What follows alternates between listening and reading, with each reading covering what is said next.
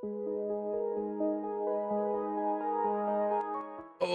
okay, okay, okay. All right, all right, all right, all right. Okay, all right, all right, all right.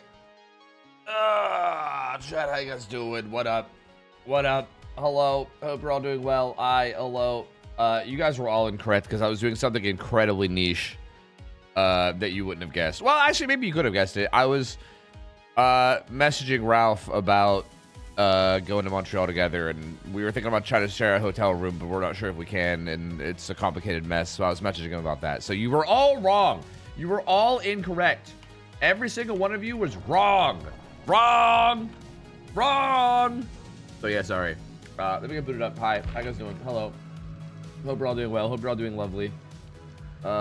Share a hotel room? Yeah, we might share a bed. You know, we might go cuddle. I don't know. I think we're going to play rock paper scissors on who's the big spoon and who's the little spoon, or maybe we could take turns. You know, I don't know. Hard to say. Let me get booted up. Tell your pets strangers on the internet love them. I do all the time. Don't worry. I do constantly. I think they know. Assuming they're able to understand me, I think they know. Yeah, don't worry. Just measure dicks. True, that's a good point. Whip it out and see who's bigger. That's right. That's how we solve all problems in this household. That's right. Just whip it out and say who's bigger. Wasn't there a hot fix today? Wait, is there no, like, patch notes? Wait, am I insane? Wait, am I insane? Where's the patch notes? Player stats access? I got the patch notes. I didn't get. Did I not update the patch? Am I on the old version of the game or something? What? I did see that. I mean, Pandem said that Trickster got buffed in that. What was it? Just that people in S tier don't, like, when you're in S tier, people don't degrade their thing or whatever. Is that what it is, or was there more? Was there more? More, I say more. Wait, what the fuck was I? Sure, man. Listen right here. Tofu, where are you? Oh, I'm here. Hi, hello. Aha, patch notes. Aha, aha. Ahoy, ahoy there, me mateys. Blood Moon begins on March 26th. That's in 2 days. Perk support, sure. New color update, Trickster. Power scripts update. Yeah, so yeah. Okay, yeah. All right. So it's even retroactive. Okay, cool. Wait, is there anything else that matters? There's just a bunch of bug fixes. Are any of these bug fixes like actually buffs or nerfs? Like I know they do that sometimes. Sometimes they'll be like, fixed a bug that's existed for 6 years to the point where no one really thinks it's a bug anymore, and it's basically just a feature, but we fixed it now and it changes things drastically, but we're gonna call it a bug fix. Was there anything like that, or like was it all just like very like just performance shit? Because if it was all very performance shit, then that's fine. You won't listen right here. I tried. Listen right here. Puppet, how's it going? Hello. National Boss agreed to write a document for you to help change my name legally. Yo, let's go, Pog. Yo, good for you, man. Sick. Fuck, Doug, thank you for the resub, man. 100 months, brother. Happy triple digits to you as well. What the fuck? What the fucking fuck, man? That's a lot of fucking months, dude. Is there a Tofu e-girl cosplay body pillow for sale? E-girl Tofu doing Just Dance was stupendous. No, but you're right. Maybe we should have taken advantage and made that. Maybe you're right. They fixed the Lich UI bug for Survivor? Yeah, thank fuck, because that was really stupid. Morning, how's it going? Hello. Any Travis Streak today? I think we're going to Travis Streak later. Angel said that he was going to his ISP to replace his modem. He said he wasn't going to be home for a little while, though, so it will probably be like in like an hour plus, I would guess. Because, yeah, if you guys remember yesterday, we had to stop because Angel's internet was like so bad that he was like lagging out of every game and shit. Like, it was like literally unplayable. So, yeah, he's trying to replace his modem. We're going to see if it fixes today and we can play. But, yeah, we'll find out later. I don't know. I think I saw one of your videos, actually. Fuck yeah. Mumble. Hell yeah. Good, man. Calypso, what up? Means you can tag someone with a single knife and they just get auras on them 1+ minute later. Wait. Oh, tries with the add-on that reveals Travis auras when the laceration finishes decaying. Oh, wait. What's that? I mean, that's when they're... I guess that's no, because that's only when it first reaches that. But I guess I could just type aura. Wait, is that even a thing that exists? One hit for maximum. I mean, that's not. Did you make that? Is that not a thing? Did you just make that add-on up? But what if I did like reveal? Oh. Is this aura? Why does it not say aura? Survivors who last meter are fully decayed. I mean, you're right, it is an add-on. But like, why does it not say? It just doesn't say the word aura for some reason. That's kind of odd. Huh. Well, sure, I guess. You're right. I'll try it out. I don't know if we'll actually gain value out of it, but I'll try it. Fuck it. Might as well give it a go, you know? Did everyone's Bongo Cat lobby die for them too? No, I'm still in there. I'm still in there, bro. My Bongo Cat's still in there. He's looking angry as ever. I just have mine tucked to the side and with low FPS, so I hope it doesn't kill my frames. I was gonna ask you guys, by the way, we were talking about it in Discord. Do you guys want to continue? Like, I can go either way. If you guys want to continue, we can stay in this lobby with like Albi's community and kind of have like a joint community, or we can like bail and make our own. I kind of like the joint community, to be honest with you. I think it's kind of wholesome. But if you guys wanted to like make our completely own, like if you guys wanted to isolate ourselves and go make just one that's just for us, we can do that too, you know.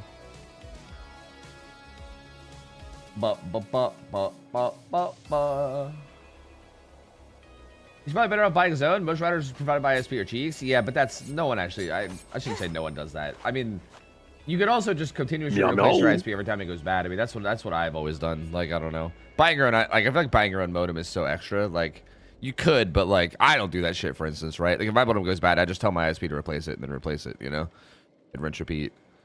That shit's real extra, bro. That's real extra. Like, thanks for the bits. You appreciate it, man. Thank you, buddy. Player Mori, please. Wait, this queue time was 4 minutes. Did I read that correctly? No. 12 seconds? I thought I said 4 minutes at the bottom. Whatever you say, Mina. Whatever you say. I'll play her Mori in game, don't worry.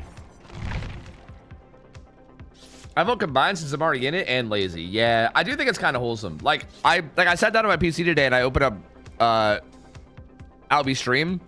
And he had all the cats up, and he was like, I don't know, like it was kind of adorable, you know. I like the little combination of gamers. I like it. I dig it.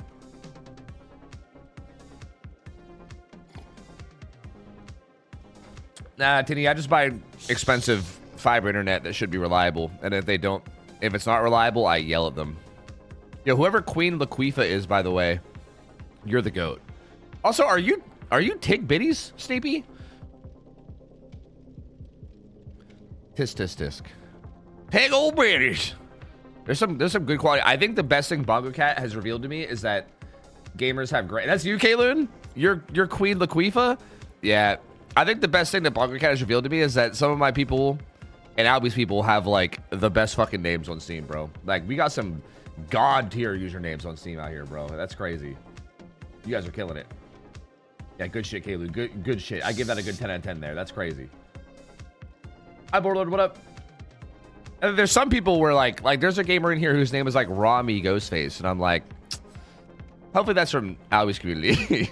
It could go either way, really. It's probably a coin toss between you know what whether that gamer's from here or there, but there's some gamers like that where I'm just like, god damn, bro. Or the fucking what was the guy last night? Gooch Inspector? No, it was Panty Inspector last night. That like fuck bro, like that shit was like, you know. Where's Bongo Cat lobby? I have it open myself, but it's on my other monitor because I'm trying to like not have it kill my frame rate. And yeah, Giggle Dick, old Giggle Dick too, bro. Giggle Dick was pretty quality. I can't see. I liked Giggle Dick though. I feel like Rami Ghostface and Panty Sniffer was a little too far, but I feel like Giggle Dick was pretty good. I can't lie. Gooch Inspector's kind of good. Thank you. You're right. I think I might, you know, honestly, maybe I just gave us a new one. There we go. Easy peasy. Yeah, see, if I was having a lot of modem issues in general, I probably would buy my own. But like, my current ISP, like, if I've ever had issues, I usually just like yell at them and tell them to, you know, replace the modem or do better, and then they usually do better. So like, I don't know. I guess I'm not in a place right now where I feel like I really need to like buy a modem. But I guess I do understand it. Like, I do think if my internet was like fucking me around too much, I probably would, you know. Whoops, I closed my chat on accident. Are we doing any win streaks tonight? We might do survivor win streaks, but it'll be, I swear, like, This fucking map, I'm just cursed to play on it, always. We might do driver winters later. Angels is trying to replace his modem. He went to his, he was going to his ISP to like replace his modem to see if it'll fix his internet issues he was having. And if it does, then we'll probably play later. If not, then, you know. I don't know. Either way, we'll see. Oh no, she's hot! True. Big problems.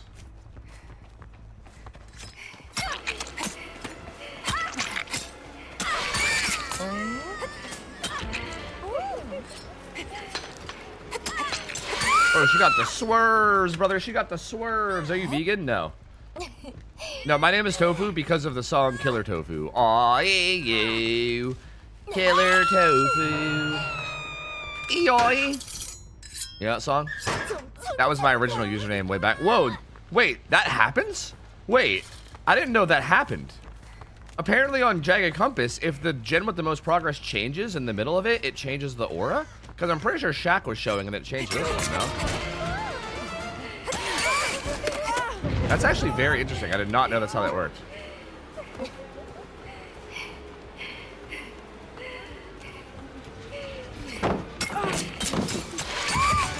You silliest of bitches.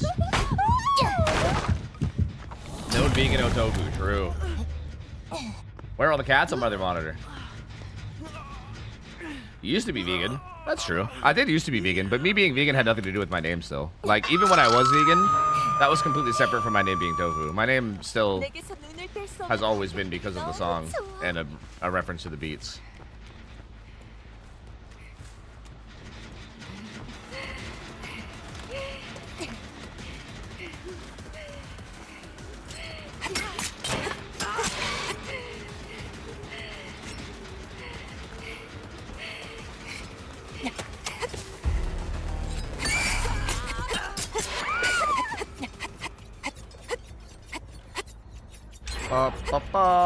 They're just doing gens.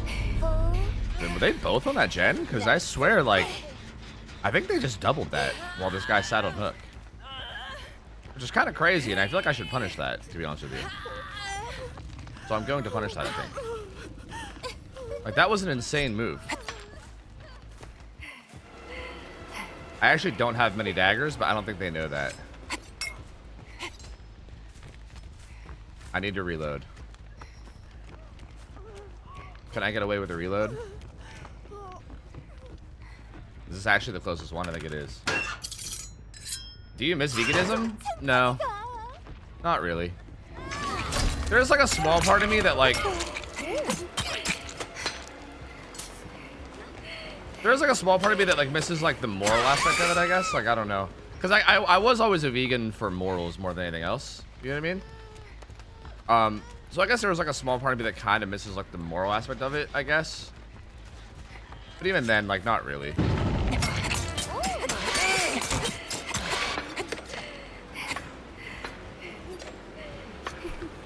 I'm not Ralph. Oh, wait, that was my last dagger. I'm really fucking stupid. Whoops. Whatever, it's fine.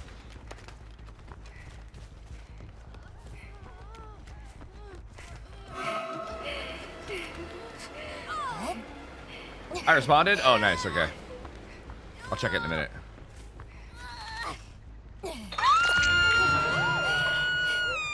If it was vegan, we wouldn't have no cum burger story. Cum burger? Do you mean tapeworm burger?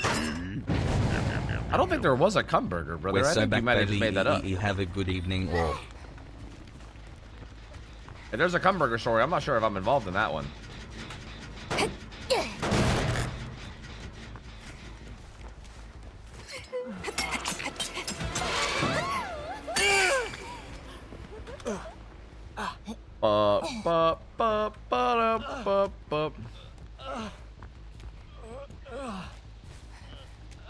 Tapeworm, cum burger, interchangeable. You know, you say that, but to me, I don't think they're very interchangeable. Like, I willingly ordered the tapeworm burger. I don't think I would willingly order a cum burger, you know? Like, I think that whole ghoul changes if it's a cum burger instead of a tapeworm burger, in my opinion.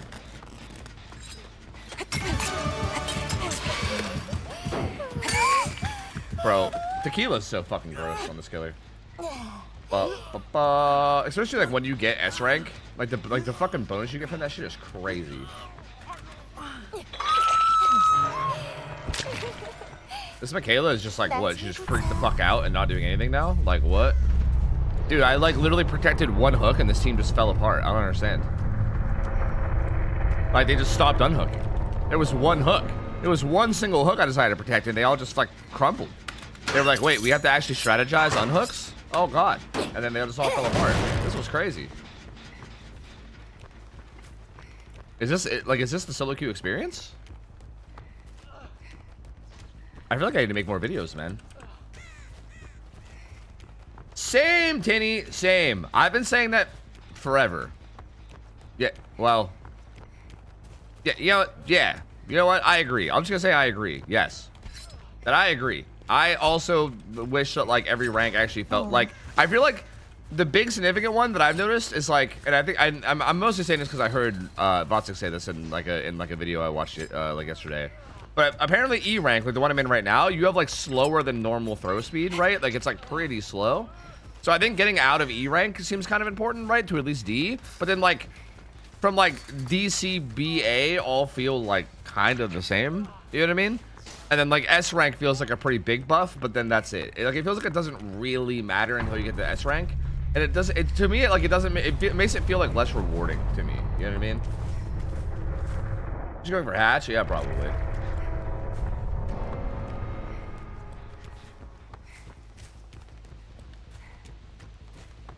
So yeah, I don't know. Like, I definitely agree with you. Like, I wish there was like, I wish I had more incentive to like care about even staying in like B rank or A rank or something, you know?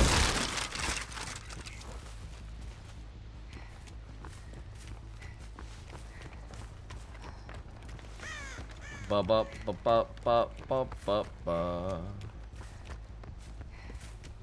Is it to keep yourself high so you're closer to S? I mean, I guess. I just feel like that's like the lamest way to do it, in my opinion. Like, I don't know. Like, maybe, I mean, maybe I'm just, like, maybe it's like just me and Tinny that feel this way. I mean, I don't know. Like, maybe that's not a very global opinion, but I just feel like having the only really power boost be S tier and that's it. Like, I don't know. I just wish I wish like getting to like, even like B tier just felt like, hell yeah, like I'm in B tier now, you know, like, it just doesn't. I think you're S rank. Thanks, man. I think you're S rank. The crow is still on this rock. I think she might have went the other way. If she like did this gen just enough to get the light on and went to the, okay, never mind, she's right here. I was gonna say if she did that just to get the light on and then went to the other one, that would have been pretty fucking sick though. I can't lie to you. In the fog too, bro. We got yo fucking Mina got her very own fog machine. Orodian, 93 months, man. Thank you, dude. Appreciate you. That's very kind of you.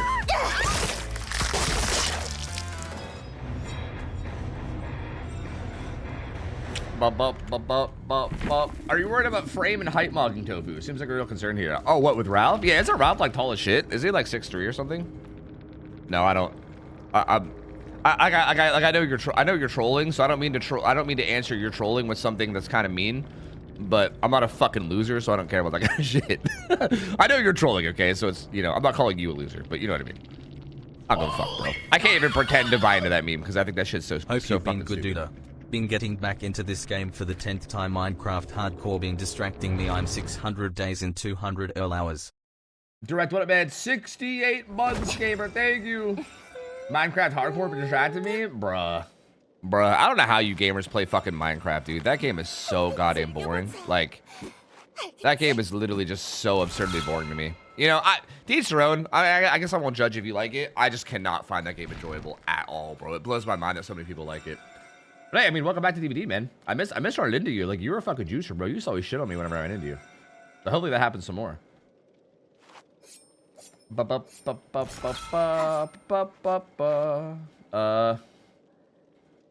Yeah, I didn't even really notice the no decay thing, because I guess these guys all kind of just fell apart and died, so I don't know.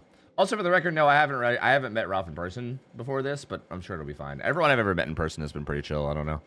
Like, I've never met someone in person and have had it be weird, so I don't know. I definitely had people be fake as fuck at least, but like, That's probably like the closest thing I can say to weird, but I know that's not gonna happen with Ralph because there's really nothing to be fake about. I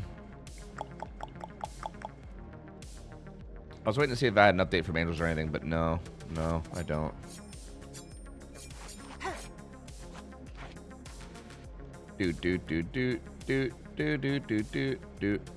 Yeah, Ralph. Okay, I saw what you said, Ralph. Yeah, I think we can just figure it out. Regardless. Yeah, like I'm pretty confident that we can just figure it the fuck out. You know, if it's for the sake of like saving money too, like I'm all for it, bro. Like I don't know, I ain't concerned. I ain't concerned, man. But I need that kind of chase in my life. I've been getting on so late because of work. You're already off. I get on like 2 a.m. Pain, brother, pain. Missing out, dude. We're missing out. Damn, wait, I almost combined Whimsy and Pandem and called you Pamsy. I was about to say, damn, Pamsy. What the fuck is that? Damn, Pandem, you got some Whimsy, bro. Jesus Christ. Pamsy? That's wild. No all Whimsy. True. Crazy. Do I want to go into like killer streaking or do I want to fuck around a little bit more? I actually feel like I want to do 1v1 lighter again soon. If you don't want to be tunneled. I feel like I've been feeling a little bit more comfortable with like movement and stuff. And I feel like it might be time for 1v1 lighter soonish. But you know what? Let's do some killer streaks. Let's do some race streaking.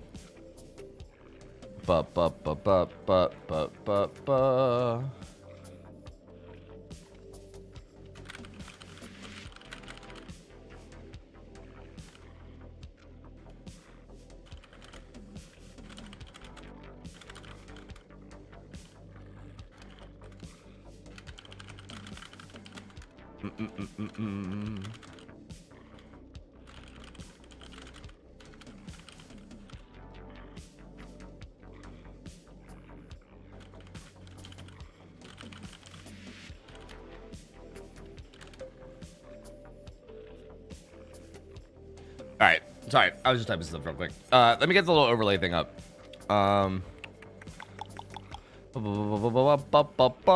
Where is my race streak? Fancy overlay. Fancy overlay. Where's my fancy overlay? Huh? Huh? Hello, fancy overlay. Hello. Why is my fancy overlay so like inconsistent in terms of like, there it is, in terms of it working? Weird. Any survivor streaks today? Maybe. We're waiting on we're waiting for whatchamacallit? Angels. Yo, Lefty, good to see you, man. Yeah, what up? Yo, wait. Oh, sorry, my bad. Sorry, I was doing something with my other monitor. My bad. Lefty, what's up, man? How's it going? What you need? Anything for you, Lefty. It says 5 minutes. Is this a lie? I know, I'm washed up. I know. Remember when Tofu used to read his chat? It says 5 minutes, but the queue time command says 20 seconds. Am I being lied to? It is a lie. Okay, I'm not gonna queue up then yet, because I kind of want to see what you need, Lefty. Hold on. Look at my stink. How much stink do you have? I don't even see it. Oh, you're 100%. Oh, you're the great stinky one. Oh, you're the great stinky one. All hail the stinky one. Return to the ladder arc? Yeah, I feel like I need to. I feel like getting my survivor a little bit more like I feel like right now, I feel like my survivor is very capable, and I feel like I can be like an insane player. And sometimes I'm like, wow, I played that really well. I'm actually kind of a god, huh? Holy fuck. And then sometimes I'm just like, what the fuck am I doing? Like, literally, like, for instance, that Vecna, like, that like, 2-tapped me yesterday on, like, Larry's. Like, shit like that. Sometimes I'm just like, what am I literally doing? Like, what? And I feel like ladder would help me kind of, like, lock that down a little more. And also my killer movement needs the help. So I think it would help on both sides, you know? I'm the great stinky one. What do I get? Praise and adoration for your stink. We all get to bathe in your stink. One of the fights are frustrating. Hearing the killer tier, the trickster tier noises. Oh, does it bother you? I kind of like it. I like it.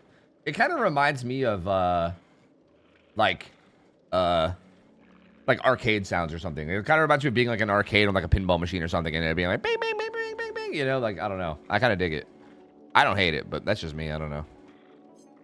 Also, Xgothic, by the way, I don't know what you were looking for the VODs for last night, but if you need, like, I think, you know what? Actually, let me check. I know I saved... I had Alf send me, like, his POV of all of our matches, because I was going to make a video out of it, and then I never made the video because I'm a fucking idiot.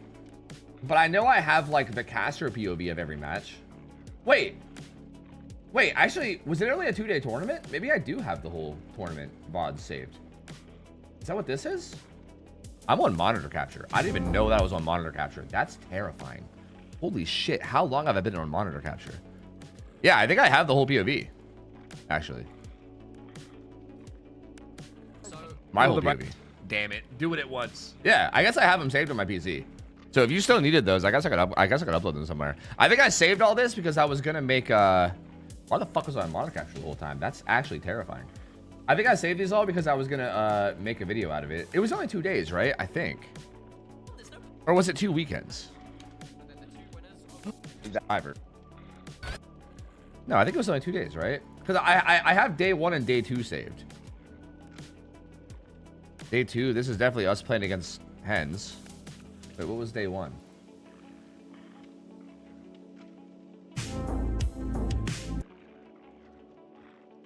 A strong word, but you should upload it anyway. Your plot armor.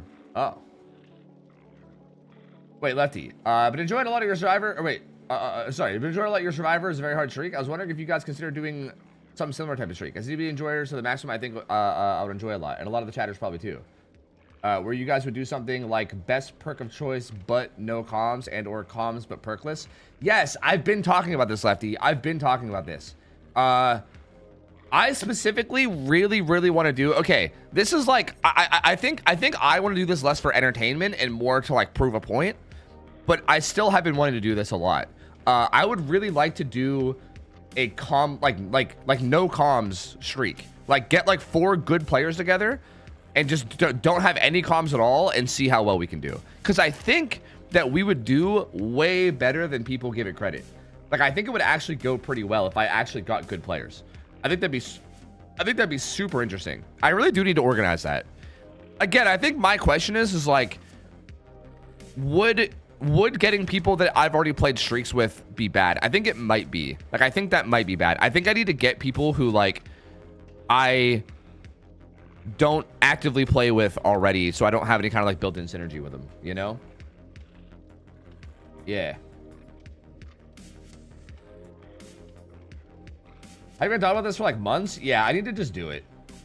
No comms? How would you keep Angels focused? Well, I think you're talking about Albie, not Angels. But I don't think Angels would be involved probably because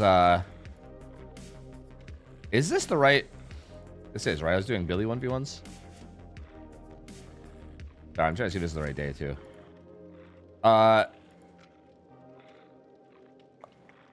This was Zubat on Oni. I think this is when I played Billy, right? After. No? Or was this... Wait, was that me on Billy? No.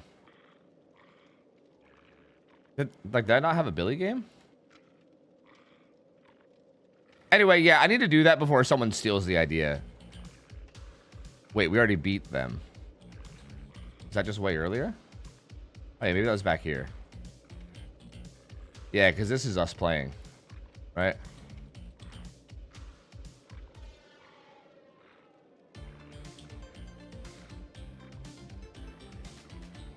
Oh yeah, no, wait, no, that's me 1v1ing. I played Billy, did I not?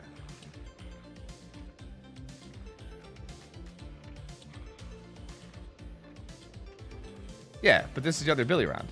So wait, where's the first Billy round of me playing? Or no, I think I played second, right? Oh yeah, it's here. Yeah.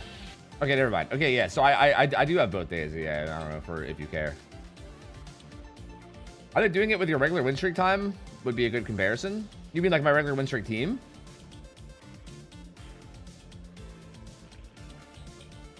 Because, yeah, maybe. See, I feel like... All right, I think it depends. Oh.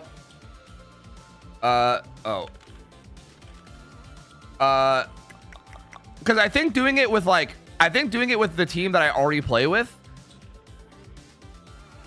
would kind of like invalidate kind of one of the points I was trying to make.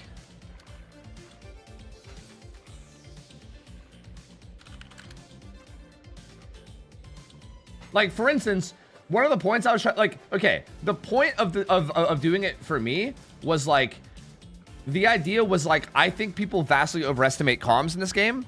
And people, like, I think people don't realize how, like, 4 good solo queue players that don't even really know each other's playstyle or anything can still do really, really, really well if they actually know what they're doing and, like, are just smart players with good game sense. You know what I mean?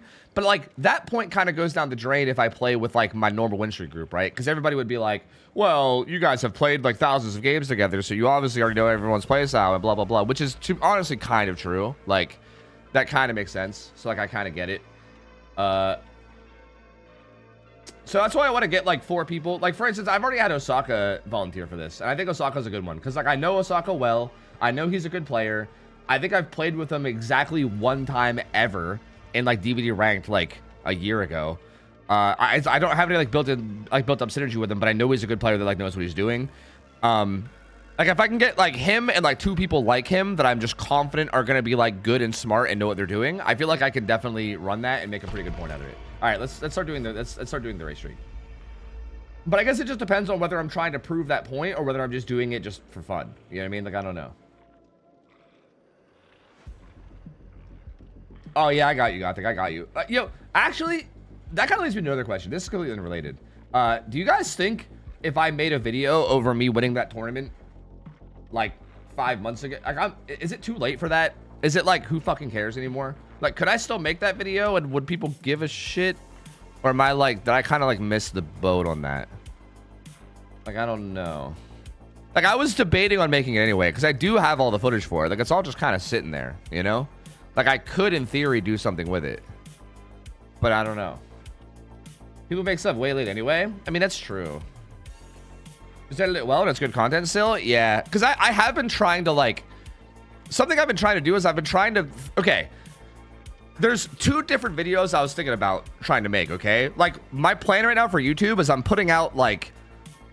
I'm going to call it slop content, but you can say it's not that if you want. I don't care. I'm doing, like, low-effort content, right? Like, randomizer videos are pretty, like, low effort. I just... Randomizer...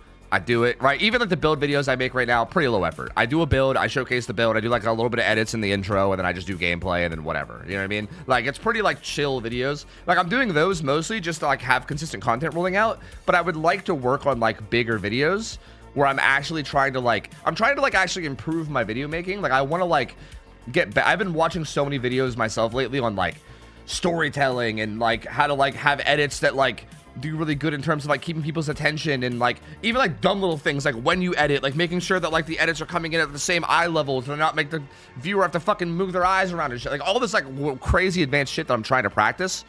And but like the problem is like I can't really practice it on these like short dumb videos. I need like a project to work on. You know what I mean?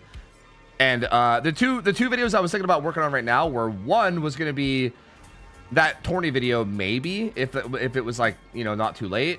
And 2, I still think I might make this. I might make a really in-depth guide to Trickster's Illusion.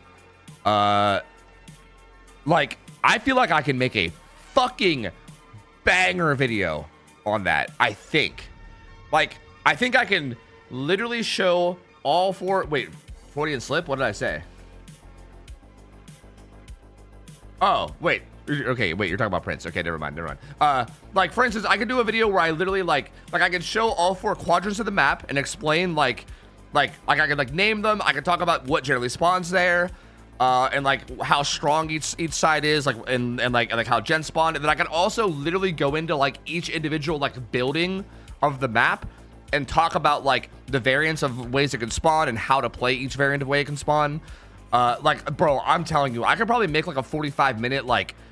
by the end of this video, you're a fucking expert on this map, like, type of video. And I feel like that would be also a really good way to, like, practice, like, good editing. You know what I mean?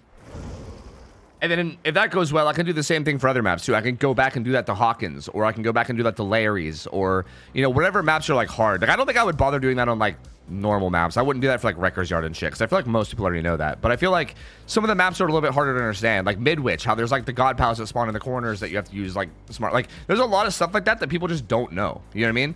Like, for instance, like I remember whenever we did like even content creators, like I remember when we did the content creator 1v1, that was like a big thing, is we were like, oh yeah, just pick a killer on Larry's, and you like, or not Larry's, on Midwich, you know, it's almost a free win because most content creators don't know how to fucking run that map at all. You know what I mean? Yeah, good map. That's what I'm saying. Good guys. Yeah, like good indoor map guys. That's what I'm saying. I feel like there's such a good, like niche there, and I think that's a good way for me to practice making good videos. Yeah. So I mean, to be fair, I do want to do both of those, but I guess what I'm saying is like, should I work on that map guide, or should I work on that comp video, like the tournament? Because realistically, whichever one I do, it's gonna take me a while. It's probably gonna take me like a month, like minimum. Like I'm gonna be like kind of experimenting with like my editing and stuff, and like it's probably not gonna be like a bing bing bang bop knock it out fast video. Like we're talking like for instance, if I do the tournament video, then the map video might take like 2 or 3 months minimum, because I got to put up the 20 video first before I start working on it. You know what I mean? Like map guide first. Yeah, maybe the map guide first. Yeah, I do think educational content is such a good like like I don't want to go full educational and have like no entertainment value whatsoever, but like I do feel like educational content for DBD is so good, bro, because this game just doesn't fucking teach you anything. And I feel like I've amassed so much knowledge, and I'm still to this day amassing so much knowledge. Like there's still so much that I still don't know that I'm learning, right? Like just like playing with like Dino and Angels and like all these gamers that are like better than me, and like having them like point out little things, like for instance like my movement being bad on Killer, and having that be like this thing I'm working on now. Like there's so many things I'm always learning, even myself. And I feel like, I don't know, there's so much for me to like give back, I guess, you know? I don't know. And again, with how much I think this community lacks it, I think it is like a really good niche. Build up a video queue and then work on the guide. Well, yeah, I mean, that's kind of my plan. Yeah, like I want to have some videos I can put out, because I still want to upload like I obviously I don't want to stop uploading, right? That's kind of my idea. Is I want to have some videos built up, that way I can still upload like at least like every other day-ish, you know? And then like as long as I'm uploading like every other day-ish, maybe like every, you know, maybe skip like maybe 2 days between just upload or something. Like as long as I'm still uploading pretty consistently, then I feel like I don't feel that bad about like, you know, taking time to work on a big project, you know?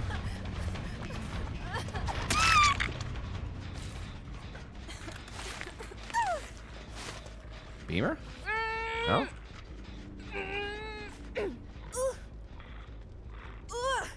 Map guide because it's more new. Yeah, you might be right about that. Yeah, because I guess in theory here, like in theory, I'm already late on the video, or on the tourney video. So like, does it fucking matter if I'm another like 3 months late? You know what I mean? I feel like the map is like a new thing that's like very new, and people are like having to deal with, and a lot of people are like confused on the map and don't know how it works and blah blah blah. Like I feel like that actively is like, it's like a current events type topic, I guess, for DBD. If current events is maybe the way to word it, I don't know. Whereas I feel like the tourney video is like, that should happen like 5 months ago. Most people that like I think the people that have already saw it already know that I want it. You know what I mean?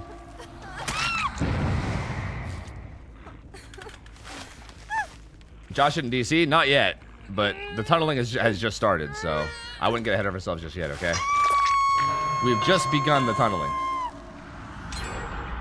A DC could absolutely still be in the cards here, okay? You're not gonna take a hit for this guy?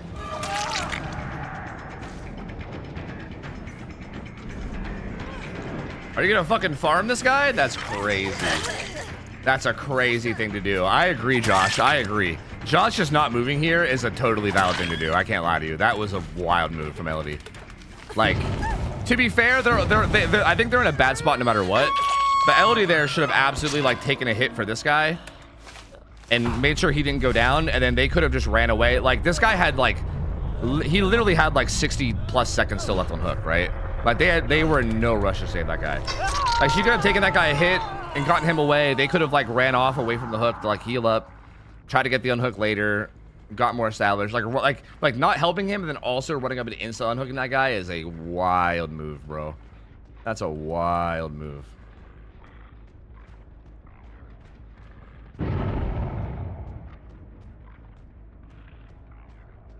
So get the fuck out of here, man. Every time you join, I'm losing. Get out. Space Frog, thank you, buddy. Appreciate you, dude. I made a good stream. What up, man? Yo, we got the fucking puppy jacket squad over here. Was that the guy that was off hook? I don't even know. Yo, Space Frog, thank you, dude. Appreciate it, man. I wonder if I should, sometimes at this point of the game, I'm like, do I just like full slug everybody and just try to get this over with, like, fast? I can't tell. Like, genuinely from this position, is that more or less BM? Like, I almost feel like from the survivor's POV, it's probably like better to just like get it the fuck over with. You know what I mean? Like, I feel like drawing this out more is just gonna be more pain. Like, here, I should just slug this. No? Like, let's just get this over with, these guys. I see the LD's fucking blood over here. Like, I know she's right here.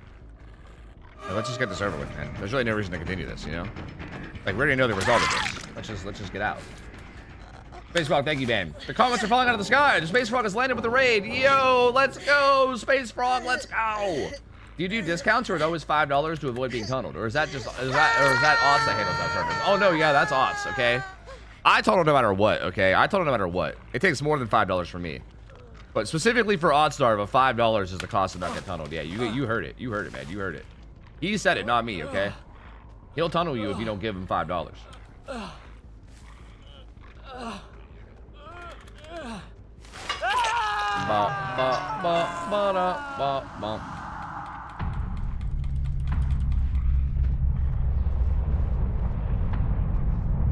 Short shorts are not for me. I usually lack enough context. So you saying that you don't love short shorts? So if you're saying, if we were asking the question of who loves short shorts, it's not you. I don't think educational shorts are worth the effort. Not talking about videos enough just in terms of time investment. Really? I like highly disagree about that. Like, for instance, do you, okay. I think depending on what it is, sure. I think there's certain things that should be like long form content, and then there's certain stuff that should be short form content, in my opinion. Like, for instance, I think like if I'm gonna do this like map breakdown of the new map, I think that's long form content. But for instance, like that Wraith video I made recently, like, do you not like, I feel like that and things like that, like if there's just like little niche tips about like certain killers, I feel like that is like literally like the perfect short. I can't think of better short-term content for DVD than that. Like, for the record here, if you guys don't know what I'm talking about, I uploaded this to TikTok and YouTube Shorts. So here, let me just show you. Most important. Let me just show it to you here. For the record, I think I'm still getting better at like my formatting and stuff. And I probably could have did this better, but you know, here. Important add-on for the Wraith in Dead by Daylight is this purple Swift Hunt add-on. While at first reducing your uncloak speed like just seems this like kind a of minor stuff benefit, this actually creates a very important dynamic that is really key to playing Wraith at high level. It's not. If you start your uncloak right on the back of a. It's not brain rotted or sped up enough or quippy. It needs to be a clip survivor. You will always be with. You mean even for educational stuff? No. An exact lunge range of getting the hit on that survivor. The way you speak is crazy. Wait, what do you mean? If you lunge at the right moment with your speed. This makes it very, very effective to actually re-cloak in the middle of chasing a survivor extremely often and taking advantage of this mega lunge that you get. This combined with the speed boost that you get from being cloaked can lead to some really, really good plays in terms of taking space and claiming pallets and windows. Exactly like AI. I was trying to speak it a way where people could understand me. Because you have to understand that normally the way I speak is like this, and I feel like speaking like this is probably a bad thing. I don't think I want to go, hey guys, so what you should do is you should uncloak, and like you'll absolutely hit the guy because like whatever, like I don't want to speak like so fast and like I'm trying to speak slowly and clearly to make sure that people know what I'm saying because I'm trying to articulate every word, you know what I mean? Like also so that like, because I also want to have subtitles, and I don't want the subtitles, like if I'm talking fast and the subtitles are zipping by, you don't even get a chance to read them, you know what I mean? Away from survivors as well. Okay, I think fast is better now? Really? One of the biggest mistakes I see Wraith players make is just not cloaking enough in chase and trying to take advantage of this. If you're someone that's trying to learn Wraith, make sure you practice. Really? No, yeah, no, but no, by all means. I'm not saying you guys are wrong and I'm right. By all means. I mean, yeah, I mean, like if you guys are like, if you guys are shorts watchers yourself, you know? Like if you guys are if you guys are like self-identifying brain rotters, I will take your word for it, bro. I'll take your word for it. Like Locapelli said he thinks it's better to faster. Warlord saying it. You sound like you're doing an impression of the Burger King foot lettuce. Number 15. Burger King foot lettuce. Go faster. Interesting. Interesting. All right, cool. Okay, point is though, okay, the point of me bringing this up, I duly noted, and I appreciate the feedback, thank you guys. But the point of this, the point of me bringing this up is that I do think this tip I'm giving here is good for short form content. Like, that's what I'm saying. Like, if you ignore the feedback that you guys are giving me, I literally just made a video about the fact that if you run Purple Swift Hunt and you uncloak right on top of people, that you will really always be in lunge range, playing right at high level. Like this is super important. Like if you get right on someone's back and then you uncloak, and then with this add-on, you can literally lunge every time and you'll know that it lands, right? Like that's a really, really important tip for Wraith. That's super important. And I feel like that's one of those things that like, you don't really learn that until someone tells you it, you know what I mean? And there's like a million things like that in this game. Like I feel like every like killer or like whatever has like at least a couple things like this where it's like, there's no way to like learn it unless you like have someone tell you it, you know what I mean? So I feel like this feels like good for short form content to me. I mean, in theory, like I could make a long form video that's a compilation of a lot of these, you know? I can do like 1 or 2 tips for every killer and make that like a long form content video. But even then, like I would still want to make the shorts like leading up to the big video. You know what I mean? I think short form content is absolutely like god tier for like educational shit, in my opinion. Like for certain educational shit. But again, there's also other educational shit that I would want to take to like long form, right? Like if I made this map video. I disagree with y'all. If I see a video giving me tips, I want clear words. Yeah, see, but I think the idea there, okay, maybe I'm mistaken. I think I can speak a little bit faster. Speaking clear is better. You don't have to make it overly brain rot like they say. Really? See, I think I think, like, for the record, I did, like, slow my speech down there a lot. And also for the record, I think you guys probably are noticing it because you hear me talk more. I feel like somebody that clicks on that video that's never heard me speak probably isn't going to, like, really think anything of that at all, if I had to guess. I feel like because you guys, like, hear me talk always, you guys are probably, like, extra, like, you know, like, oh, that's, like, weird and different. But for the record, I do think I could talk a little bit faster, right? So that I don't sound like I'm like emulating AI. And it's not, I think as long as I give it subtitles, I think it's fine, right? Because is that not like the point of the subtitles? Is just to like make it so that, you know, even if you're sitting there brain rotted and not understanding everything, you can still read shit, you know? A little faster, a little more enthusiasm. Yeah, I think that's fair. That's fair. Yeah. I think video content is fine. People do watch short tips on short TikToks. Yeah, I think especially for DBD, I think it's really fucking good. I think it's really good to like, I think it's a really good way to like catch the algorithm too, because like I think that's the kind of shit that people will like share with each other. You know what I mean? Like that's the kind of thing where like if you're posting really good tips, people will literally be like, "Yo, I saw this. Like check this shit out. Like this is crazy," and then they'll like share it with other people. Like I think absolutely like educational stuff to me is like the golden ticket for content, especially for DBD. But yeah, I do appreciate all that feedback. Thank you. I gotta play ads, chat. I have to get ads out of the way real quick. I'll queue for more Wraith games after the ads are over. I still have not heard anything from Angels, so I don't know when we're gonna do Survivor Streaks, but we'll see.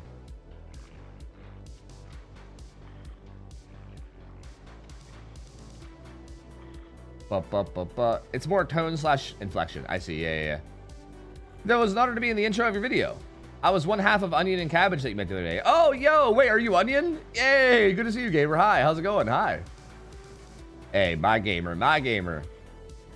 Hey, I appreciate you being there, you know? I hope you're not coming here for royalties, okay? Because, you know, I don't make that much already, okay? All right, please. You know about the 3-second rule on TikTok? I'm guessing it's something about like catching their attention in the first 3 seconds or something. I mean, I don't know. I feel like I've heard something similar, but I can't remember exactly what it is. Feel free to refresh my memory. Feel free to tell me what the 3-second rule is. Hi, Fab. What up? Hey, it's been a while. Hope you're doing well, gamer. Good to see you. Hi.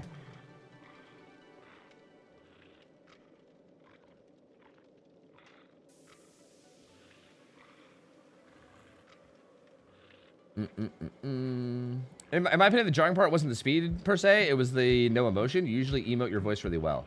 See, that's what I'm saying. It's like hard for me. Like, I think that's something I'm going to get better at though over time, for the record. Like, I feel like it's hard for me to like record something and be like, okay, let me speak very clearly while I'm recording this to make sure people can understand what I'm saying. It's hard for me to like balance that with also being like, let me not sound like a robot.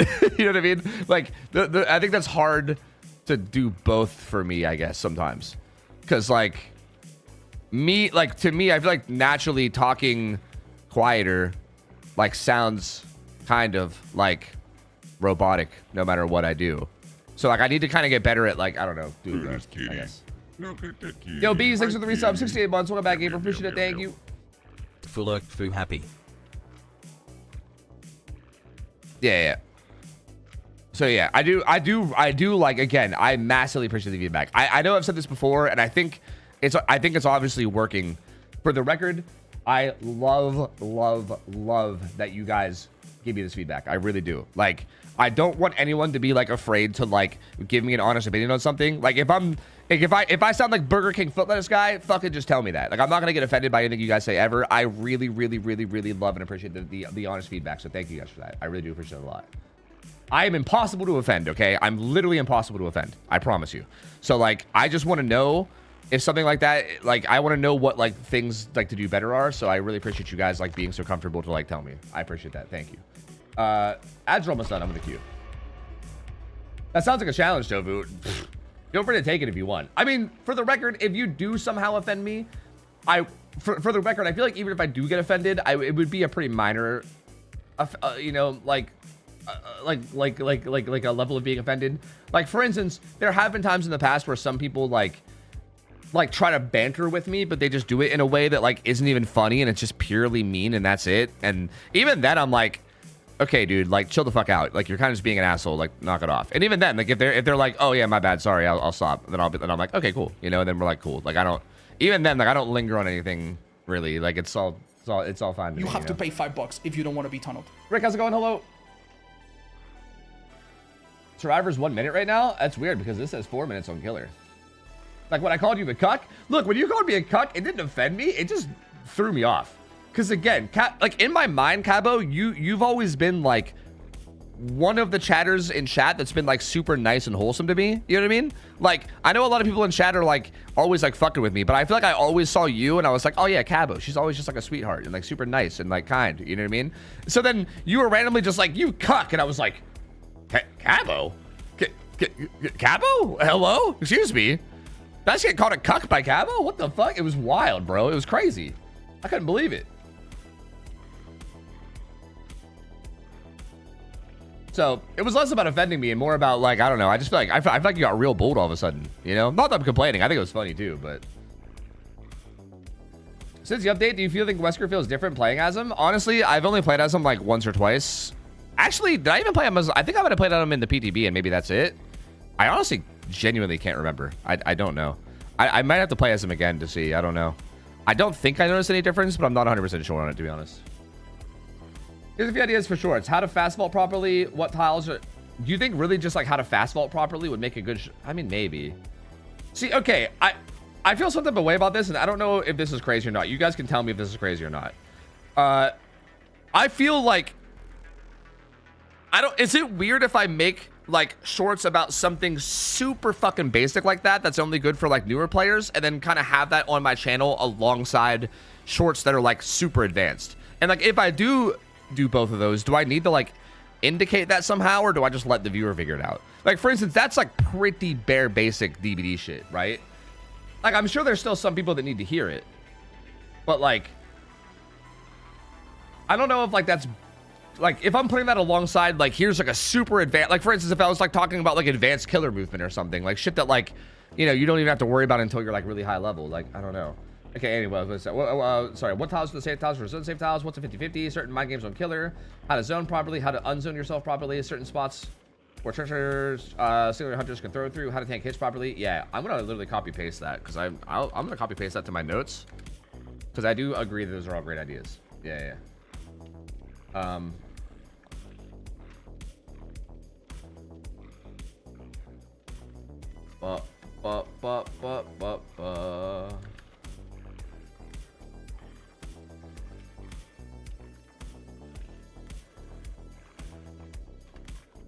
All right.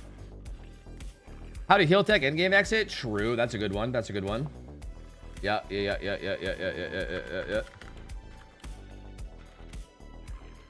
Yeah, I mean, fuck, I could add all these to notes at this point. I don't know. Sorry, I'm reposting. You opened the video by saying the most important Wraith add-on, then explain. In my opinion, you should say the upside first, i.e. free hits, and then explain it.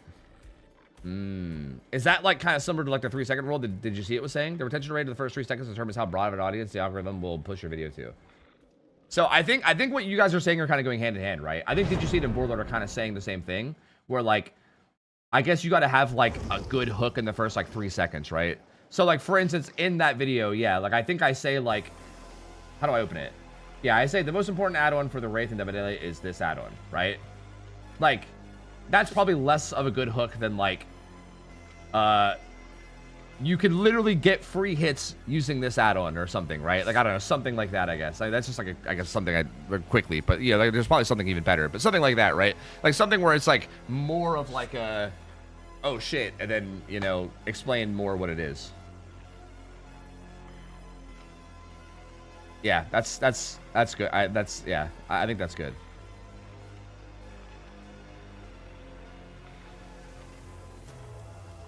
For the beginner stuff, you can do like a Tofu basic series, like have it at the top of the video. True. I put a list of macro things in Discord for what, like videos to make? Is it in content ideas? Mega macro tutorial. Ooh.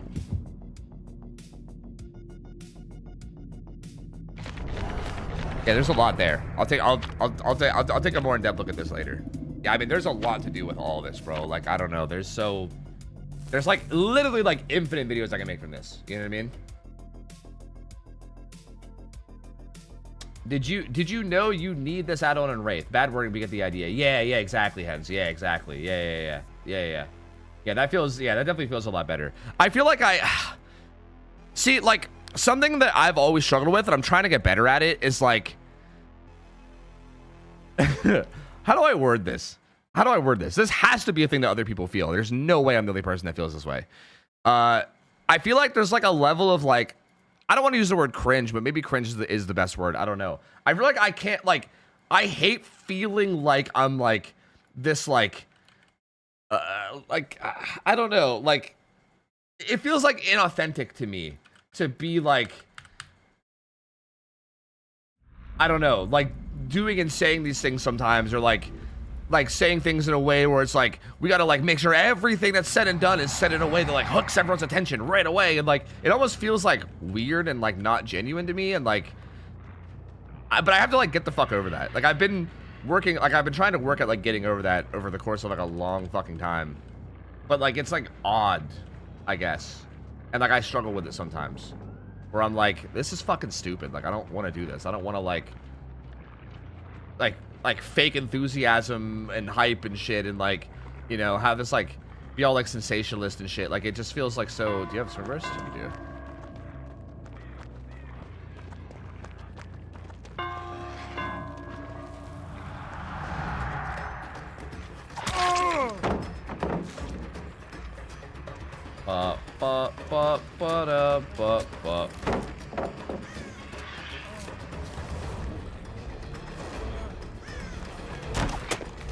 Damn, I can't believe he makes that. That's actually crazy. Kevin, can we talk about your YouTube titles on the live stream? What do you mean? Yes, I would love help with my titles, bro. Like, I would love help with that. I feel like I'm bad at making them. Like, again, I don't know how to, like, do it without, like, being, like, corny or, like, yes. I mean, by all means, bro. Like, Hens, if you wanted to do like a fucking little session where we just like hopped in call and you like gave me a bunch of feedback, I would be like, I would fucking be so down with that. And like maybe that would even make good content in some way as well. I don't know. Like, you always DM me, we could brainstorm. I would love to hear more from you, dude. Like genuinely. Like Hens, just be honest and real with me. I would literally blow your fucking DMs up 24/7 if I didn't feel like I was probably just being a fucking burden and like harassing you. Like dude, I value your opinion a lot, and I know you know a lot about shit, and like, I don't know, like I can't help but like not want to just like flood people with shit sometimes, but yeah, like I'm totally open to like that kind of shit. Absolutely. Like I would love to hear more about that kind of stuff. Was that guy doing attempts up there? I think he was. I don't think you could ever DM me enough to annoy me. I mean, if you really mean that, then I'm gonna take that as a challenge, brother. I might take that as a challenge.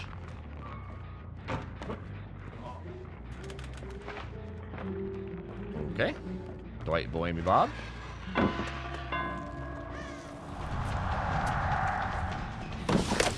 If I had to lunge sooner there, I got that hit, but I wasn't sure if he was gonna send it. That was like the most obvious way to play that. That was stupid. Hands making up for 200 red DMs for Dobu. True. He's about to get giga flooded, bro.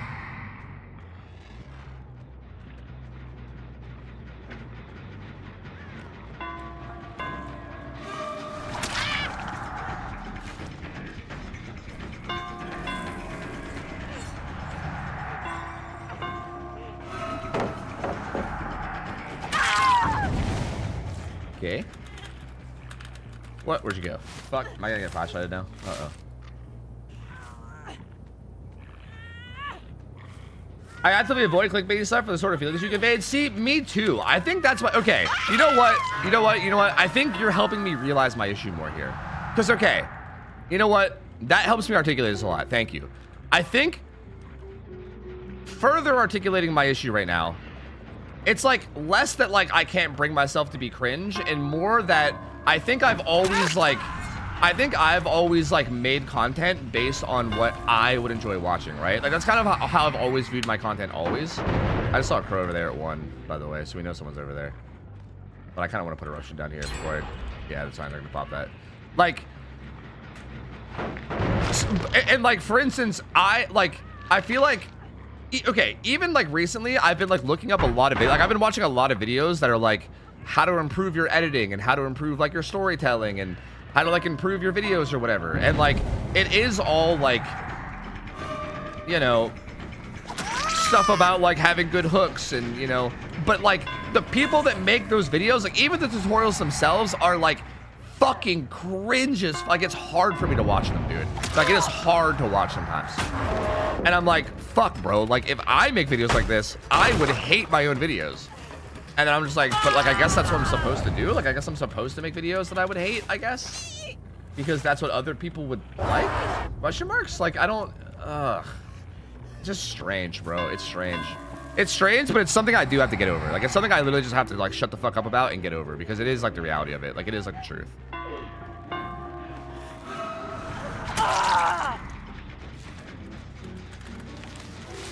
If you make videos you hate, then you'll not enjoy it. Yeah, but if I only make videos I like, then I'm also not gonna be able to pay my bills. So, like, do I care more about enjoying the videos I make, or do I care more about being able to, like, pay rent and survive, you know? Like, that's it. Like, I don't... Who gives a fuck if I like the videos? Who gives a shit, bro? Who fucking cares?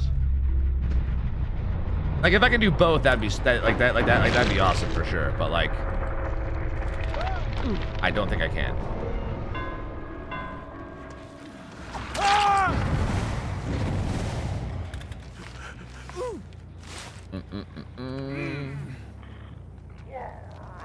How old do your random vids do? They've always been my favorite. Yeah, I do think, like, for the record, I do think a lot of, like, my actual, like, pure YouTube videos are, like, I feel like I've built at least a little bit of an audience based on, like, this is, like, a whole nother discussion, but I feel like I have built a little bit of an audience based on, like, the idea of it being, like, really genuine and, like less edited and stuff, which is good and all, but I do still think, like, things like YouTube Shorts are kind of, like, the exception to that, where, like, I feel like Shorts, for instance, like, again, you need to, like, with all the fucking TikTok brain rot shit and everything, like, I think you do need to do, like, all the stuff that people are just telling me just now, like, having a really good hook in the first 3 seconds, making sure everything's worded in a way that, like, grabs people's attention. Like, I think all that stuff is super important for, like, Shorts. I do think, like, long-form content, I could get away a little bit with, like, you know, being a bit more, like, slower and more genuine and trying to feel more, like, you know, unique that way. It just depends. Answer a question on Discord real quick when you can, please. Okay.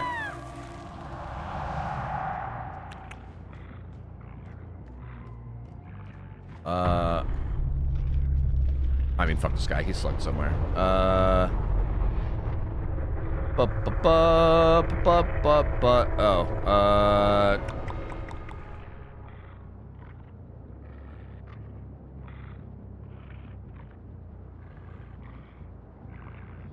Does this have...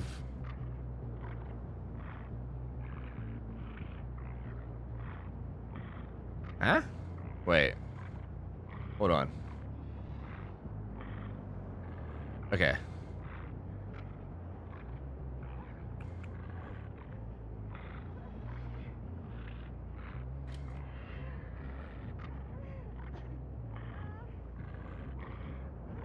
All right, there you go. I think I got you, Mariah. I think I got you. Check, come, are you yet? Yes. This is taking way longer than expected. I know. I had to dig. I had to dig for it. I kind of dig for it. Yeah. Sorry. That's why I didn't answer, because it wasn't really like a fast thing. So, but yeah, I mean, if you guys need the info now, then you need the info now. It's fine. That race short was really good. I watched it yesterday. If you do more of those, your shorts will do really well. That's what I'm saying. That's what I'm saying, heads. That's what I really want to do. Yeah. That's what I really want to do. That's like a big thing I want to do with the shorts, is like that kind of stuff. Because I feel like there's like a gold mine of content there. You know what I mean? I came here from YouTube. Your commentary felt genuine compared to a lot of other DVD YouTubers, which was a part of the appeal to me. Exactly. That's what I'm saying. Like, I don't know if I want to give up that appeal for my long form content. You know? I don't know. There's a lot to think about, bro. I don't know. 90% of people like French fries. I wouldn't recommend opening a restaurant that's only French fries. Just have some videos clickbait, I guess, if you have to. Exactly. Yeah. Like, I don't think it has to be everything, but I do think having some of it is probably good just to get more, like, numbers and shit in. But yeah, I think you're right that, like, whoops. Look, Mom, I 4K'd. Look, Mom. Look, I 4K'd even though they had Decisive Strike. Look, Mom. Look, and Fast Track. Look, Mom. Look, I did it, Mom. Look, look, look, look, look, look. Sorry if I figured that. My bad. But yeah, no, I think you guys are right. I think you guys are right for sure. I think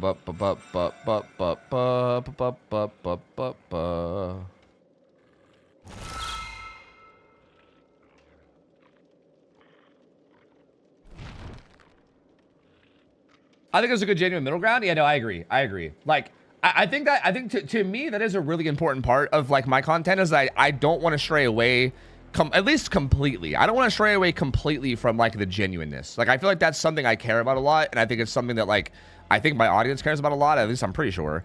So I don't want to stray away from that entirely, right? So that's like something I'm kind of like that's why like it does feel a little weird to me sometimes when I'm like making stuff where I feel like I'm kind of like, again, I guess I'm not really being disingenuine. Like, it's not truly disingenuine, but I feel like it's like, you know, like, it's like a weird thing I gotta get over in my head, basically. And where I still have to, like, I still want to maintain like the genuineness, but I still need to do all these other things. It's just interesting. I don't know.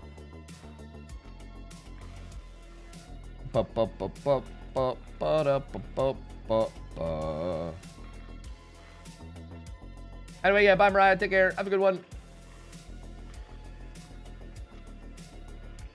Boy, Toby, this add-on sure seems like you catch survivors pretty immediately after unhooking. I feel like people need to know about this. True, bro. True.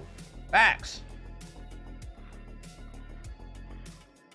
You need a healthy bit of sensationalism to stick out? Yeah. Yeah, that's what I'm saying. Like, I think so. I think so. And I do feel like, for instance, I feel like you can do, like, I still think you could have like good intros, and you could, like, for instance, I can make videos that have like really good intros that have like all the things a good video has, like good editing, good, like, you know, hooks and all that shit, and then still have like the rest of the video be like pretty chill and genuine too. You know what I mean? Yeah.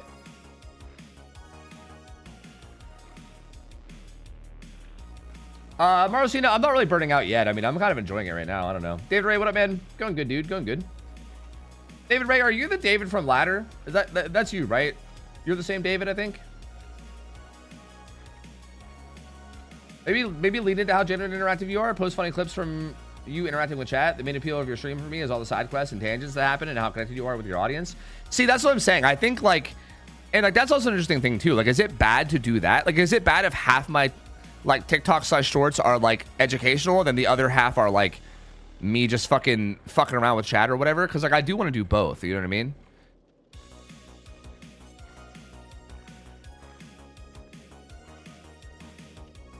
Oh, like it's bad? Yeah, probably not. Oh, that's not you, David? I see. Okay,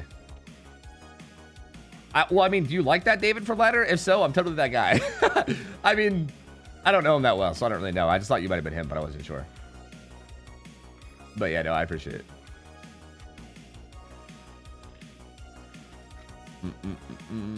That is that one of the works for a lot of people to watch? Okay, cool. Well, guys, by all means, keep clipping. I think, like, legit, again, anything you guys think would maybe make, like, good short form content in any way, clip it. Like, just clip it. Even if you're not, like, clipping it and, like, forcing me to watch it, I promise you guys, I just go through my own clips every, like, few days or so. I'll organize by, like, most watched in the last 7 days or whatever, and I'll go through, like, just see what people are clipping. So if you guys are clipping shit, even if I'm not, like, directly watching it on stream, I promise I'm seeing it, okay?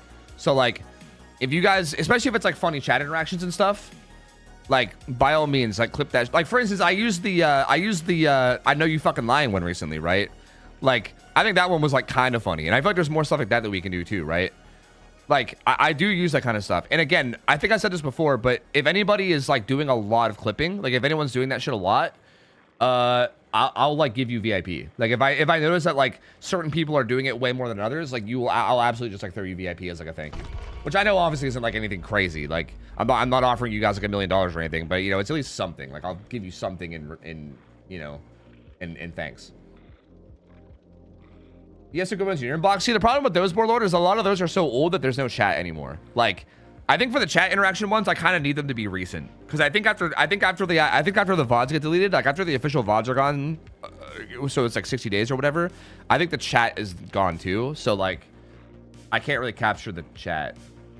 Oh yeah. Well, the Hunters one was good. Yeah, I did use that one. Yeah, but I guess I'm talking about, like, specifically chat interaction stuff. You know what I mean? The short of the Tonight clips is fucking funny. Clip dumb shorts. Yeah, I'm actually working on, like, see, like, that's the thing too. Like, I feel like a lot of the shorts that I see aren't necessarily like they're not, like, so good that I'm like, wow, this deserves its own individual video. But some of them are, like, kind of funny, and I've been like, kind of like for instance, I was making a separate compilation, and in that separate compilation, I noticed that there was, like, 2 or 3 different clips that was from Team Tada, and I was like, wait, I could just break this into, like, a normal Tada compilation. Like, hold on. And then I, like, went and did that.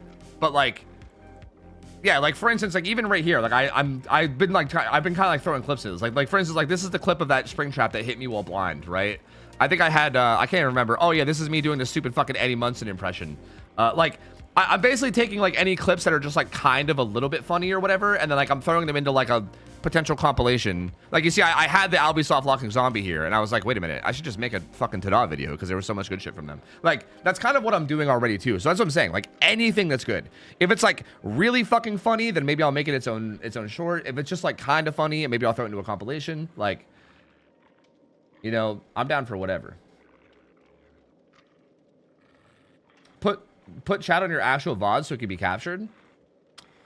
You mean, like, on screen? Yeah. I need to see, but if I... How do you make that happen for the VOD, but not... Is that, like, easy to do? Like, how do you make that show up in the VOD, but not live? Because I don't think I want that on live. Also, I do think the problem with that is, like, yeah, like, I do think that might make editing harder. I don't know. Actually, I don't think I want that. I think what I'll do is, I think if I want to use something from chat, it'll just have to be kind of recent, and I'll just literally grab the chat like I did with the Vellinelli clip. Even like the Vellinelli clip, where, like, I used her chat where she, like, said the I Know You Fucking Lying thing. Like, I remember that one because I had to go in and, like, capture it and shit, and then I was like playing around with how I was gonna do it, but then I I think I could probably do that one even better still, but I still think that's a better process. It's just going back, grabbing the chat, and then, like, editing it in, you know?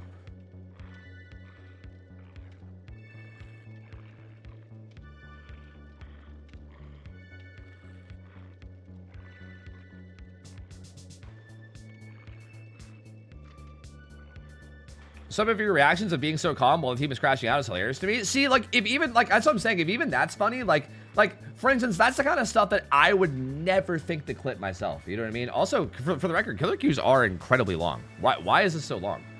Like, for the record, that's something I would never think to clip, right? Like, if me just sitting there calmly is, like, kind of, like, funny in, like, a weird way because everyone else is so frantic or whatever, like, if that's funny, then, like, clip it. That's what I'm saying. Like, anything like that. Like, anything that you think is even remotely funny, just at least try to clip it. Like, I won't use all of it, right? Like, I mean, there's some stuff I probably won't use, but, like, it's nice to have, like, a big supply of things where I'm like, ooh, like, I can maybe work with this, or ooh, I could work with this, you know?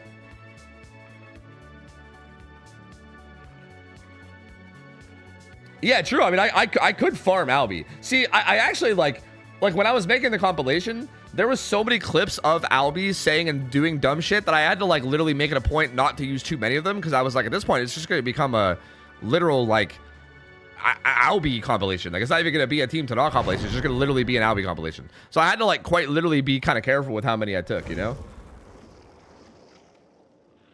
But I mean, you're not wrong. I could make a video like dedicated just to like just Albie and be like, this is my teammate. You know what I mean? Like him just fucking freaking out, you know?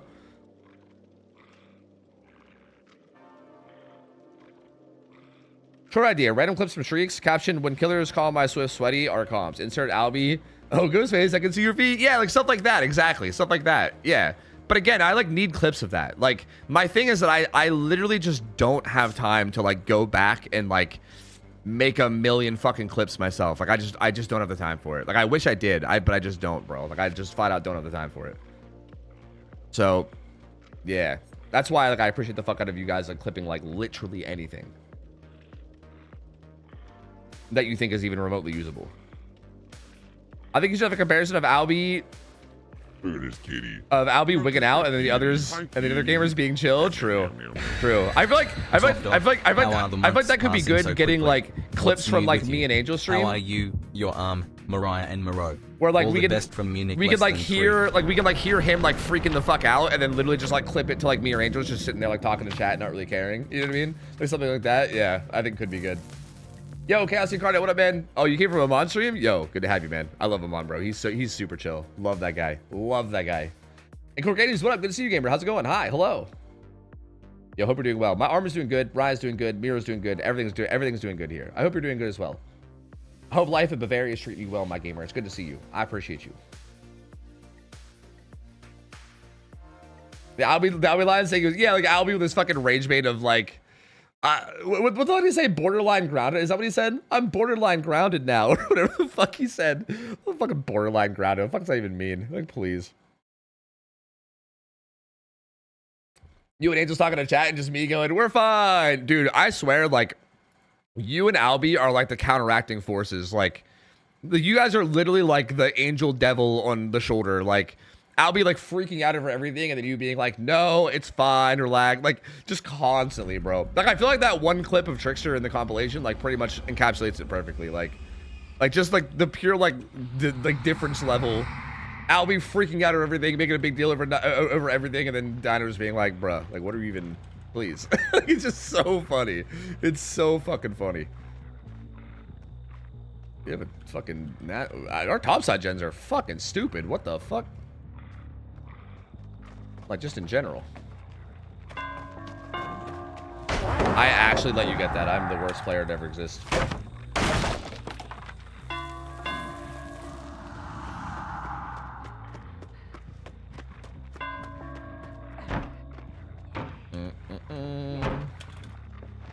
Oh, let's do that, man.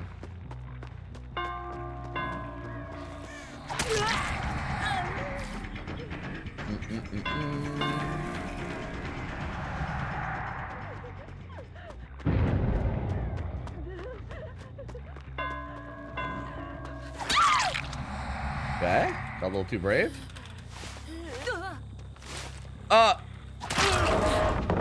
New idea. Dino laugh compilation, Albie nah compilation. True, dude. We can do fucking both. Drawing towards the gen that's being worked, which is good for me. I like that. You take a hit save or no? Just gonna leave her to die. Okay.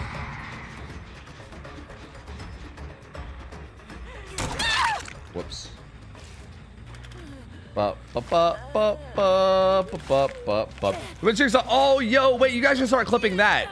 Yo, if you guys can start clipping Albie asking why something wasn't calmed.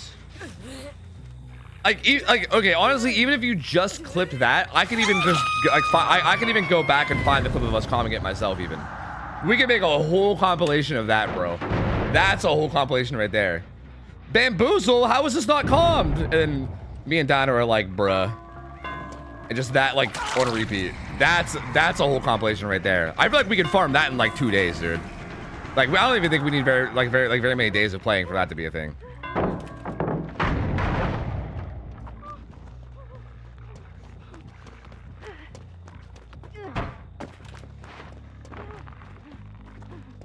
Da, da, da, da, da, da, da.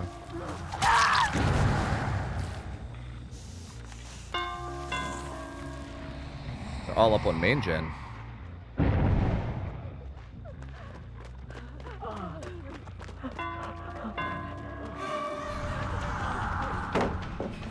Not the fucking brutal sandbag. Okay.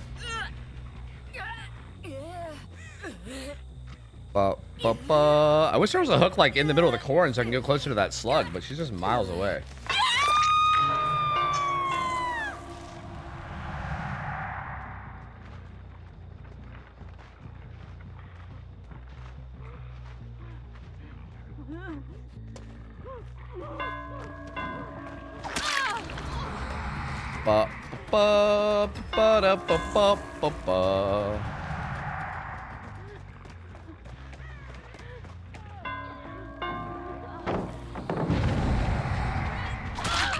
Not under the pallet. Not under the pallet. Or I mean under the hook, I mean. Not under the hook, bro. Not like this. Meet Tada shorts? Oh, true. Wait, true. You guys are right. We can get like funny moments from each person. And then do like a little like, yeah, like meet the team. Yeah. That's true. You guys are kind of cooking here, man. Yeah, fucking Angels. I feel like Angels and Dino put Albie in this place a lot, and it's funny. Yeah. I don't know. It's kind of good. I can't lie. Yeah. I think you guys are kind of cooking with this. I can't lie to you. Tada's literally just a shorts farm? Like, actually, though.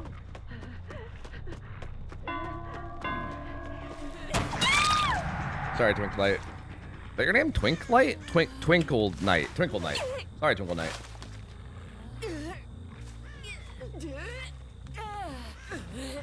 Are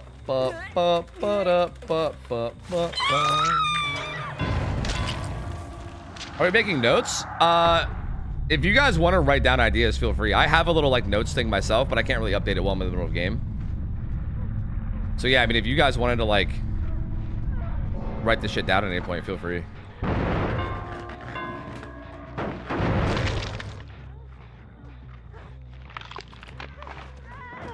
Little fucking fiesta here, dude. Jesus Christ. The Raphael plot twisted. The Raphael, I call him. That's his name is Raphael, but he's not literally the Raphael.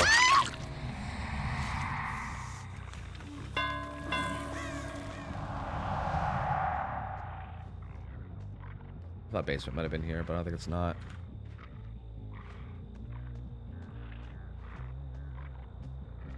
I thought he went this way, but maybe he didn't.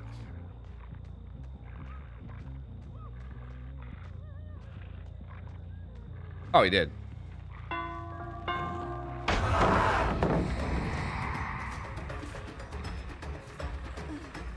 Bro, I'm trying to get us out of here, man. Like, come on now.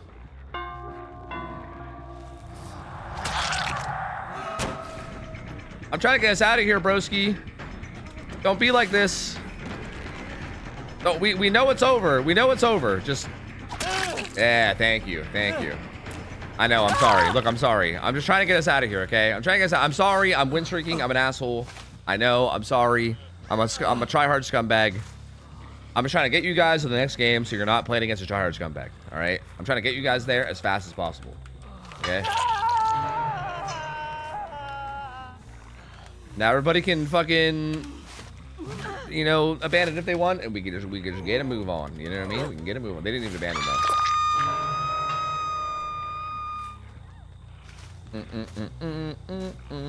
Yeah, I mean, Courtney, I would love to make that too. Again, all of this comes down to you guys just like, okay, this sounds probably stupid and unfair to say, because I don't want to just say it's all on you guys. But like, okay, I'll say the biggest thing that holds me back from doing all of this is just the clip gathering. So like, I do think like all this kind of content stuff, definitely like if you guys help me out with it, it will be like not that hard even to do. I don't want to say it's on you. It's really not on you. You guys can, you know, can all just tell me to fuck off and not help at all if you want, and that's totally fine. But if you guys do help, like if you guys can, like you know, like I said before, like clip more things and be active with that. I mean, a lot of you guys have been already, but just in general, if a bunch of people are doing that, it's gonna make that shit like pretty easy to do. And yeah. I would massively appreciate it because I agree. I think there's like so much good content there. Like there's so much good stuff. We gotta work for this content. True, I try. I'm putting you all to work. That's right. That's right. You're all employees now, son. You're all employees now. Well, welcome to the workforce, son. Welcome to the workforce.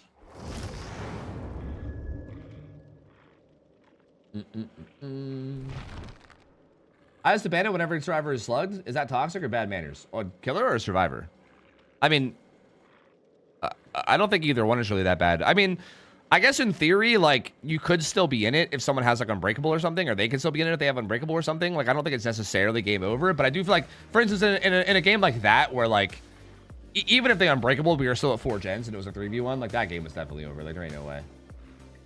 Killer Streak, what up?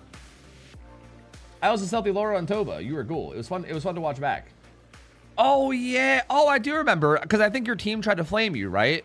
They're like, oh, this useless fucking Laura, even though you were kind of hard carrying. Yeah, I remember I kept trying to find you in that one corner, and I couldn't fucking find you to save my goddamn life. I do remember that game, yeah.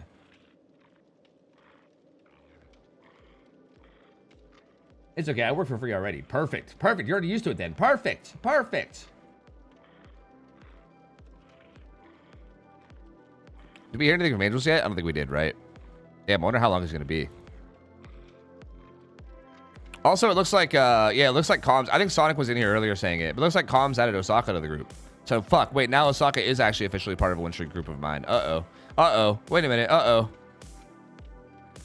It's okay. I think I'm still going to use him for the content idea I had anyway. I got to figure that out, bro. I got to figure that out. I got to find, like, some NA gamers that are, like, comp or X-comp or something that I could use for the comm listing, because I definitely want to do that. I need to do that before, like, this is one of those ideas that I need to not, like, I do this with so many things where, like, I'll let an idea simmer for so long and then someone else just does it, and then I'm like, I could have done that like months ago and I just never did, you know? Like, I gotta fucking do this, brother. Fuck. Still comms then? True, Osaka can take over for the Otofu and comms. That's a good point. Like, we didn't have to change the acronym or nothing. It's perfect.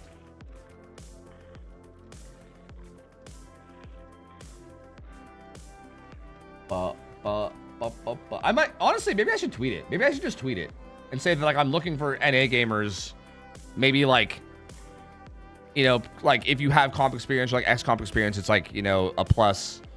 And I'm just looking for people that will, like, emulate solo queue play with me and show that, like, even without comms, good players can still play really, really well as a team. Like, I feel like I should do that, yeah.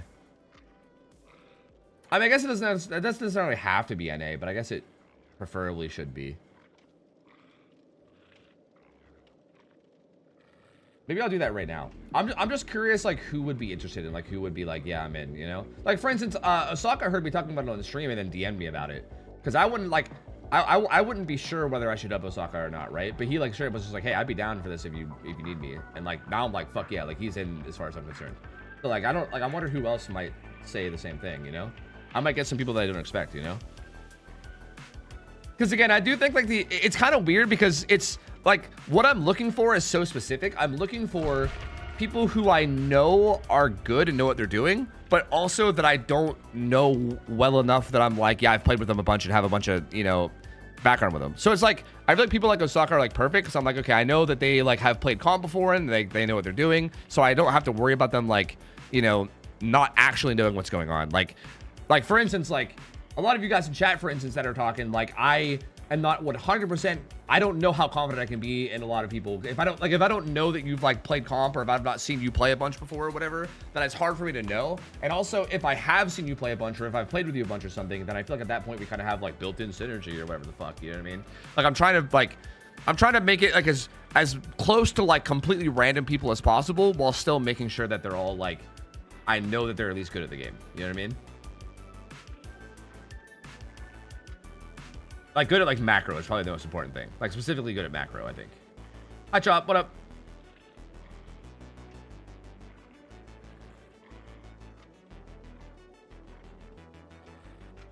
put out today? Yeah, we're waiting to see if Angels can fix his internet. He was like replacing his modem or something, but we don't really have an ETA. It could be an hour from now. It could be half an hour. It could be never. It could not be at all tonight. I don't know. But right now, I'm just kind of doing killer streaks to start.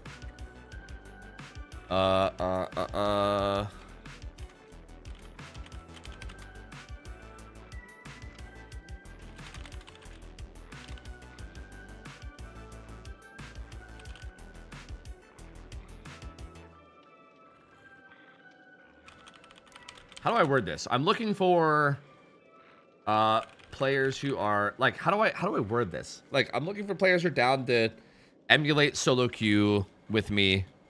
So like be in a Swift but with no comms and rules that help us emulate solo queue. But I need them to be like good players that are comfortable with macro, I guess. Something like that, yeah. Put me in, coach. I'm the tunnel target every game. Yo, I mean, Meg Thomas. Wait, are you a Meg player, Bubs? I can't remember. You might be. Because I mean, if you're rocking Meg, you know, that's facts. That's facts right there. That goes on first B100. Yep. See, exactly. Yep. Is the hot take to feel like the new map sucks for both sides? No, I think that's a pretty normal take. I actually just recorded I'm gonna release a video like probably tomorrow on the new map. It's not like a super in-depth video, but it like shows. I personally think the new map is like, I guess I'm gonna spoil the video, kind of like the concept of the video, but I showcased it in the video. I think the new map is like actually like disgustingly OP for the right kinds of killers. There's like a certain like group of killers that completely wreck shit on that map. Like for instance, Wraith is one of them. And then I think like, I feel like most other killers, that map is fucking dog shit for. And then on Survivor, I feel like it's kind of the same way where like I do feel like on Survivor, I think against a lot of killers, it feels fine. But like if you get one of those killers that wreck shit on that map, it feels awful, bro. Like if you against like a good Wraith on the new map, bro, you're fucked. You're fucked. High and low street should be different variants. That's an interesting idea. So kind of like the RPD treatment, huh? Let me try to word this tweet. All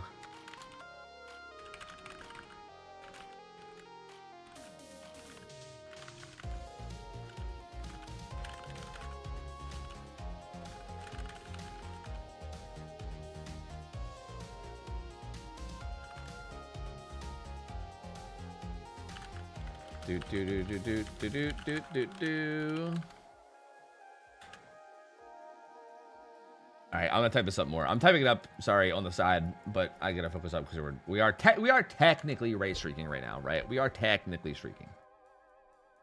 But yeah, I think I'm gonna put out a tweet and just see who responds. I don't know. Maybe I'll get some volunteers that I don't know about. I don't know. Maybe adding comp or comp adjacent. Yeah, maybe. Like I'll probably put that as like, you know, like a major preference or something. Maybe, I don't know.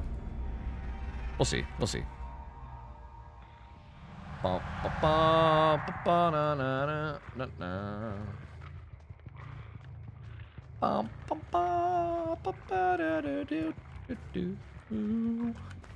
Scoot. Hello, 11. Scoot.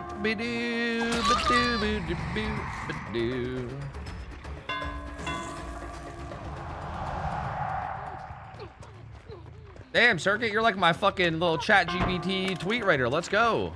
Hog. I like it. Of course, you have another pallet here. That's a bummer. Pretty fucking good pallet, too. You can't really justify playing it. I can try to justify cutting her off from this one, though. Hey-oh! If you have a preference for losing, I can join. Let's go. Let's go. I mean, that's not really my preference, but I do appreciate your volunteer enthusiasm.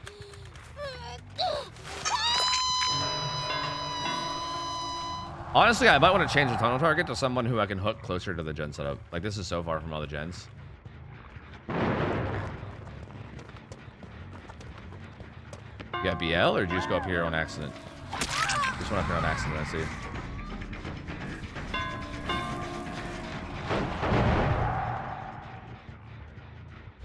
Damn, it's gonna pop. Yeah, I think were they doubling that? I think they were. Yeah, they were. Nice. Well, I mean, I know where they all are now.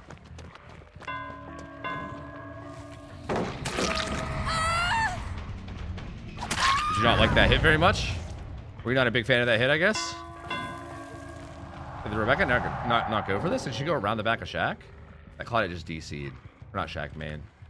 That Claudia just fucking DC's. That's crazy. Oh, I let her get it. Fuck. That was stupid of me. But that's okay. I can paint her as the Becca. We're still in a fine spot.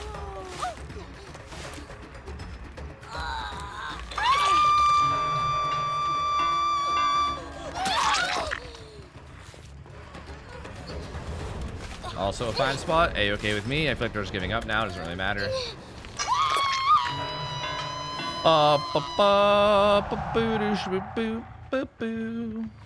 bot Claudette.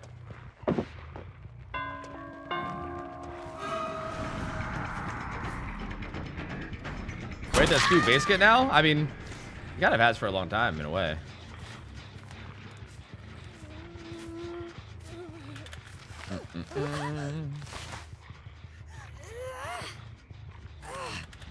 Hiya!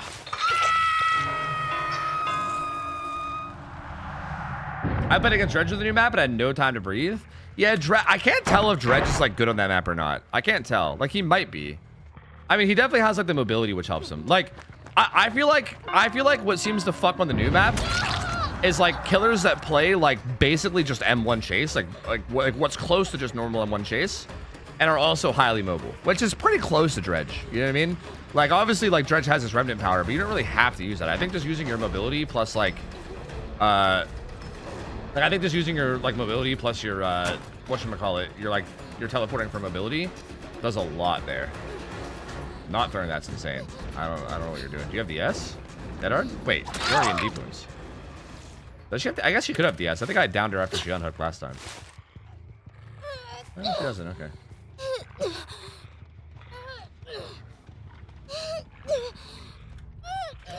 Because yeah, I feel like Clown, Freddy, Wraith, like killers like that absolutely fuck on the new map, bro. Like, they fuck. It is so hard to do anything against them. Because they're just like always on your ass. You can't play like any of, almost none of the palettes are playable. Like, you have like maybe like 2 like palettes. Like, you have like 2 like complete god palettes, like 2 or 3. 3, I guess, if you count Shaq. There's like 3 complete god palettes, and the rest are like really fucking awkward to play. / like impossible to play. It's kind of wild.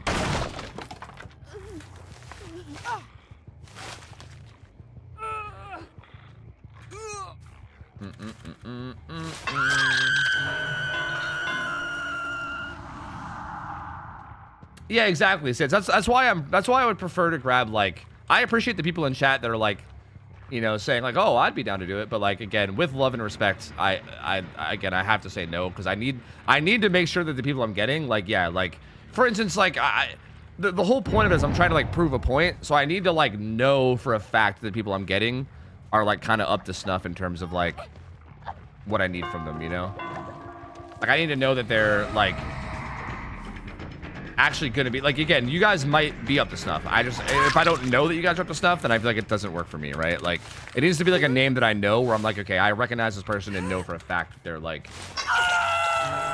you know. He said his chat is buds. No, I'm sure a lot of you guys are. Like, I think the overall like skill level of players has gone up a ton. Like, I know you're memeing, but the overall skill level of people have gone up a ton. And I'm sure a lot of you guys in chat actually are very comfortable with macro, and you guys probably are like good enough for like what I'm looking for. Again, but I just like, again, I need to know though. Like, I need to be 100% sure. I can't really gamble it, right? Because I'm sure some people, at least some people in chat, aren't actually that good at macro, and they're just like, oh yeah, I could probably do it, and then I would realize later that they're actually not good, you know? So like, I can't really take the gamble on whether you're actually someone that knows what they're talking about, or whether you're someone that thinks you do and don't, you know? Like, I need to just get people that I'm positive will, you know?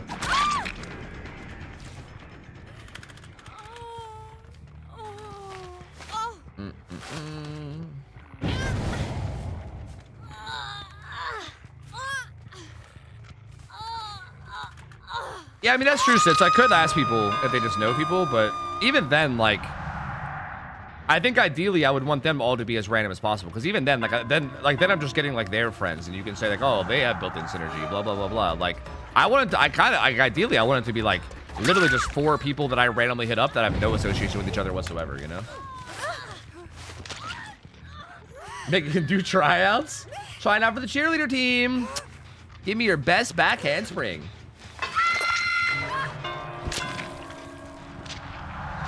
If you get people from chat, it's no different than hoping your solo queue teammates are good. Exactly. It's like slightly more curated, but yeah, basically the same thing. So yeah, sure.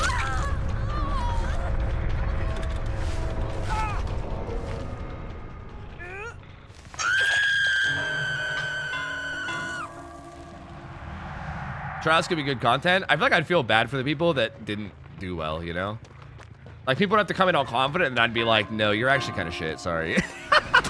Yeah, I think that would feel bad, bro. I don't know if I'd like doing that.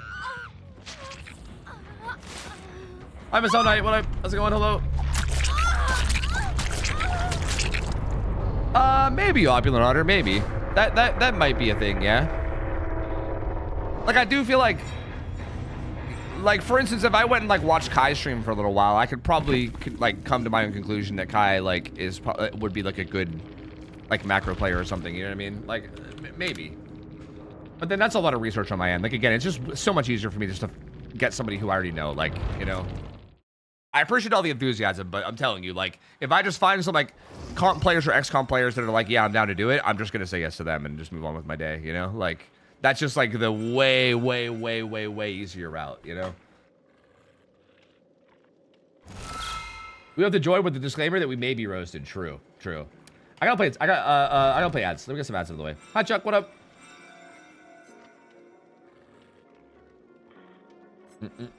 I missed over Scrim Nights. Other Scrim Nights just aren't the same. Yeah, other people do Scrim Nights now, right? Is that a thing?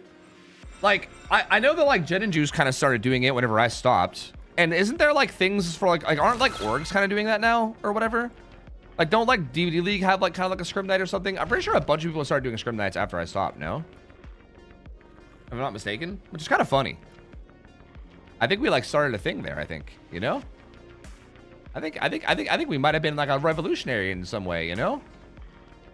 What's a scrim night? Scrim night is something we used to do. I might end up bringing it back at some point. My plan right now is that I'll probably set it as like a subathon goal. Because chat wants me to bring it back, but like I'm kind of on the fence. Like I kind of want to bring it back, but also it's like a fuck ton of work and effort that I like don't really want to go through right now. But I do think if we make it a subathon goal, I think it'll be probably a good middle ground. But anyway, point is, Scrim Night was basically like anyone could sign up for it. Like literally, you just had to have a team to sign up with, and then any team could sign up. And we hosted a thing where like every Friday, teams would play like competitive best of 3 sets with each other. But it would just be like whoever could play. Like 5 friends from chat could get together and just be like, hey, we're signing up as team fuck you tofu and we're gonna play together. And like there was a lot, like it was like a really big like intro to comp kind of thing. Like it was a big way to like kind of get introduced to comp stuff. And there was so many teams from Scrim Nights that we like literally, it was kind of cool. Like we watched teams like start out as complete dog shit and like slowly get better over time to the point where like towards the end of Scrim Nights they were like insane. Like I think one of the best examples of that is DC on First Down, bro. I remember the first scrim we ever saw of DC on First Down. They got like 4K forward by Tyrus Bubba or something. Like they just got annihilated. They had no idea what they were doing. They just got annihilated. And like towards like the end of Scrim Nights, they were nuts, bro. They were like a fucking machine of efficiency. Like they were disgustingly good towards the end. Like it was wild watching them grow and like get better and better. It was fucking cool to see, man. It was super cool to see. From slug racing to scrims, what is this man not started up? True, bro. This guy's the inventor of everything out here. It's crazy. Scrims are why I became a regular lurker? Yeah. I mean, I know a lot of people do miss him. I do kind of want to bring him back in a weird way. It's just, again, it's just a lot of work is all. Like, I don't know.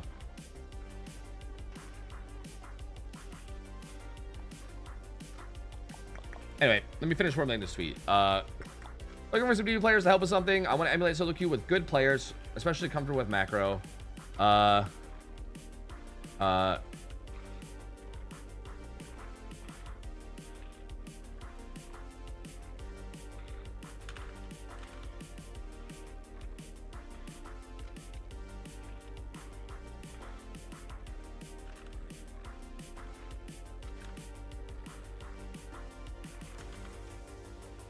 How do I word this? Looking for some players to help with something. I want to emulate solo queue with good players, especially comfortable with macro, where we not use comms at all and have some other Just explain like quickly what it is without flooding fucking words, bro. I'm so bad at writing.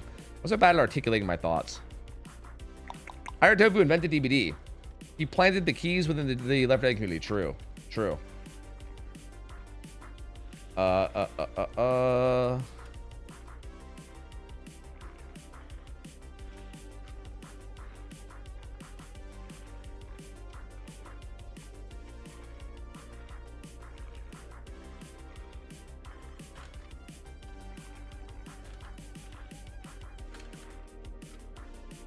Can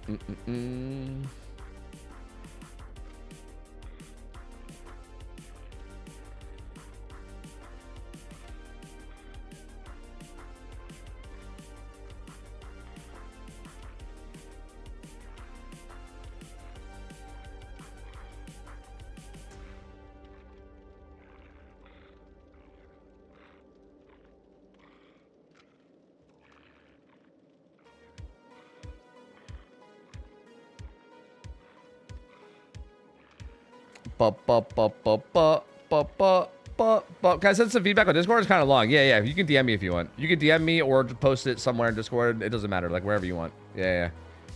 Warlord Zach would have been. I don't know about all that, brother. I don't know about all that, but I appreciate you, man. I appreciate you. I think this is pretty good, right? Looking for some DBD players to help with something I want to emulate. Solo queue with good players, especially comfortable with macro and a Swift. We'd have no comms and some other rules to help emulate to see how many games we can win together. Comp/XComp would be a +2. That's the whole tweet. That's all I can fit in a tweet. I feel like that sums it up pretty well. I think that's fine. I'm just looking for gamers who know what the fuck they're doing. And then we're going to go fucking do shit together. And then we're chilling. Like, I think that's a pretty good summary. Topa here recruiting for Nambla. Yeah. For the Marlon Brando lookalikes. Yeah. The ads are done. Wait, did I add one to my streak? Wait. Did I add one to my streak? I don't think I did, right? Oh, fuck. Do you guys know? Oh, fuck. I think I didn't. I'm pretty sure we were at 18 going into that, right? No, you didn't. Okay. All right, let's queue again. Honestly, the games today have been a little like... I think if this next game on Killer is like kind of been on the easy side, I might go to Survivor. I feel like this streak is fun whenever I'm like being challenged, but I feel like everyone's kind of just giving up and dying really quickly today, which is not good. I feel like the matchmaking is not good enough today, maybe. People like don't want to deal with the tunneling and stuff, which is I guess understandable, but I feel like the reason why I do these streaks is I'm just gonna post what I typed, by the way. I'm just gonna post it. Like the reason I do these streaks is because I like having like the kind of harder games, you know. The guy had the raid games are going good so far. I mean, I've just been kind of annihilating people. I don't know. We haven't had like any like crazy hard games yet. You're on 18 the whole game? Okay, perfect. Thank you. Thank you. In the last 30 days, I have more Trickster games than Ghoul games. What? What happened to you, dude? What? Who even are you? Pandem, is that you? Is that you in there? Who's in there right now? Is that truly you? It can't be. Yeah, that's crazy. Tovu has inevitably fallen into the street content. It's true. Hi, Numi. I just like, look, my thing is that like when I play Killer, it's like... I can like fuck around and just have fun or whatever and not care and still win most of my games. And that's like kind of boring, but like whatever. But like the problem then is like if I do run into an actual good squad, when the game's over, I'm just like, damn, I wonder if I could have like actually beat them if I was like tryharding, right? Like I feel like I have like potential fun games that I kind of like give up because I am like not tryharding. But if I go into every game tryharding, then it's like whatever. Like the games I would have won easily, I still win anyway. But at least when I get a good team, it's like, okay, we'll actually have a good fun game. So I feel like I don't know. I think I've seen the light. I think this is the way. I don't know. I think I still struggle sometimes to like feel like I still feel bad sometimes.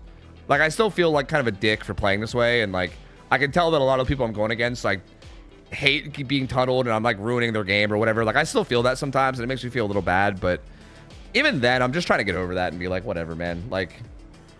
They know what they're getting into. Like, you're like, I'm sorry, you're queuing up for Survivor on DVD, bro. Like, you know what might happen, you know? Yo, thank you, Tom Cole. Appreciate it, man. Good to see you, dude. Appreciate you. Thank you. Jay Slow, thank you for the 19, dude. Yo, we could do that if you guys want. I've been meaning to do that as well. New Killer tier list soon? Yeah, we could do that. We could do that. I've actually been needing to set some time aside to do that. And honestly, yeah, we're kind of doing nothing right now anyway because, like, we were waiting to see if Angels are going to come home. We could, man. You play post-batch? Mina?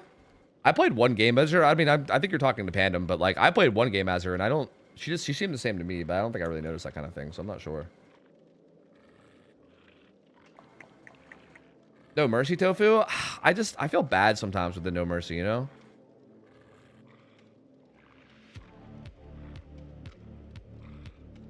Yeah, see, non-fatal, agreed. I wish more people like adapted to that. I really do. I feel like if you can kind of like accept tunneling as a part of the game and like Also, if you could just kind of like learn to play around it, right? Like if you just practice at like actually learning the counterplay and stuff. Like again, I can't even like I've had so many solo queue games where like I'm completely solo, but like my team just kind of knows what they're doing, and like we end up like beating somebody who's hard tunneling, and like that's so satisfying feeling. You know what I mean? Like when you're actually able to do it. And I wish more people like took the time to learn that shit, because I think it would help the game so much, man.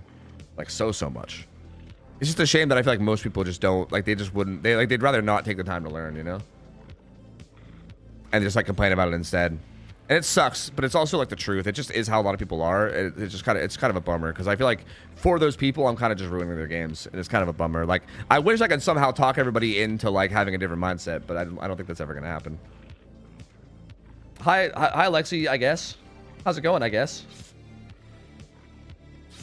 Is kind of just do gens and trust the tunnel survivor last? No. That's like a, I guess in theory, that's a hyper simplified version of it, but the real answer is way more nuanced. It's like what gens you do and when you unhook, and yeah, depending on the killer, you could hit tank or not hit tank. Certain perks help. Like what, like how long you leave them on hook, and like depending on what the killer does, like reacting to what they do. It's like a very dynamic process. There's no like, again, I think that's the issue with it too, is that like there is no like one size fits all answer, and I think that's why people don't know it, because like you can't just ask somebody, hey, how do I counter tunneling? And they're like, oh, it's easy, you just do this one thing. Like there is no one thing. It's like I think realistically the reality of this game is that if people actually care about winning, then the game becomes like a very complex dynamic strategy game, where like depending on what the killer does, you have to adapt to it and do the right strategy to combat what they're doing, right? Like for instance, if the killer's just sitting right in front of the hook and never moving, then yeah, you just slam gens and then maybe unhook last second depending on who the killer is. If the killer's like way overextending away from the hook, right? Like if the killer like hard commits like their power like far across the map, then yeah, you can pull the guy even within like 20 seconds of him being hooked, right? Because he has a chance to like get away. Like there's so many things that there's so many things that can happen that like change the correct answer to that question. So there's no way to really like, there's no way to have like a one size fits all, like, yeah, just always do this and then you can counter tunneling. Like you just have to be able to adapt and kind of understand the game well enough to make decisions on your own, you know? And it takes practice. I mean, it takes practice. It takes trial and error. That's what I'm saying. That's why, like, I think if people just had a better mindset where they actually like tried to counterplay it more, then they'd probably do more trial and error, and they probably would figure out what works and what doesn't work, and then they'd slowly get better at it. Again, I think a part of the big issue is that people just don't even bother trying to learn, and they just like, they're like, oh, the killer's tunneling, I fucking quit. You know what I mean? I just heard somebody drop off over there. You guys see any comp games this time, Tune? No, I don't have anything coming up anytime recently, no.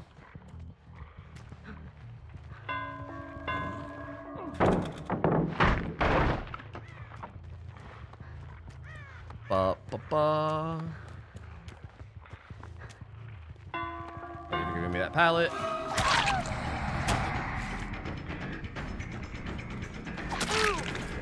Not the girth worm, bro. Not the girth worm. Girth worm Jim. We can spread some damage here, I think. Actually, we'll stay on girth worm, I think. Let's put eruption down. I think the other guys might have rotated way down to the other side of the map, and plus he's dead here.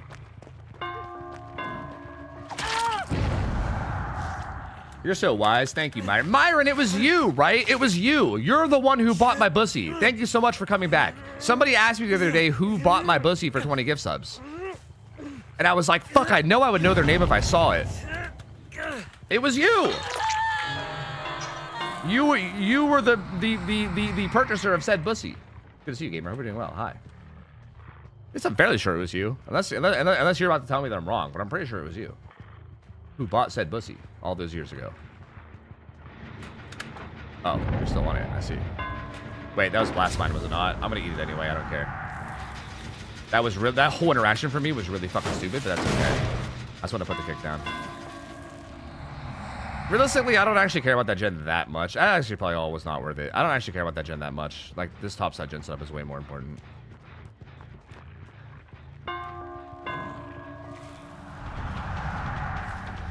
My man was trying to just send that one. Holy fuck.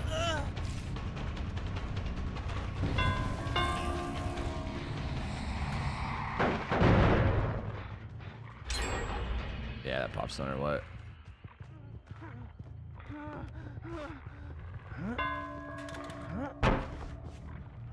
Not a wise move, brother. Not a wise move.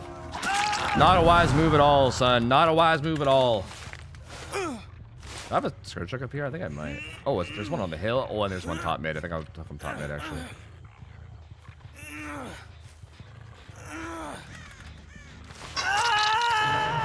Is ownership transferable? Maybe. Perhaps.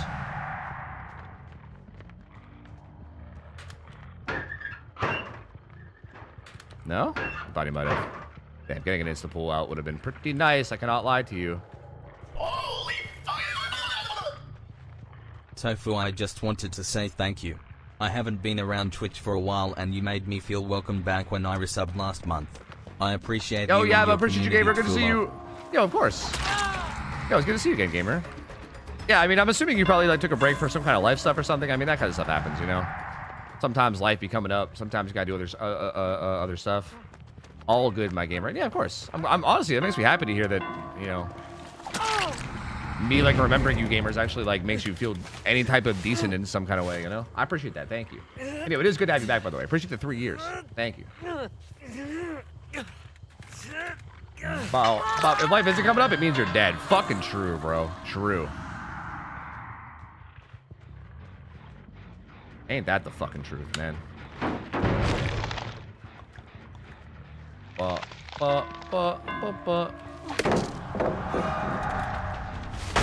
After contemplating, I was never actually angry at a killer for me. I was actually bored out of my fucking skull and frustrated at teammates, friends I was playing with. I think that's, see, like, that's the thing. I think these days, that's still how I feel too. Like, but I feel like being able to recognize that and understand it is important, right? Like, being able to understand that, like, oh, when, like, the tunneling is happening, I'm more frustrated that my teammates aren't playing around it correctly than I am at the killer for doing it. You know what I mean? Like, because like that's 100%. Oh damn, they were in main. That's 100% how I feel. Like I'm not like, wow, fuck this killer for doing this. I'm like, wow, my teammates I'll 100% do my best, and if my teammates don't play around it, then I'll just be like, oh well, why did they like, you know, like why did my teammates fucking insta unhook me, or why did they you know, not like go do gens? Like what the hell are they? Like I get more upset at them than anything else, which I think is probably the accurate thing to do, you know. Hi, Susie. Pirate Home's great. Oh, it's great. Oh, it's wonderful. That was so fucking ballsy. Where did he just go? What? How did he have dance with me? What just happened? This guy actually just like Houdini'd me. Am I insane? Like actually, what the fuck? I genuinely do not know what just happened to him right there. Like, I think he had danced with me and maybe ran around the side, but I'm not 100%. He kind of clowned on me, regardless. That Sabos got stuck on that wall for so long. Holy shit.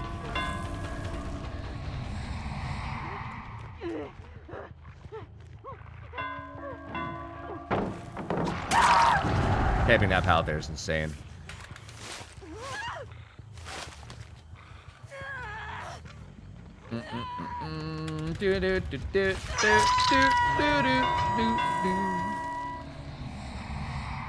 Wait, Wraith is broken. True. It's about time people realized it. True. Tell them. Preach it, man.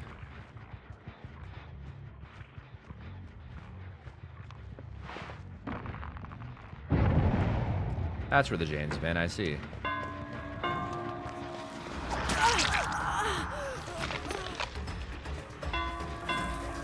Wraith is broken emotionally. Oh. Join the fucking club, Wraith. Join the fucking club, bro. You ain't special. We're all broken a little emotionally. We've all been through some shit, Wraith. Join the club, brother. Join the fucking club. Hi, Luden. What up, man? Everything about Wraith is he doesn't really care about maps. True. Same. I agree. Well, I mean, kind of. I do feel like, well, I feel like, for instance, like the worst map for, like, I think the worst maps for him still have kind of some upsides for him too. Like Gideon Meat Plane is still pretty bad for him, right? Like, yeah, he's stealth. Like, I think that's like kind of the upside is you can kind of utilize your stealth somewhat, but still, that map has like a million fucking god palettes. You're like, I feel like your stealth only does so much. So, and like Bad in Preschool is pretty bad on him, but Bad in Preschool was bad on literally every single fucking killer. So like, whatever, you know.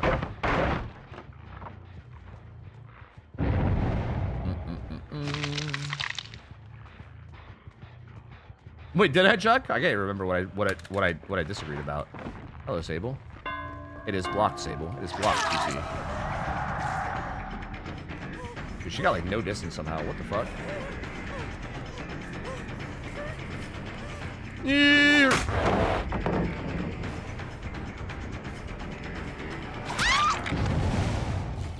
Right. Right. You were like, true, yes. Well, no, sort of, kind of. Yeah, in many ways. Oh, wait, yeah, no, that's true. I think I did just do that. I think you're right. Black Eye Epic, what up? How's it going? Hi, hello. Wait, that's kind of funny.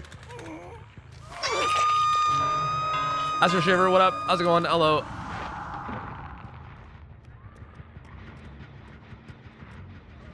She has BL, right?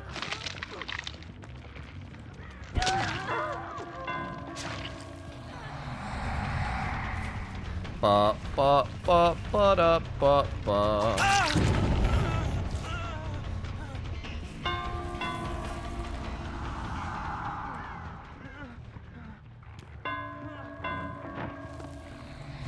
He didn't even look back at me at all, bro. He just sent it. This guy is like, this Leon is so weird because he's like pretty good, but then he'll sometimes still do some like dumb shit, and it's like, it's one of those like, it's like hard to differentiate when he's gonna be smart and when he's gonna be dumb. You know what I mean? Like, I wouldn't even have been surprised if he agreed to this here with Bam. You know what I mean? Like, I don't know anymore. Like, he's just so strange. I think he makes that too. Like, even right there, like, he just didn't even look behind him when he greeted that. It's crazy. He just like sent it. This guy's like an anomaly, bro. Like, he's like I feel like he's like the perfect level of good, where he like knows what he's doing, but he still looks so clueless. And it's like impossible for me to judge him. Like, he's kind of a god, honestly. This guy's probably like one of my least favorite people, my least favorite kind of people to chase. Because I can't quite like figure out what's in his head and like what he's thinking.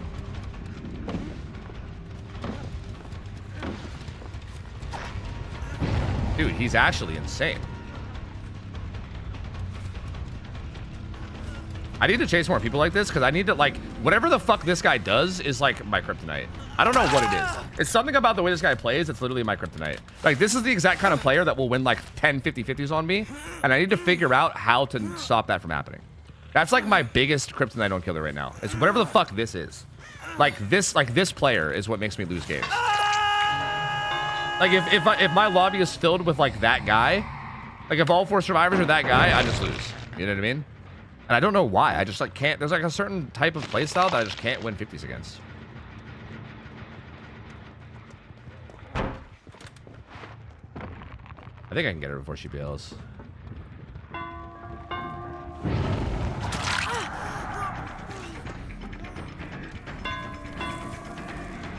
He's a regular in Hen stream. That's why it's crazy. Is he actually, or did you just make that up?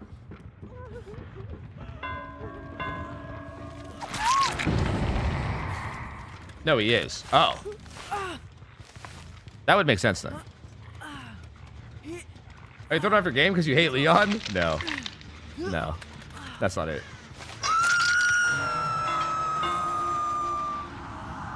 It's like the lack of looking behind him. I mean, honestly, maybe that's even intentional. Like, maybe the lack of looking behind him is literally on purpose. I don't know. It's hard to say. But it's like the strange, like, lack of looking behind him sometimes mixed with, like, still playing the 50s really well. That's just, like, very bizarre.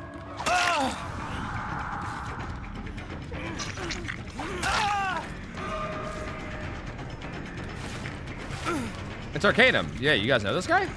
Like, he's that much of a regular Hen stream?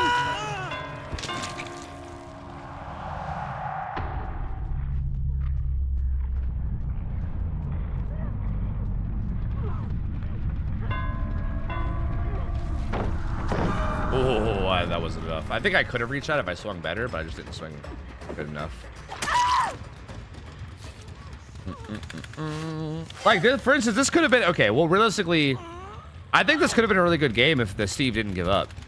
That being said, if the Steve didn't give up, I probably wouldn't have committed to him nearly as hard as I did. Like, that Leon was clearly, like, doing really well. I would have, like, 100% bailed away from him and tried to bully his teammates. But still, like, this ended up being kind of close in the end because of how well he did. It's kind of a shame that Steve gave up.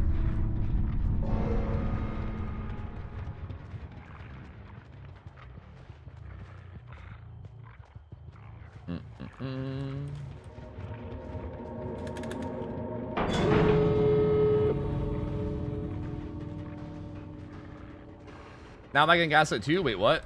I think y'all are just saying things. No, I believe him. I mean, like he's okay, like that guy is definitely good at the game. Like he had a key, I think.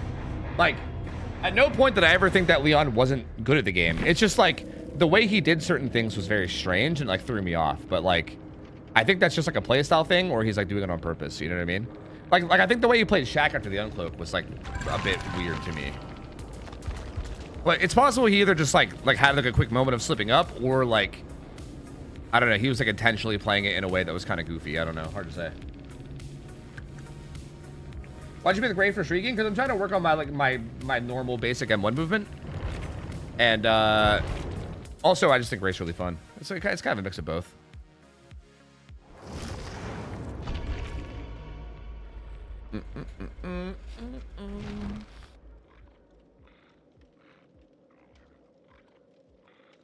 It's the chicken legs, isn't it? True, I do love the chicken legs. True. It's who's always plays Leon, so you assume he's dog shit before you chase him. I mean, unironically, I think that is it. Like, his name is like, okay, like no offense to Arcane if he happens to like watch back and see this, but his name feels kind of generic too, right? He kind of has like the Hens name. How like Hens names himself like Little Timmy 333 sometimes or whatever. Like he has that and he plays Leon. So yeah, I mean, I do feel like I don't expect him to be good. So when he's doing things like that, I'm like, is he good? Or is he just like doing shit? You know? Like it's like a mind game within a mind game, bro. It's fucking crazy. And it makes it hard for me to predict him. I honestly feel like playing Leon with a name like that is actually like low-key a mind game in and of itself. Yo, Invested, good to see you, man. What up? How's it going? Hello.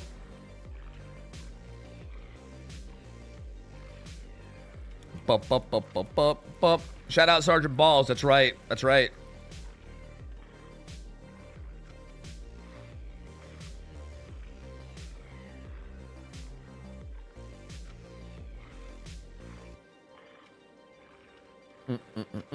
Wait, did I want to do a tier list? Wait, did I hear anything from Angels? I didn't. Wait, do we want to dodge this lobby and do a tier list instead? I don't know. Maybe. How long would a tier list take? I think that usually takes like 2 hours to record though or something, right? Fuck. Shit. I don't know.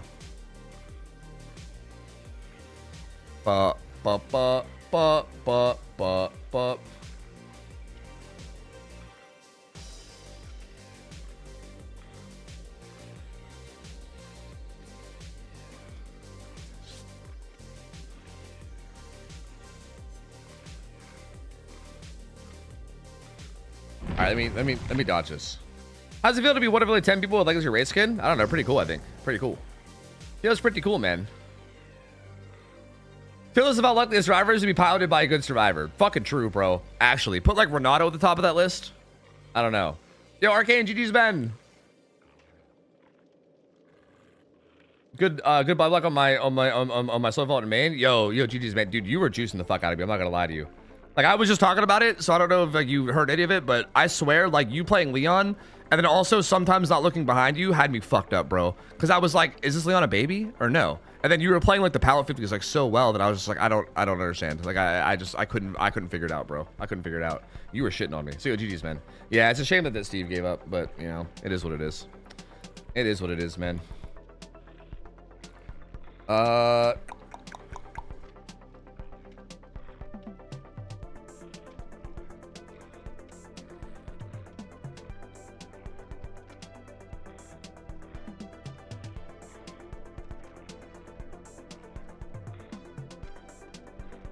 I could be using the skin theory or BB Leon, bro. Like it actually works. Like I genuinely, it worked. Like I did. Like I feel like the fact that you're like, and again, with love and respect, your name also kind of has like the like randomly generated name ring to it, right? You know what I mean? Like, for instance, I don't know. Like maybe I'm crazy, but I feel like if I see gamers with like heart names, or if your name's like some kind of edgy one-word name with a cross next to it, I'm like, okay, this is like some like edgy 17-year-old fucking comp gamer who's gonna juice the fuck out of me. You know what I mean? If I see something that looks like it could possibly be like an Xbox generated name on Leon, I'm like, nah, that's come on now. You know, come on now. But you know, I guess I learned. I done learned today. I certainly done learn today. Killer tier list. Is this a good idea or a bad idea? I feel like maybe I should only do this if we get like a confirmation that Angels won't be on today. I don't know. Because like realistically, if I start doing this, it's gonna take like 2 hours or something. No, like I feel like making a killer tier list always takes so much longer than it seems like. Like I want to be like, yeah, I can knock it out quickly, but I probably can't. I probably can't knock it out quickly, right? It's probably gonna take a while. Shit.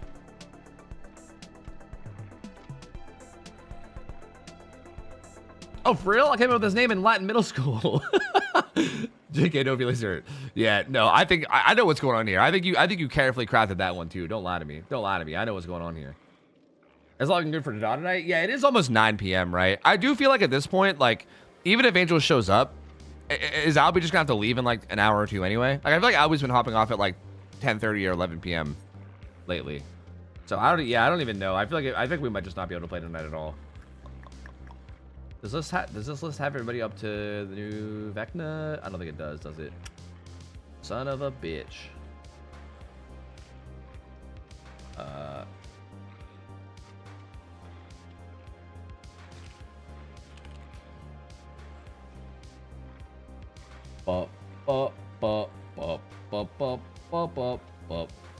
Thank Dice, what up? Can you do one more Wraith game and see if you hear from him? Yeah, maybe. Maybe. Let me just pull. Let me actually just find the tier list real quick. And then we'll see. Why can't I actually find it? The fuck? What tier list did I have the other? I literally used the tier list the other day. How did I find that one? The fuck? Am I some kind of wizard? How did I do this? Fuck.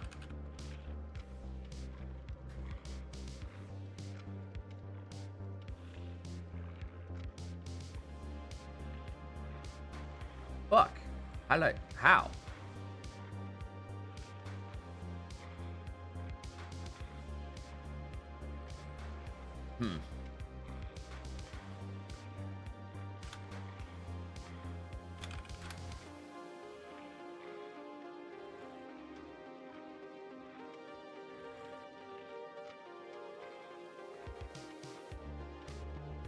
You know what? I don't think I can do a tier list because I literally can't find a tier list that has all the killers up to the first. Oh, there we go, Phantom. Thank you. Is that what this is? Thank you, God. Why could I not find this? Bro, I swear yesterday I found it like easy peasy. Like I just searched one thing and it was right there. Now all of a sudden my brain's just like, or the fucking site's just like, no. All right, yeah. You know what? I think that sounds like a good plan. I think we'll do one more Wraith game. We'll see what happens. I think if by the time we finish this Wraith game, if like my team's not around, then they're probably not going to be around. And then maybe I'll just do the tier list. Yeah.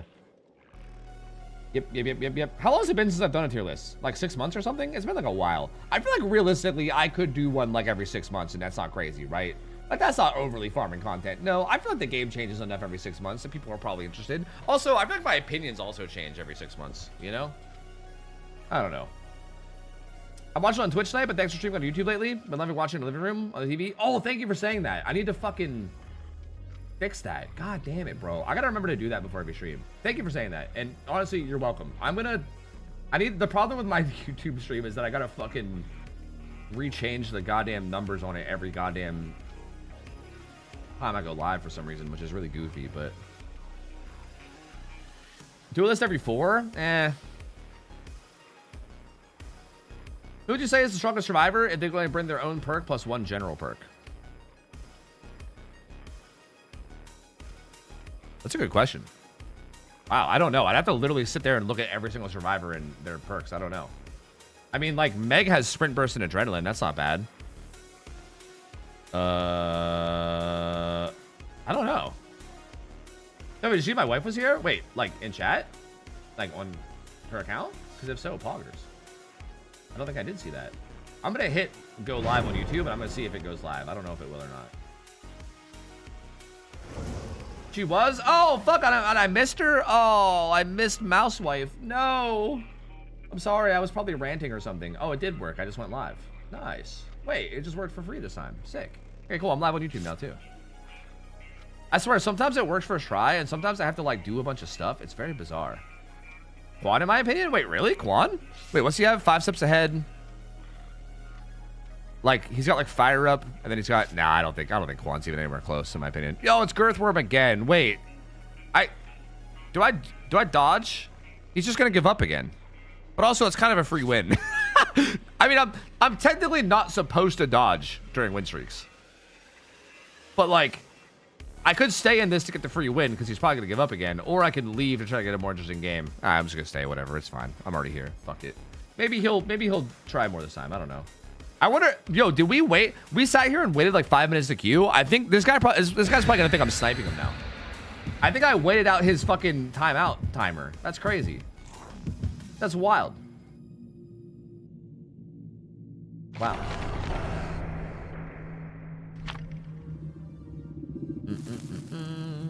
Tell him again? I mean, if he's in a bad spot, like, I'm not like going out of my way to like target any one person in particular. I'm kind of just going after whoever seems to be in the worst spot.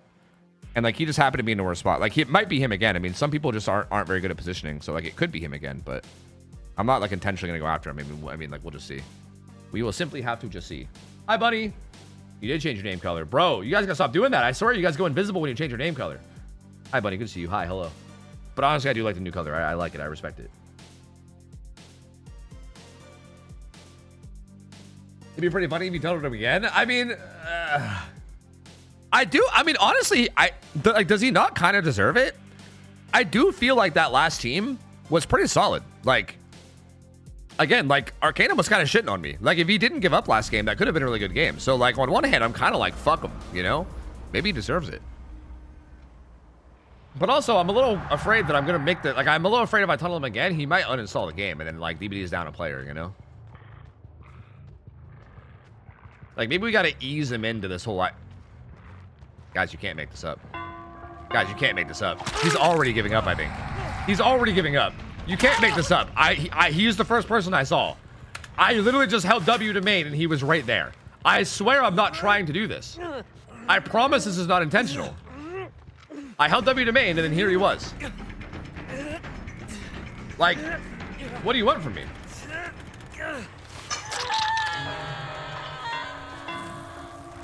Girthworm, I'm sorry. Kind of. Sort of. A little.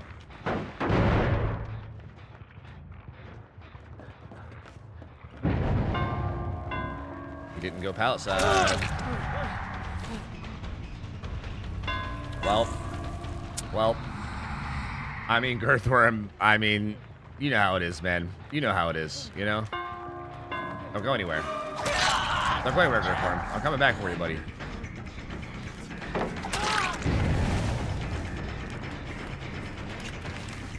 Toba, leave me alone. Is this you, Jelly Queen? Is that who? Are you Girthworm? I'm Girthworm. Girthworm, I'm sorry. I happen to get you again. Okay? I don't know what to do. I don't know what to do about it. I'm race streaking and I happen to find you again, and I happen to find you immediately again. Like, fate is just telling me that I need to tunnel you, bro. I don't know. I promise it's not on purpose. Ooh.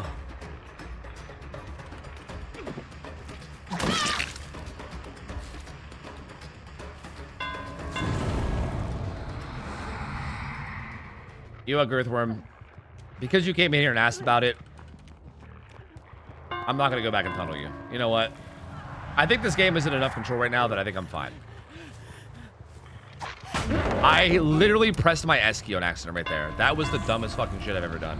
I literally, like, accidentally pressed... I don't think this pallet's actually safe. I'm pretty sure, like, you can't really loop it. But if you try to stay... You have to pay $5 if you don't want to be tunneled. I think you're dead if you try to do this. I'm pretty sure this pallet's hella unsafe, actually. I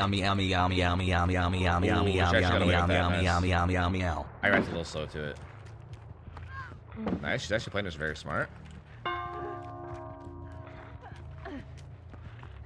What? Bro, she's shitting on me. What? Okay, I need to actually, like, focus up and win this, because this should be an easy, like, this should not have taken this long. I don't think I even have to get in front of her. I think I can just do this, right? What?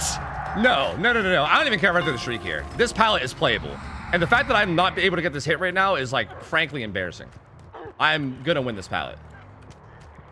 Yeah, it's that fucking easy. Like, what the fuck have I been doing this whole time? Holy shit. Hi, Girthworm. Girthworm, you gotta get out of here, gamer. You gotta get out of here. You got a scram, gamer. I'm trying not to tunnel you, but you gotta get out of here, bro. You gotta get out of here.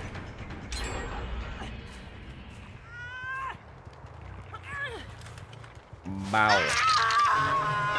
Bro, Bubba Hubba is unironically a juicer, though. Like, he unironically did play that very, very well. Like, he definitely made that hard, but even with him making it hard, that pallet should be really easy to win for Wraith. Like, I'm not, like, he definitely made it hard, but I fumbled that so bad. Like, holy fuck, bro. That should have never been that difficult.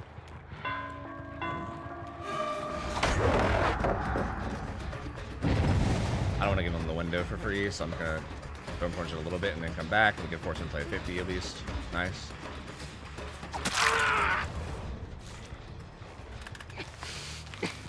They're testing you. You have to kill them immediately. Who, Girthworm? No, no, no. I told them to walk away and they did.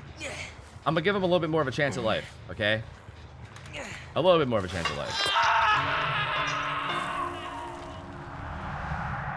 If Girthworm took that hit, bro, if Girthworm took that hit, I would have unironically just went right back to tunneling. Like, I can't lie to you. I worked so hard for that hit, like there ain't no way. That would have reached anyway. That was way too far. This bathroom is kind of bad. Whoa, my! What the hell is your ping, Emily? Emily! Emily, are you a Martian?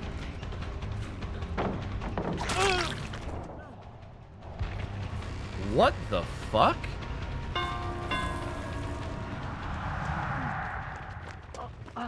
Dude, I can't even like get in front of this gamer because I'm like bouncing off their booty cheeks. It's crazy. Are we rooting for Girthworm? I don't think we're full on rooting for Girthworm. No, no, no. Let's not lean that far to the direction, okay? Girthworm came in and asked me to leave them alone. Because I did tunnel them out last game too.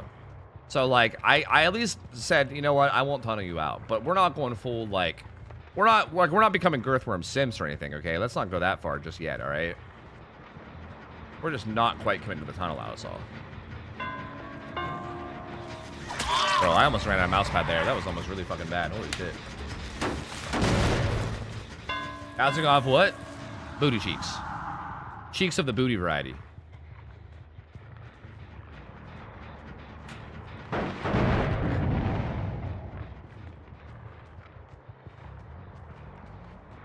Ba, ba, ba, ba, da, da, da, da. Where's the pallet out here? I think it's too far away, right? I don't think he makes it. No, it's right there? What? I thought the pallet was so much further.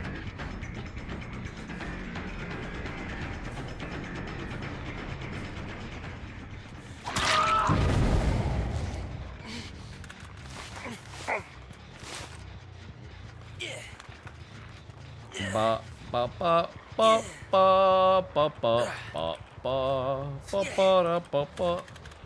Hiya!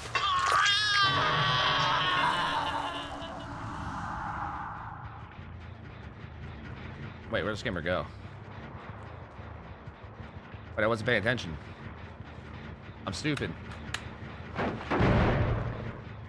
Y'all have no whimsy. Free Girthworm. Bro, yo, you guys are going way too hard for Girthworm now. Look, Girthworm's here. Girthworm might have to die now, okay? All right. I think we gave Girthworm enough time to exist, get some, get some blood points, play the game a little. I think it might be time for Girthworm to go now, okay? Matter of fact, I'm a little concerned about like a Girthworm mutiny at this point, to the point where I think I might need to take out Girthworm for the good of the stream, you know? Like, I fear if we don't kill Girthworm, I may lose my seat of power, you know? And like some kind of a Girthworm uprising. You know? We can't have that. That'd be crazy. Saint Girthworm? Stop trying to martyr Girthworm. Stop it. Stop trying to immortalize Girthworm by making them into a martyr. Stop it. No.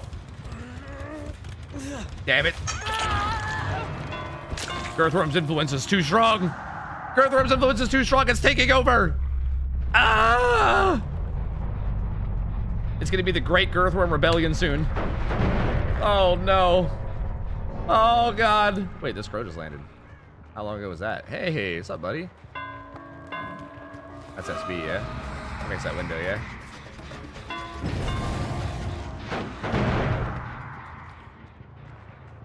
Thank you for saying Girthworm so many times. Of course, thank you for having a name like Girthworm. GG's, my gamer. Hopefully we don't run into each other again. Whoa, he just left that? Really? Oh, wait, this is the lagging guy. Are you still lagging? Oh, your ping stabilized a little. I think it's fine. Saint Girthworm the Thick is crazy. You're giving him like a fucking Lord of the Rings ass title now. Like a fucking Game of Thrones ass title. Saint Girthworm the Thick of Antioch. Hallowed be thy name. Hallowed be thy worm. Eruption. Eruption. Eruption. Thanks. I wonder if the Dustin got back on that gen. He probably did. He didn't, actually. He did not. He actually is going for the unhook, it turns out.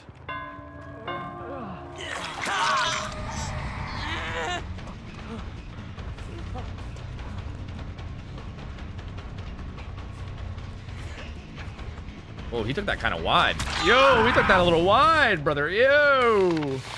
Yo, brother. Yo. Unsummon to Tofu, summon to Girthworm. See, this is what I'm saying. This is what I'm saying. This is why I had to put this down, because like this was only gonna get worse. This was only gonna get worse with time, you know? You see a Girthworm, you gotta stop that before it spreads, you know what I mean? It will spread. It will become a Girthworm infestation, if you will. The influence of the Girthworm is wide. And girthy. And girthy. It's thick. And you can't let it take hold. Oh fuck, they already got back on this gen. Stop it, Gen Rusher. Stop it. How dare you? Stop it. I'm gonna get in front of you. I'm gonna do it. I'm gonna get in front of you. Uh-oh. Wait, you're gonna make that pallet? Wait a minute, that's not part of the plan. I see.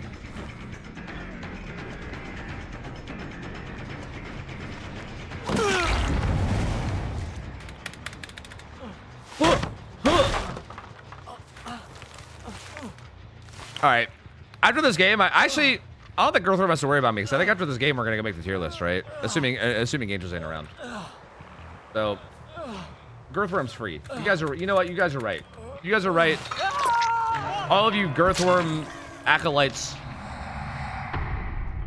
It's been successful, okay? Girthworm is now free from Tofu's tyranny. Because I'm gonna go make a tier list, and they won't have to worry about running into my dumbass anymore. No.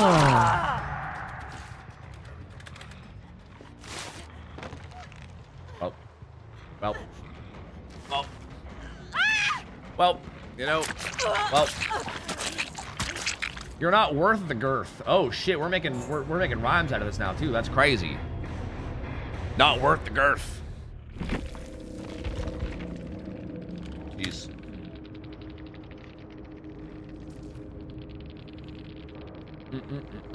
All right. Well, we got our win streak up to 21. We'll continue this more later. Yeah.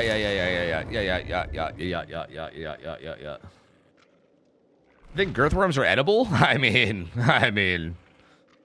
you know, maybe. Depends on.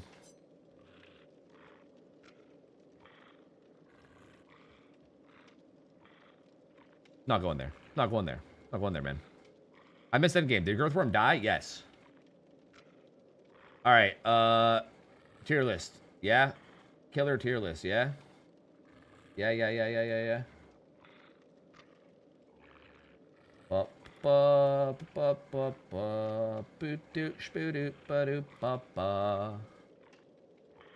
Everything is edible if you chew enough. Oh. You should have signed Girthworm's profile. Girthworm wasn't on Steam, so there was no profile to sign. They were a Globe.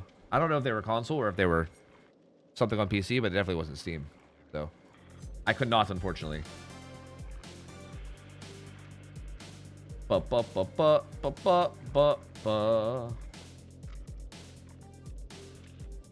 right, let me think.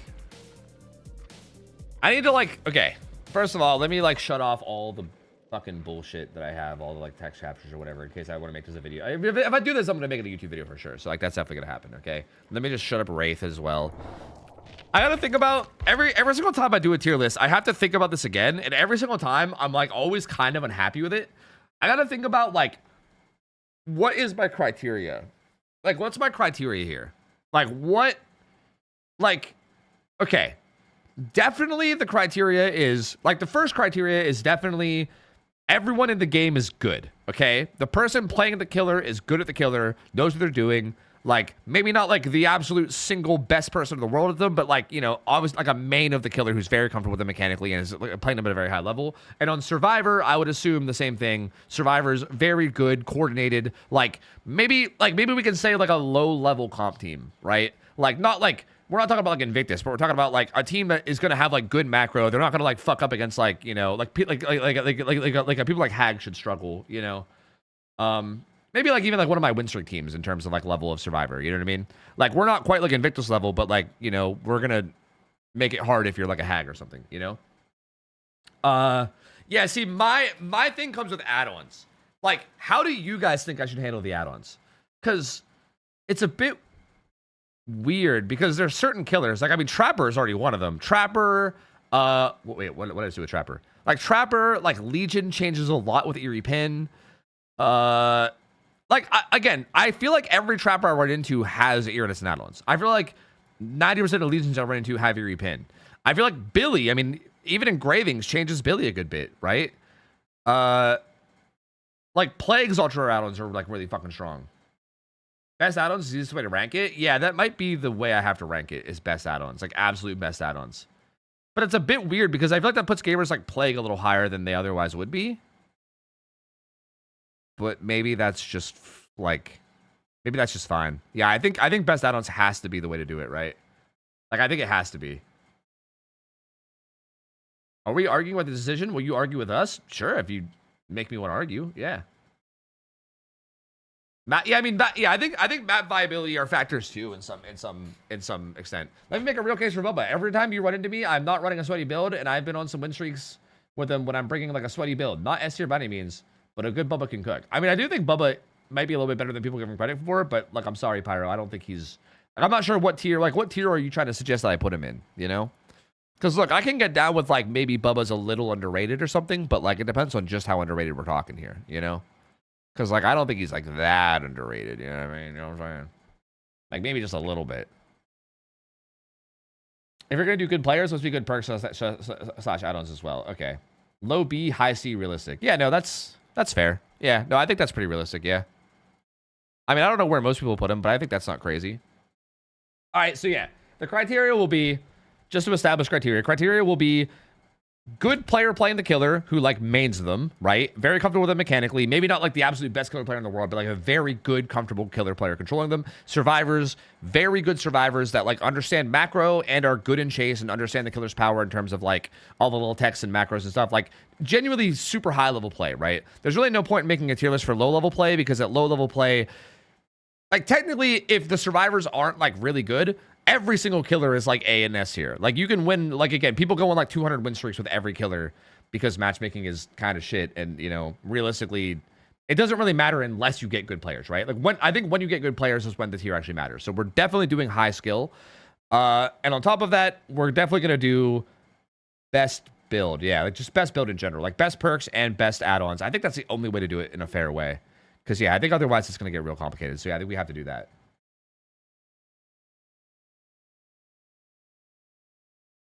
Please tell me you're going to redefine what tier they're generally considered to be in. Wait, what do you mean?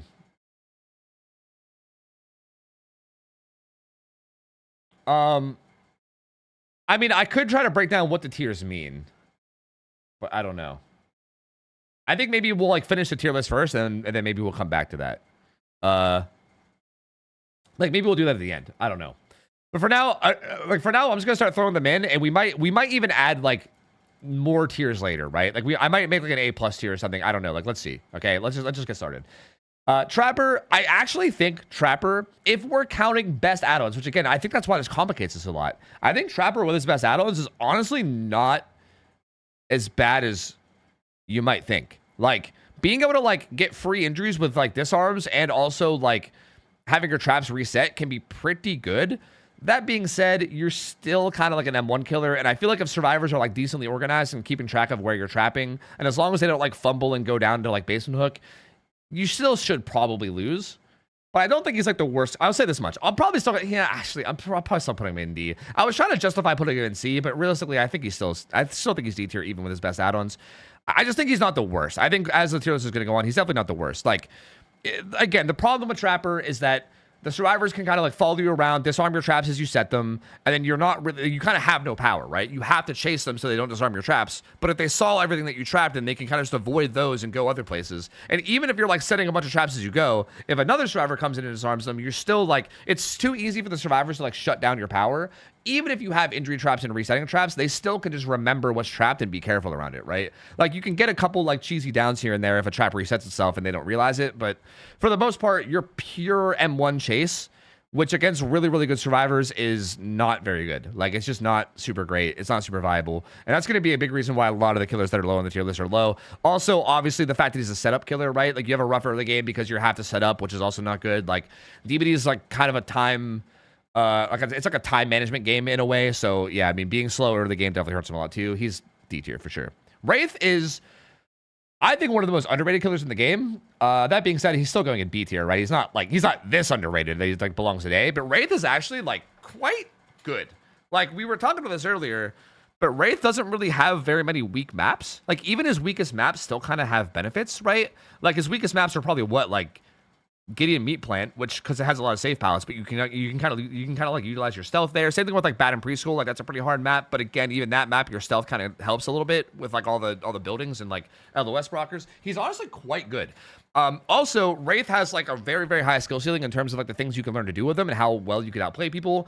And I think if Wraith gets ahead, like if a really good Wraith player gets ahead, it can be really hard to come back. Like, you definitely can't make too many mistakes against them without like feeling it really, really hard. So not quite like good enough that I'm going to say A tier, right? A tier I think is like going to be for people that realistically can get ahead more reliably. Like, I feel like you definitely still need to make mistakes though. Like, if the survivors are playing really clean, Wraith still should lose and should struggle ideally, even with all the little things you have at your disposal. So I think like B tier is fine. Like, not weak, but definitely not insanely strong.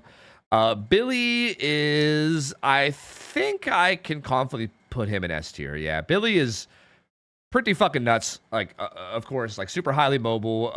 Like, probably one of the most mobile killers in the game in terms of like not really having like a cooldown on his power in terms of mobility.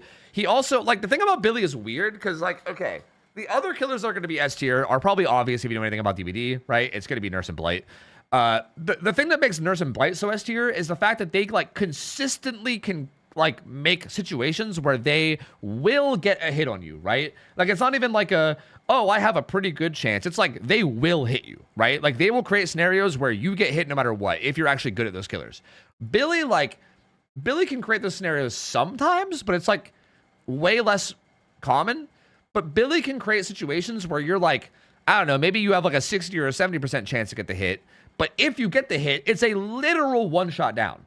And like, that's kind of nuts. Like, if you can create a couple of those scenarios back to back and get multiple one-shot downs, like super quickly, that can snowball a game like instantly. Like, if that happens at like Billy is like probably the most explosive killer this game has ever seen, like by miles. Like, I would say even more so than Oni. I feel like Oni is probably the one people think of when they think of like snowballing explosiveness. I mean, Oni is really good at that too, but like Billy, there's not even like you can't wait out his power or anything like you can Oni. Like, there's no like, he doesn't leave power ever. Like, he has like his powered up blue version, but even when he's not in blue version, he can still be pretty deadly, especially if you have engravings. Like, he's always at least somewhat of a threat. And like, it's just crazy how quickly he can snowball. It's just, again, he's probably going to be weaker than the other S tiers because it's just not consistent is the problem, right? Like, even against good players, you can explode and have a crazy big game and like have a crazy like strong result. But also, if you happen to like lose those situations where you have like a 60-70% advantage, if you lose those situations, especially if you lose a bunch of them back to back to back, suddenly all the gens are done, and then, you know, what are you gonna do? You know, you're fucked. So it's just not. If he was a little bit more consistent, he would probably be like the best killer in the entire game. Just not consistent enough. So I think he's just bottom of S, which I still think is really fucking good though. I mean, he's probably third best killer in the game. Speaking of which, Nurse goes above him. Nurse is, I think, probably the biggest misconception about Nurse is that I think a lot of people seem to think Nurse has, like, really good mobility. She has really good mobility on multi-level maps, right? Like, on, like, Midwich or Gideon Meat Plant or something, her mobility is absolutely absurd. And she has, like, situational mobility, right? Like, she can blink like upstairs of a building or something quickly, like without having to like go through the stairs or whatever. But like generally speaking, in like a straight line, like for instance, if you're on like one side of Azeroth's resting place and you're trying to get to the other side, blinking from one side of the map to the other in like a straight line, you actually go slower than like a trapper walking. Like a normal 4.6 killer walking literally gets there faster than you.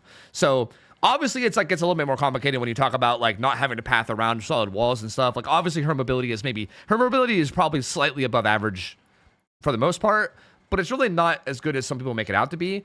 Like that's kind of her one weakness, but obviously her upside is that she can just absolutely hit people like consistently no matter what. Like if a good nurse is within like 10 meters of you and they have both their blinks up, you're getting hit. Like there's no like, again, it's like there's a lot of killers on this list, and we're gonna talk about this a lot throughout the tier list. There's a lot of killers where it's like you create a situation where you have like a, you know, roughly like 70-ish% chance to get a hit, or maybe like a 50% chance to get a hit, or, you know, whatever. Like it's all about creating these situations where you have a high chance of getting damage, but maybe the survivor can juke it or whatever.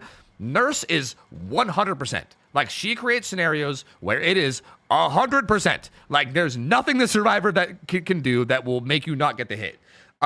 I mean, that being said, that really is only a scenario when she's like really close to you. Like for instance, if she's like 24 meters away or something, like if she's technically in range of blink, but it's like max range, there is a little bit of juking you can do, but a smart nurse will blink close to you, fatigue, and then just get you with the next set, right? Like at best against a good nurse, you can buy like 10, 15 more seconds maximum, and then she's still getting the hit. So like the fact that like she's so consistent at that, there's no like, if you're going against a genuinely good nurse, there is like no possible way to just like win some 50-50s and take her on like a minute and a half chase. Almost every other killer in the game, actually I think every single other killer in the game, right? I'm pretty sure I can say every single other killer in the game, it's at least possible to like have a good chase. Even like Blight, even Billy, even like Henry, even every killer, it's possible to do something like that, to like extend their damage. Nurse is the only killer where you guaranteed can get that damage, and there's nothing the survivors can do about it, really. And it's just that makes her just solidified always S tier. It's impossible to move her out of this tier ever, because that's just such an insane tool to have. That being said, she does still struggle on like really big maps, right? Like if you play a really huge map and the survivors do a really good job of like pre-stealthing and playing really smart, like sneaking unhooks, you know, like where you can't see them, and also like pre-running off gens and all this stuff, like she can struggle. Like even a really good nurse will still lose to really, really good survivors when they're on like a good map and a good setting or whatever. It's just very map dependent. Like for instance, a good nurse on like Midwich should just kill everyone always. Like there should be no chance for anything, because it's insane. Like her mobility downside just gets completely nullified there. So I mean, I think I've said enough about nurse. Everyone already knows she's insane, but you know, obviously, yeah, she's S tier. New Myers is interesting because now what? He's a dash killer, right? They gave him a dash. He's kind of hard to judge. Like, he's still kind of slow, right? Like, I do feel like any killer that has to, like, take all this time to, like, set up their power, right? Like, the fact that he has to follow you around, like, staring at you, even if you get the stock kind of quick, like, even a pretty fast stock is still, like, 10 seconds or something, right? Which I know doesn't seem like a lot, but realistically, like, 10 seconds of like three different survivors doing gens is a lot of gen progress. And if you're having to do that multiple times throughout a game just to get your power, it kind of adds up and makes you like less time efficient at actually getting the kills. And that being said, when you're in tier 3, you don't really get like guaranteed downs, right? Like you can kind of chew through pallets if the survivors are throwing every pallet, and they also can greed some pallets and kind of like play risky 50s, even though that's, you know, obviously pretty risky to do. And also, again, I think the fact that he gets kicked in and out of power and has to like get his power back kind of stops him from being able to like massively snowball against good teams, right? The good teams that play smart, you know what I mean? Obviously when people are fucking up, you know, whatever, but good teams that play smart are going to be really hard to snowball against because of the fact that you get kicked in and out of power so much. He doesn't really have any add-ons that are like massively game-changing against good players. I mean, he has some pretty good ones, but it's nothing too crazy. I feel like I might catch some slack for this. I don't know. Maybe I won't. I mean, maybe people will just agree. Whoa, what just happened to him? I think I'm going to put him in C tier. Like, I think he's like high C tier. I don't think he's like that crazy. I don't think he's like super good. He's like, he just shreds pallets sometimes. And if you can survive his pallet shred, he's kind of ass. Like, for instance, if a Myers gets his tier 3 and you run him for his whole tier 3, he just loses. He just loses the game. Like straight up. Like, If you take the time to stalk someone, pop power, chase them for like the entire 60 seconds while they throw every pallet, and then you don't get the kill, then 3 gens are done and you're out of power. You just lose. And it's not really unrealistic for that to happen, like at all. So yeah, I don't really think Myers is that good. I think he's like okay. I could maybe see B tier. Like I could, like maybe by the end of this list, I might move him up to B tier. I need to put more killers in to C. It's possible I might move him up to B, but he's either high C or low B is where he is to me. Like there's no world where he breaks into like A tier for sure. But we'll see. I could adjust him later. We'll see. Hag is probably the worst killer in the game. I think we could just safely say this. I think if we're going to assume that the survivors are smart, I think Hag is worst killer in the game. I will say the one thing... Okay, let me just explain why, just in case people aren't familiar. Hag is probably the only killer in this game that I think is fully... I guess not completely fully, but the most reliant on survivors making mistakes in order to get value, right? Like, she's 4.4, so she's, or 110, or however you want to word it. So she's slower in terms of her movement speed. So if she tries to just straight up chase people, then it doesn't really work very well because she's slow and they can easily loop her. And then her traps, obviously, if you try to like set traps mid-loop, then they'll just walk away from the loop, so it doesn't really do anything. So you kind of just have to set up a bunch of traps in like an area and like protect that area and try to like bait the survivors into like stepping on a trap at a bad time, killing them, and then like hooking them in the trap setup, and then hoping that people die trying to go for the unhook, and blah blah blah blah blah. Like you're kind of like relying fully on mistakes, and like that's not good when the survivors know what they're doing. It's really, and also for the record, there's gonna be a lot of other killers in this list that kind of like maybe don't rely on mistakes, but like are able to bait survivor mistakes, right? And that's like a part of what makes them strong. The thing about Hag and like making mistakes against Hag is that it's pretty easy to not like if you like have a pretty general basic knowledge of like macro and like 3genning and you know not going into the into her web of traps while you're injured and making sure you heal up before you do it, and like if you have a pretty basic knowledge of how to counterplay her, it's not even like hard to counterplay her. Like it's not like making mistakes against her is something that could happen to anybody. Oh no, it could happen. You never know. Even the best players will make these mistakes. Like no, it's really easy to not make those mistakes. Like good players will just run circles around Hag, and there's not really much you can do, with the exception of 2 add-ons. Right? First off, Mint Rag. The Mint Rag add-on where you're able to like manually teleport to traps.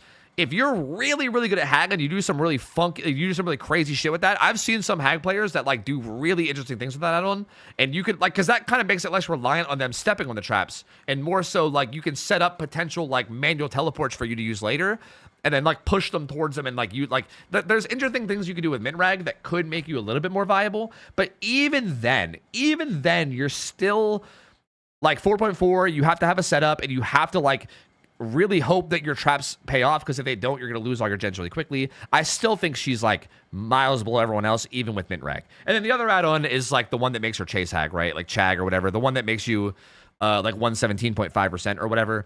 And like that's kind of good, right? Like you're like a permanent, slightly faster M1 killer, but still you're just an M1 killer. Like anyone that knows what they're doing against M1 chase is still going to just shit on you. So even Chag is not good. Like you're just going to, again, like that's exactly why Trapper's down here in D tier, because any killer that's relying on basic, like, normal chase, even if she has slightly more speed, it's just not strong. It's just not strong enough to actually deal with good players. So no matter what strategy you use, she's always D tier. She's just sometimes a little bit better than other times, but she's always D tier no matter what. Doctor, actually, also, I hope you guys don't mind. I think I'm going to keep this going through ads, because this is going to be a long recording. So I think I'm just going to let this go through ads, by the way. And just keep ranting, okay? Because otherwise it's going to take fucking forever, I think. Yeah. Hold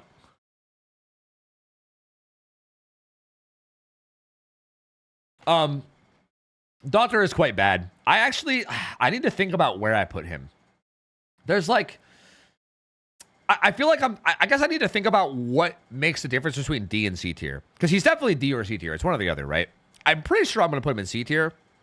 And the reasoning is, like, okay, what makes Doctor kind of bad is that he has like this anti-loop where he like shocks you and stops you from throwing pallets or vaulting windows. And you can kind of like, for instance, if someone's looping a pallet, like at a real basic level, if someone's looping a pallet, you can shock them every time before they make it to the pallet. And then you gain a little bit of distance every time you do a loop. So after like maybe 2 or 3 shocks, you'll be close enough that you can get a hit, and then you get a hit, right?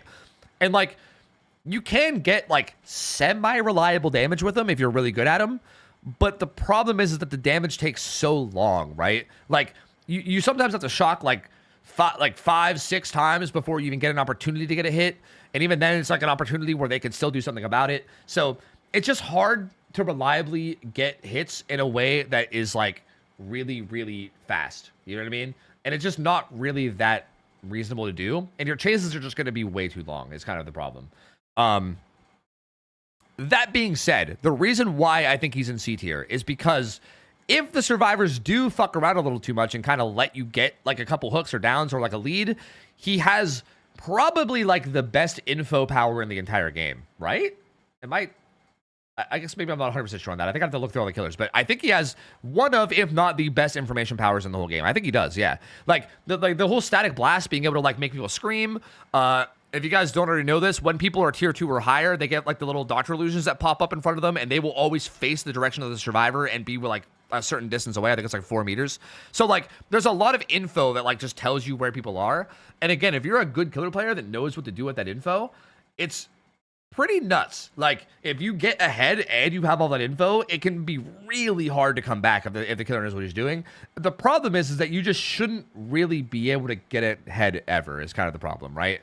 Like I feel like a lot of like the D tiers and C tier killers are like, it's like even if they get ahead, you probably still are fine. Doctor is definitely the killer where like if he gets ahead, you're like a little bit more in trouble. It just should be really, really hard to get there, right? So I still feel like you could even justify putting him in D tier, man. I don't know. It's close, but I think I'll say C tier. Because I do think you can definitely create some interesting scenarios where you can like, you know, maybe win some 50s and get downs fast and go from there. So yeah, I think C tier is fine. Yeah.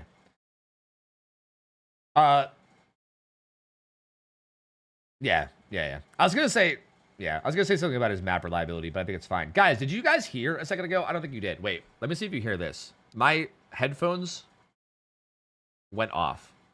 No, you guys don't hear that. My fucking wireless headphones turned off because I have no volume playing, and I wasn't sure if you guys heard it or not, but I don't think you guys did. Okay, I think it's fine. Good. Anyway, Huntress. Now this might be a hot take. I think I would put Huntress in B tier for sure. Well, I don't know. I feel like I don't ever know what to say about Huntress because I feel like some people think Huntress is like way stronger than she is, and then some people think she's way weaker than she is. And I don't know. Like I've seen a lot of people put her in like low C, but I've also seen people put her in like A, and I'm like, whoa. I think she's like B tier. Like I think against good players, like you can pretty reliably get downs at some like okay, her weakness is that on a lot of maps especially, it can be really hard to get the downs because of all like the like strong resources that survivors have. But you definitely are able to create a lot of scenarios where you have like, okay, like earlier I was talking about how, you know, Nurse creates these like 100-0 scenarios where she always gets the hit, and like Billy will create scenarios where it's like a, you know, maybe like a 60-40 in his favor where he can get the hit but sometimes doesn't or whatever. Huntress will create a lot of scenarios that are like 20-80 or something. I don't know what the proper ratio to use here is, but like it's like she doesn't have a super high chance to get the hit, but there is a chance. And like if you happen to get like 1 or 2 of those to work, especially early on, and you get like a down early on, she is so devastating at like area control. Like her area control is absurd, bro. Like hook camping with her is nuts. Like you cannot unhook anywhere near a Huntress that's near a hook, right? Like if she's protecting the hook at all, you have to just like let that person go and not even bother. And even if it's not like hook camping, right? If you're like say you have someone like in basement or like tucked in a corner and there's like a hill near it, if you could just stand on the hill and like hold a hatchet, you're like, you have such a big area of like threatening that you can control. Like she's definitely the kind of killer where if she gets to like kind of a like leading spot, it can be nightmarish to kind of come out of it. It's just that the main downside of her is that getting to that ahead spot is really difficult. So she's hard.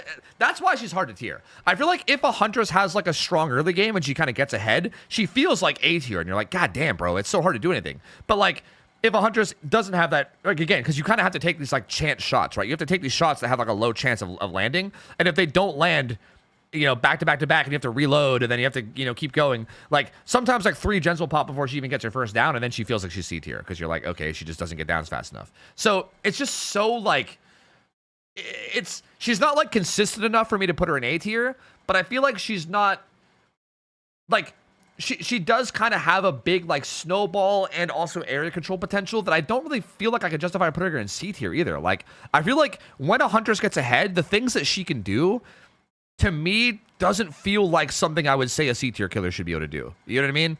Like I just can't in my right mind put her that low. I feel like she has to be in B.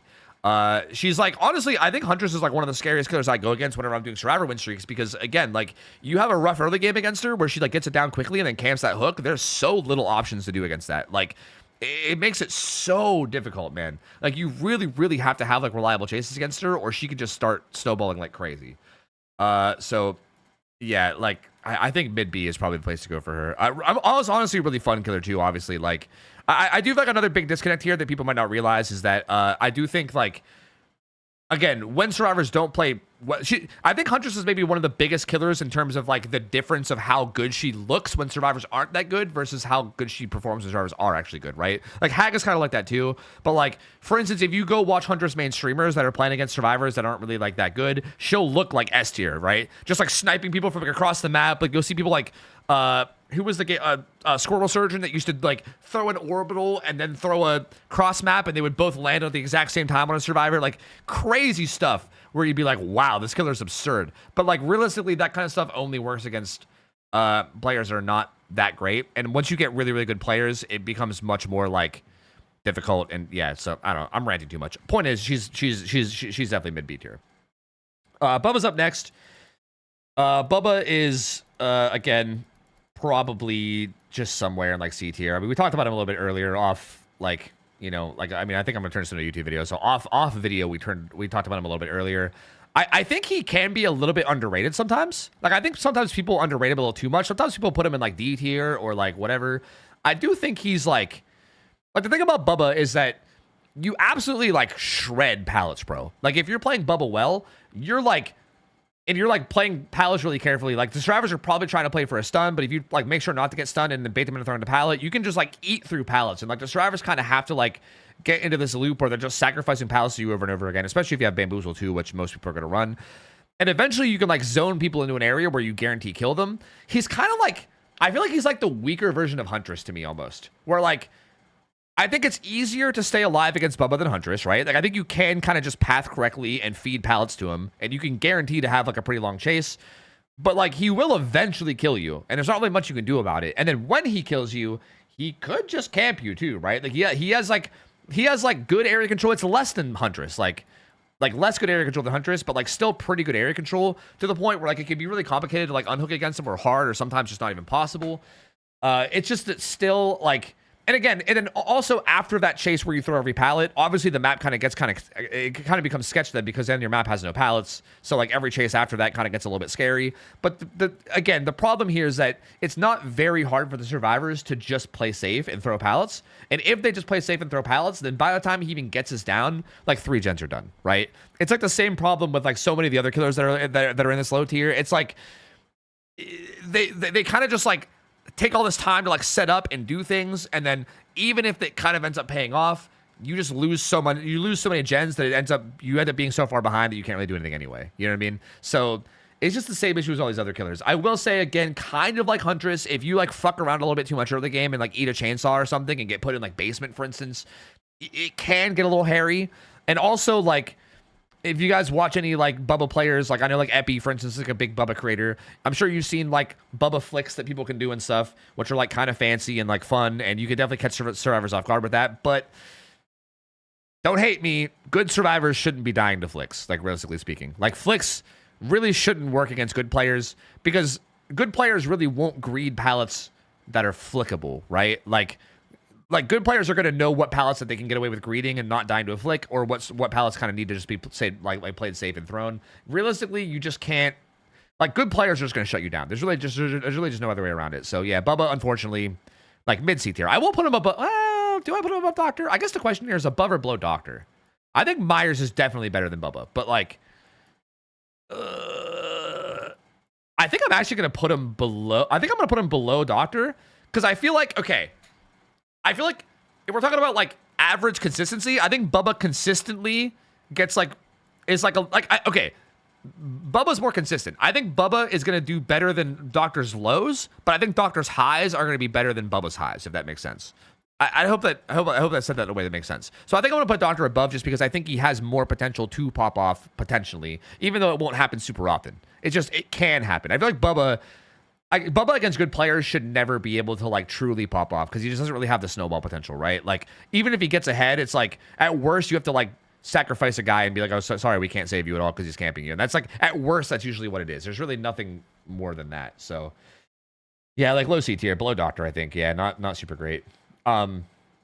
Freddy's up next. Freddy, okay, this is where it gets confusing because, like, I got to figure out whether I'm doing an A+ tier and an A- tier or whether I'm just going to put Freddy in B tier.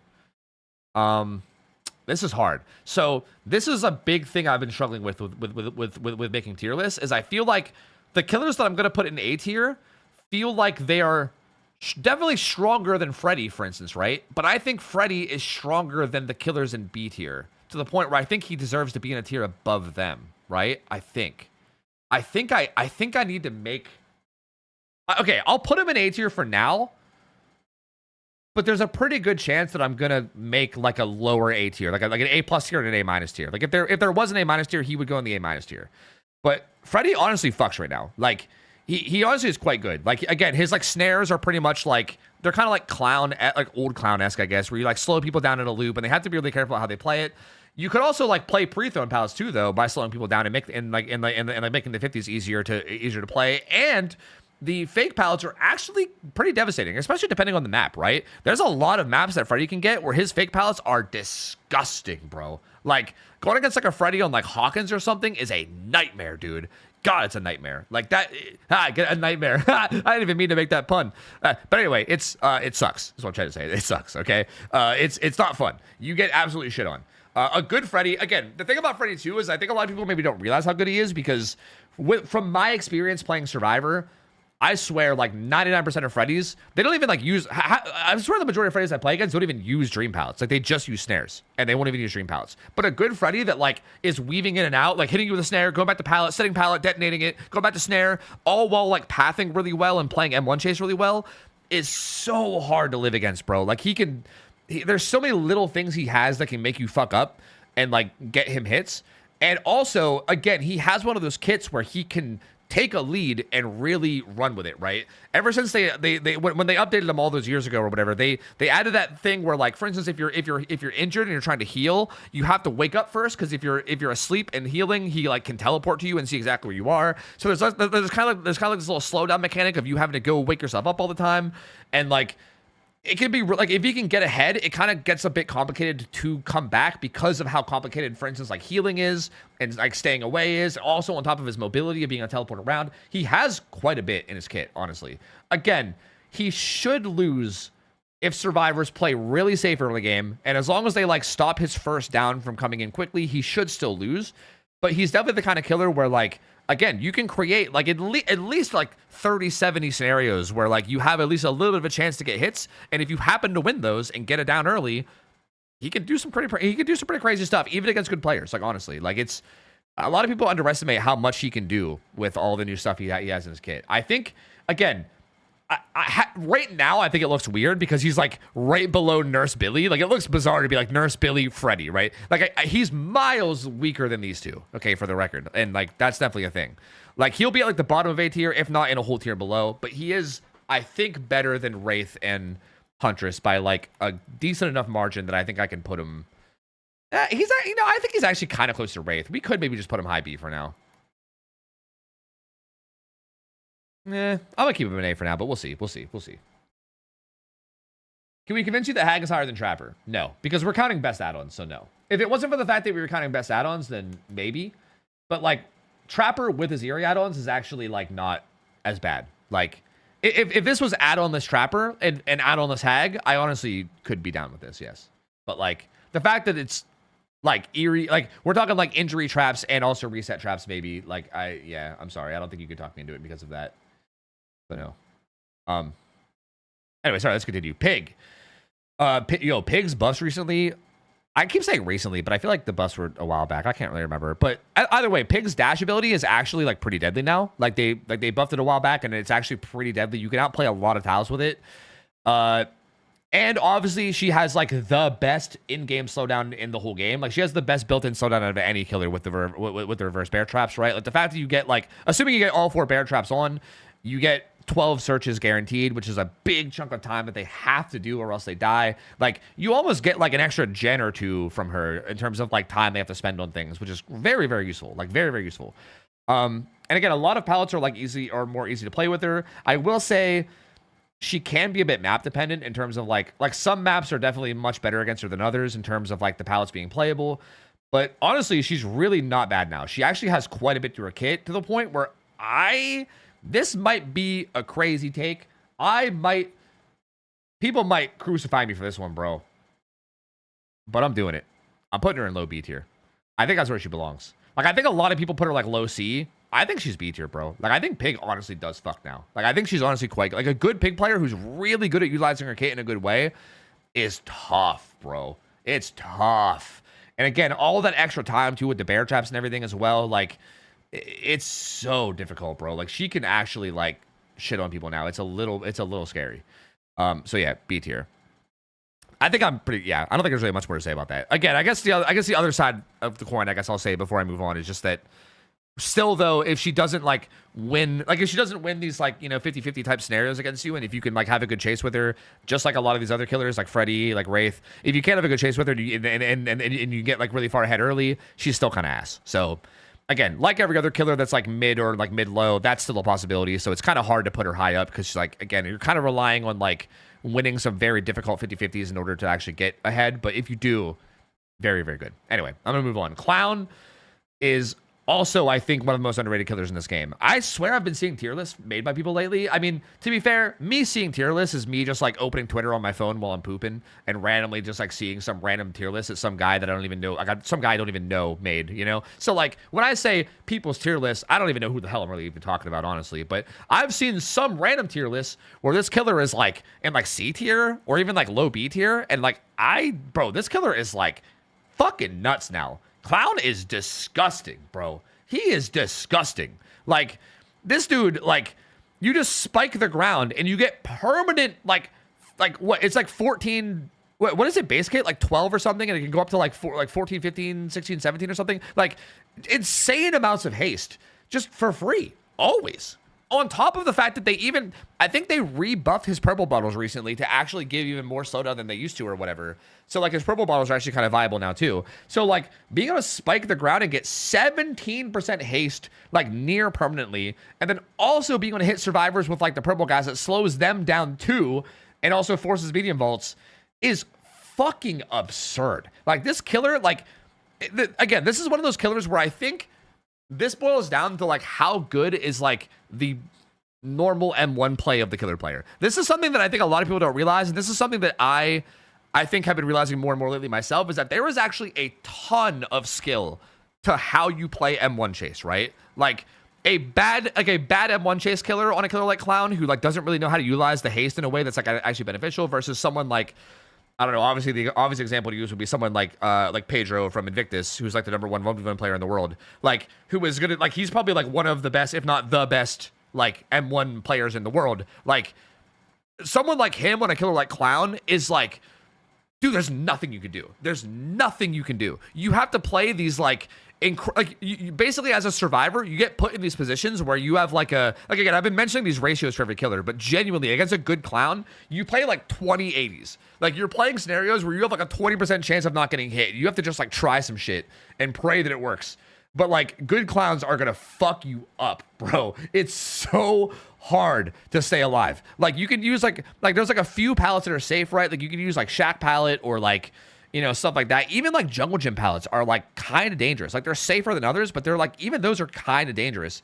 And then like any filler pallet, have fun. Like you're probably just dead. Like there's like a few pallets on every map that are guaranteed safety, and once he breaks those, everything else is like a very high chance of him getting a hit. On top of the fact that like he can even get around the map pretty quickly now too, right? I mean, like even getting from point A to point B is not that bad when you have like 17% haste. You know what I mean? So he kind of like, he doesn't really have very many big downsides. Like, I guess the only really downside is like if you sacrifice every god palette and just slam gens, you can hopefully ideally get to a spot where like even though he's killing people, you can kind of get the gens done before he kills everybody. But like no matter what, a good clown is gonna get some hits and downs and hooks on you no matter. There's no way to stop it, bro. A good clown is gonna fuck you up at least a little bit. Like I really think clown is severely underrated right now. Or maybe not. Maybe people know he's good. But I think he's A tier, and honestly, I don't think he's even that low in A tier. Like he might like his end placement here might actually be interesting depending on the other killers I put in A tier. He is very good right now. He is goddamn terrifying, bro. And again, he doesn't even have that many bad maps. Again, I think like maybe Gideon Meat Plant's probably his worst map because of all the god palettes. Like that's probably his worst map, and that one is pretty rough on him. Other than Gideon Meat Plant, like what map do you get against Clown that you feel good about? I genuinely don't know. I feel like he just like he's just a nightmare to go against. Like I don't know. Like every map it's crazy. So yeah, Clown, very, very good, man. Like top of A tier. This killer is really scary right now. Again, I think the one like kind of thing that makes him a little bit more bearable is again most killer players. I think DBD kind of has this thing where like most killer players don't really push themselves to get super good because they don't really have to. Like if you're a really good survivor and you find a random clown in your matches, usually you can still win some 50s and survive, right? Like again, if you watch like streamers play against clown, you might be like, "Whoa, he doesn't seem that good." But I'm telling you, man, in the hands of a good clown, like again, if we're specifically talking about a good clown player, which is not super common, insanely strong, like super good. This killer. And moving right along, we have another A tier killer. I mean, this is Spirit. I think this is pretty obvious. Spirit's like high A tier. This killer is again, I'm going to classify multiple killers this way. So I guess I'll just get this out of the way with the first one. Spirit's like discount Nurse. She's like the Walmart version of Nurse. And the reason I say that, and there's going to be a lot more killers on this list that I say the same thing about. There's kind of like this archetype of killer that exists that's like slow, but extremely deadly, right? Like not very mobile, but super deadly once they get close to you. And they kind of excel at like tunneling, like controlling like the hook and trying to like make plays based off like unhooks and rotations. They basically try to play around taking advantage of the survivors having to come to them for unhooks, as opposed to like killers like Blight who can rush out and do whatever the fuck he wants because he's so fast it doesn't really matter, right?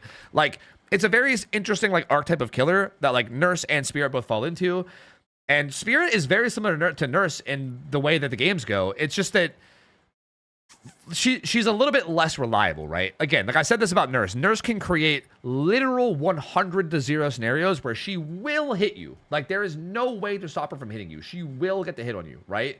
Like 100%. Whereas with Spirit, it's a little bit like less 100%. It's more like, I mean, you could probably create scenarios that are like 80-90%, right? It's like still really high, but there's technically the survivors can do something and stay alive, right? There's like, it's not as reliable.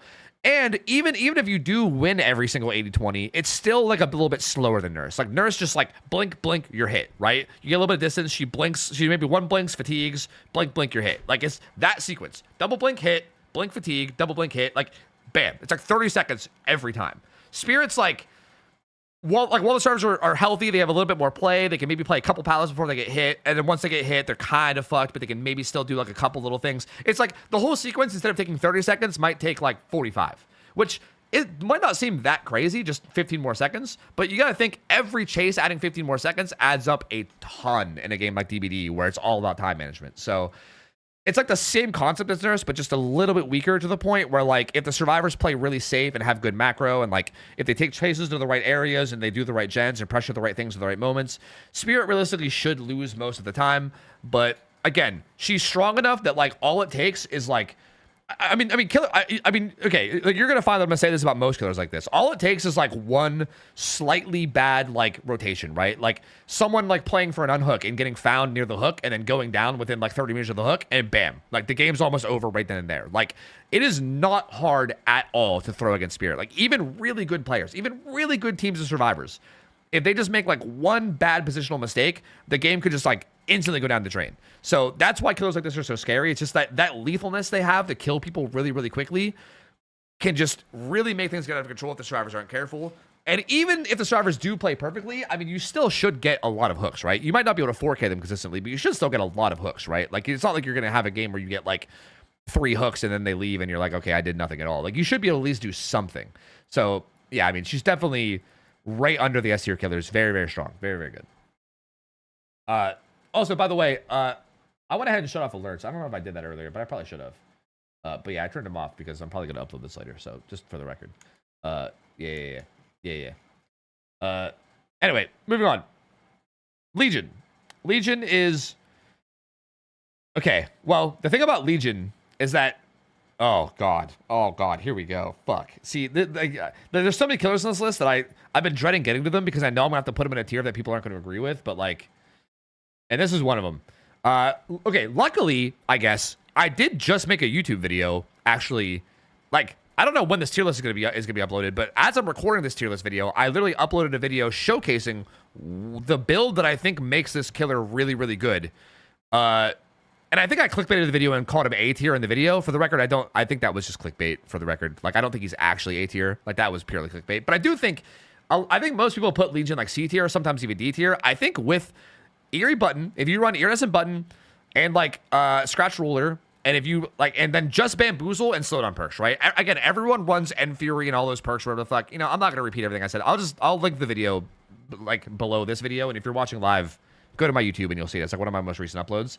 If you run like the right build with this guy, where you run Eerie Button, Bamboozle, and then Slowdowns, and you actually play smart around it, he is gross. He's gross, bro. He'll like shred every, like he'll bam every window you run to. He'll shred every pallet, and then his cooldown is so fast and his mobility is so good on top of the free damage that it is not that hard to fuck up and give him hits. Like, you could absolutely wreck people's shit with Legion. I do think really, really good striver play, right? If we're talking like really excellent striver play, should still be able to stay alive against him and like struggle a little bit, but honestly, I know I'm gonna get hate for this, bro. I know I'm gonna get hate for this, but above Huntress, definitely. I think maybe below Wraith, but even again, Eerie Button. If I think of how good Eerie Button Bam is, bro, like I could maybe even justify above Wraith. I think I'm gonna keep him below Wraith, but definitely better than Huntress and Pig for sure to me. Like, actually very deadly, but this is only with just that one specific build. Like, I want to make it very clear. If Eerie Button didn't exist, like for instance, say tomorrow a patch comes out and they just like completely rework Eerie Button, it does something completely different that is, you know, not good, this killer instantly goes like here. Like, literally, it's that big of a difference. Like, so I want to make it clear that I know, other than this exact one thing, this killer is not that strong. But with that one thing, because again, you got to remember, like, I basically already explained that he becomes pretty lethal. You have to remember, this killer has so much other stuff in his kit, right? Like, if he's actually able to get downs semi-consistently, he also has completely free damage. He has free deep wounds to kind of slow the game down somewhat. He has information, right? Like, you can frenzy people, and then you get killer instinct on all around you to get information on where people are. And kind of mobility if you just pop your power to like run across the map and stuff too. Kind of, like, not as much as others, but like he has so many other like little utility things about his kit, to the point where, like, if you're able to get downs quickly, bruh, it can get out of control fast. It can get out of control real fast, honestly. Like, I think a lot of people underestimate how good Legion can be with the right build. So yeah, that's all I'll say about that. I think he's B tier. And now this is where it gets to like another section that like I'm not happy with what I'm about to have to do, because Plague, I think Plague is one of the most overrated killers in the game. People have been putting Plague in like A tier, even like high A tier for like a long time now. And I do not think Plague is that good. I think Plague has been massively overrated for years and years and years now. But, however, we did say that we're talking about the best add-ons in every killer, right? Like, if we're going to put Legion in mid B tier because of Eerie Button, then we have to also put Plague in A tier, because her Eerie add-ons are probably she probably has some of the strongest add-ons in the entire game. Like, Eerie Seal is the Eerie add-on where you get your power when a gen pops or whatever, like for free. So like, you can be in the middle of chasing somebody and bam, you just get power for free. It's nuts. Incredibly strong. And also Black Incense is the other one where you just get free aura reading on people that are sick, and you know exactly where everyone is and what they're doing. Like, her Eerie's are disgustingly good. So I think, considering the fact that you're probably going to run one of, if not both of those add-ons, then I think I have to put her in A tier. It's just very, I mean, okay. I think, to my own credit, to put her a little bit lower, I do think, for instance, if the survivors are smart, they'll realize that she has Eerie Seal. And I think once they realize she has Eerie Seal, you can kind of like 99 the gens and just not pop them, right? Like, there is kind of like counterplay to it, right? But I mean, even then, she'll still get value one time at least, right? Like, you have to scout it. Like, there's no way for you to know for sure. So even if she gets value once, like you can start 99ing gens, but even 99ing gens becomes weird because then if she has pain res and all these things to regress them, then you can lose. You know, even 99ing gens becomes like a whole side quest at that point that you have to deal with. So like that's hard. Black Incense doesn't really have any counterplay or any way to scout it unless you have distortion, I guess. So like that's also very difficult too to deal with. I mean, it's not like those iridescent add-ons are just like instantly game over and the killer wins no matter what, but they increase her strength by a lot, like a lot, to the point where I think she has to be an A tier. That being said, I think if she doesn't have those iridescent add-ons, I would unironically put her like down here. Like I think without those Eerie add-ons, I think people vastly overestimate how good like Plague without those add-ons is, and people still put her in like A tier. I think Plague without her Eerie add-ons is like mid B. So I just want to throw that out there, but considering the criteria that we're using for this tier list, she's A tier. I'm going to put her below Freddy. Well, no, I think I have to put her above Freddy, actually. Yeah, her add-ons are nuts, bro. Like a good Plague with like Eerie Seal. Yeah, like, bro, because she has that like if she's actually able to get her power semi-consistently, then like her area control, she kind of has that like Huntress-esque area control. Obviously not like quite as good as Huntress, but like close. I think she has to go above Freddy even in that tier if we're considering ultra rares. Which is kind of crazy. All right, Ghostface is as much as I love my boy Ghostface, this might be a little bit of a weird thing to say. Also, I just realized I should move my camera. Sorry for the people skimming the video that are gonna have my camera move a different spot. I guess midway through. I guess I'm gonna put it over here now. Fun fact about Ghostface. Ghostface is probably one of my favorite killer designs in the whole game. I love that this killer actually is designed in a way where he genuinely actually uses his stealth in a way to be like extremely deadly. Like I love the mechanic. This is like kind of a hot take. I know some people, well, I guess it's a hot take depending on who it is. I know some people hate this mechanic, but I love that you can like 99 people stalk without, and sometimes without them even knowing it, right? Like sometimes you can like stalk someone, they don't even know you're stalking them, and you take them the whole way to 99 and then just leave them for later, right? And they have no idea. And then you can sneak up on them, instant pop stock, bam, they're dead. Like it's such a cool way of like making it so that you genuinely are able to utilize your stealth in a way that's super deadly. Like if you've ever watched good Ghostface players like play, like especially in like competitive and stuff, it's so cool, dude. Like the way they like path uniquely to try to come from weird angles and like just genuinely utilizing your stealth in like powerful ways is so fun and interesting. However, the downside here is obviously, so first off, on open maps, especially, I mean, on indoor maps, you can kind of do this, but it's harder. Definitely on open maps, it's much easier. On open maps, survivors can kind of do the thing where they like just follow him around, you know? Like if you have a teammate following you, following Ghostface around and either A, breaking him out, or B, like letting you know where he is. And like, it's kind of hard to actually force out stealth plays depending, right? Even then, like you can still stalk the guy that's following you around. Like you can try to like counter it somewhat, but it definitely like takes away some of your agency in terms of all the different things you can do. And then also at the end of the day, this killer has no anti-loop whatsoever, right? Like other than like stalking someone and making them one shot down and then instantly downing them, other than that, there's really no, like the only way to kill people is to run them down as a normal chase killer, right? Like if you don't sneak up and get a free hit, then it's just normal chase. Like for instance, if you pop someone's stock and then they like sprint burst away and make it to a pallet, congratulations, you now have to play a normal M1 chase and try to get the down before the stock runs out, which again, against good players is insanely difficult. So I think he just gets countered way too hard by exhaustions. He gets countered way too hard by like survivors following him around. He has no anti-loop at all. Like I think he can do some interesting things. Like I think especially on like indoor maps and stuff, he honestly can do some crazy things to the point where I'm definitely putting him above Trapper and Hag. Like he can be a threat. Like it can be surprising sometimes how much Ghostfaces can pop off if you're not careful. It's just, I feel like it's just if the survivors are real careful, it's just so hard. I do think, yeah, someone in chat did point it out, and I do think for the record, Play With Your Food makes them way better as well. And I do think I almost feel like with Play With Your Food, that's a good point. I guess if we're gonna count the very best builds, because yeah, we're counting the very best builds. This might be crazy. Wait a minute. Hold the phones. I think with Play With Your Food, I unironically maybe would put him like here. Maybe better than Bubba? If we're specifically thinking about Play With Your Food, that perk does do really well in this killer, right? Like you can kind of like drop chase, get a bunch of speed, because Play With Your Food makes it so that you can take people into normal M1 chases and you can actually down them, right? Like if you have like two stacks of Play With Your Food, you can like, even if you pop stock on someone and you chase them in a normal like M1 chase, they die if you're good at M1 chase, which is kind of nuts, actually. Like, you get at least some guaranteed downs. The problem with that is, like, Play Their Food can be a little RNG on, like, your ability to find the obsession and stuff. Like, there's a little, like, there's, like, definitely, like, a consistency problem with it. But the potential's there. I think, okay, I think Ghostface's highs are way higher than Bubba's highs. I'll say that much. Like, again, like, it's kind of the same reason that we put Doctor above Bubba. Like, the highs of Doctor are way higher than the highs of Bubba.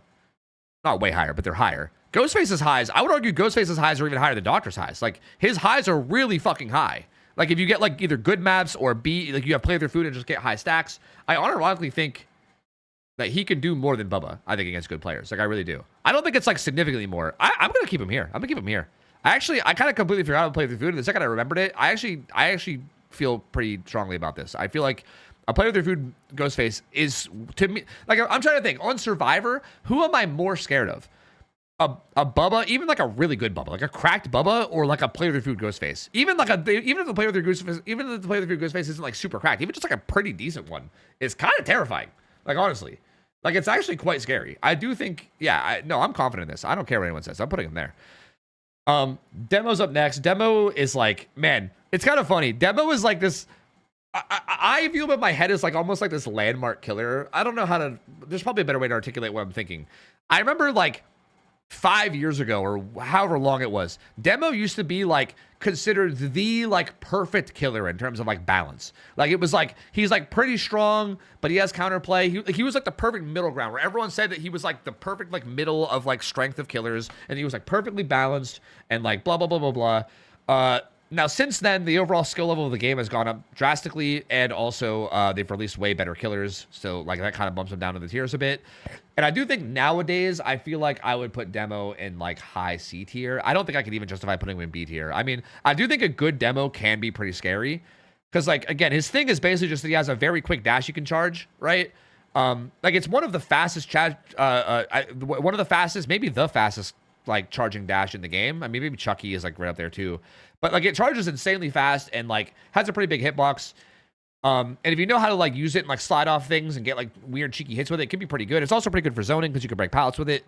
But at the end of the day, it is basically like looping a Demo is basically just like looping a normal killer with a slight dash effect you have to look out for. So if you know how to play around it safely, you can kind of just get into that position where you're just feeding him pallets over and over again, and then you pop all the gens, and then he's too far behind to do anything, right? Like, that should happen pretty reliably. I think to the point where, like, I think I might even put him below Myers. Like, I think Myers has more of a chance of making something happen than Demo does. Like, Demo, like, again, no one-shot down potential or anything either. Really just shouldn't be able to make much happen against really, really good players. Obviously, he has, like, the portals, too, for mobility, but even the portals that he had, like, his mobility power is probably one of the worst in the game, because you have to, like, preemptively set it up. You know, you get to set a portal there, then run over, set a portal somewhere else, and then you can portal, and then the survivors can also break your portals. Like, he has a mobility power, but it's probably one of the weakest, if not the weakest ones in the entire game. So, like, that adds a little bit to his kit, but not, like, a crazy amount. He's mostly just a normal killer with, like, a dash and a chase, and it's just not, like, I feel like with how good everyone's gotten to this game, I think he just has been, like, power crept as a whole to the point where, like, I just think it's pretty easy to beat a Demo these days, you know? On top of, like, you know, crouch tech existing as well, which is pretty solid, so... Yeah, I don't know. Not really much more to say about that. I think used to be like a perfect middle point. Not anymore. Oh, how the mighty have fallen. You know? Unfortunate. Oni. Now, this is where I have a little bit of a dilemma, because obviously I think most people probably know where Oni is going to go, right? Oni on a tier list is pretty obvious. He goes in A tier, right? Like, I think most people are going to agree. Like, I feel like when you think of an A tier killer, you think of like Oni is probably like the person you think of. I think I'm going to put Oni below Clown.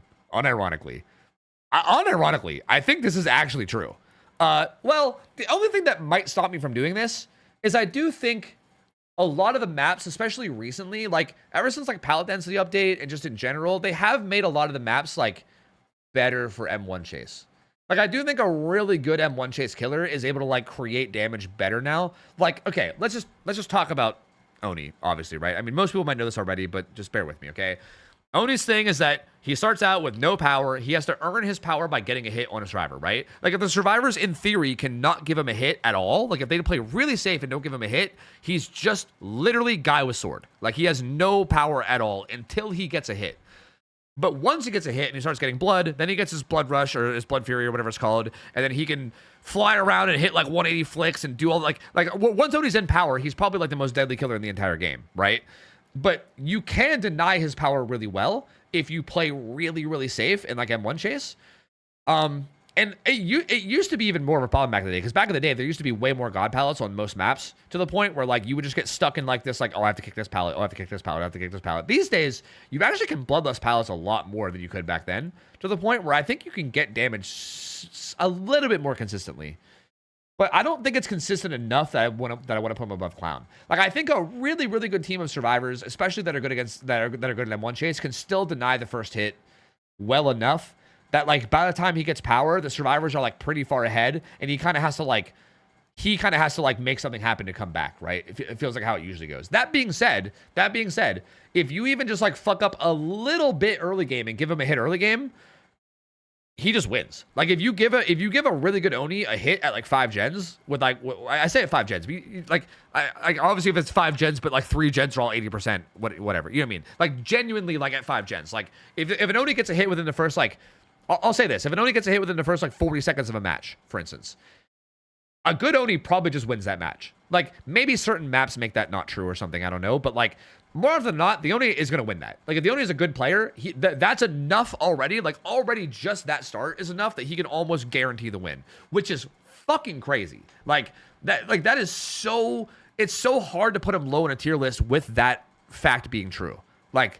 That's so, like, he's so explosive and he's so snowbally. Like, once he gets going, it's so hard to stop him from, like, continuing to go, right? Like, it's so hard to slow an Oni down once he gets going. A good Oni, I should say. A really, really good Oni. But, like, again, I think the fact that he can be inconsistent with his early game, and also the fact that, again, I guess you even could kind of mess up even once you get power. Clown just feels so much more consistent in terms of, like, always putting you in terrible positions. And again, I also feel like Clown has no bad maps. I feel like Oni can at least have somewhat rough maps sometimes, whereas Clown has like no bad maps. I think, oh my god, is Oni below Clown? I think he is.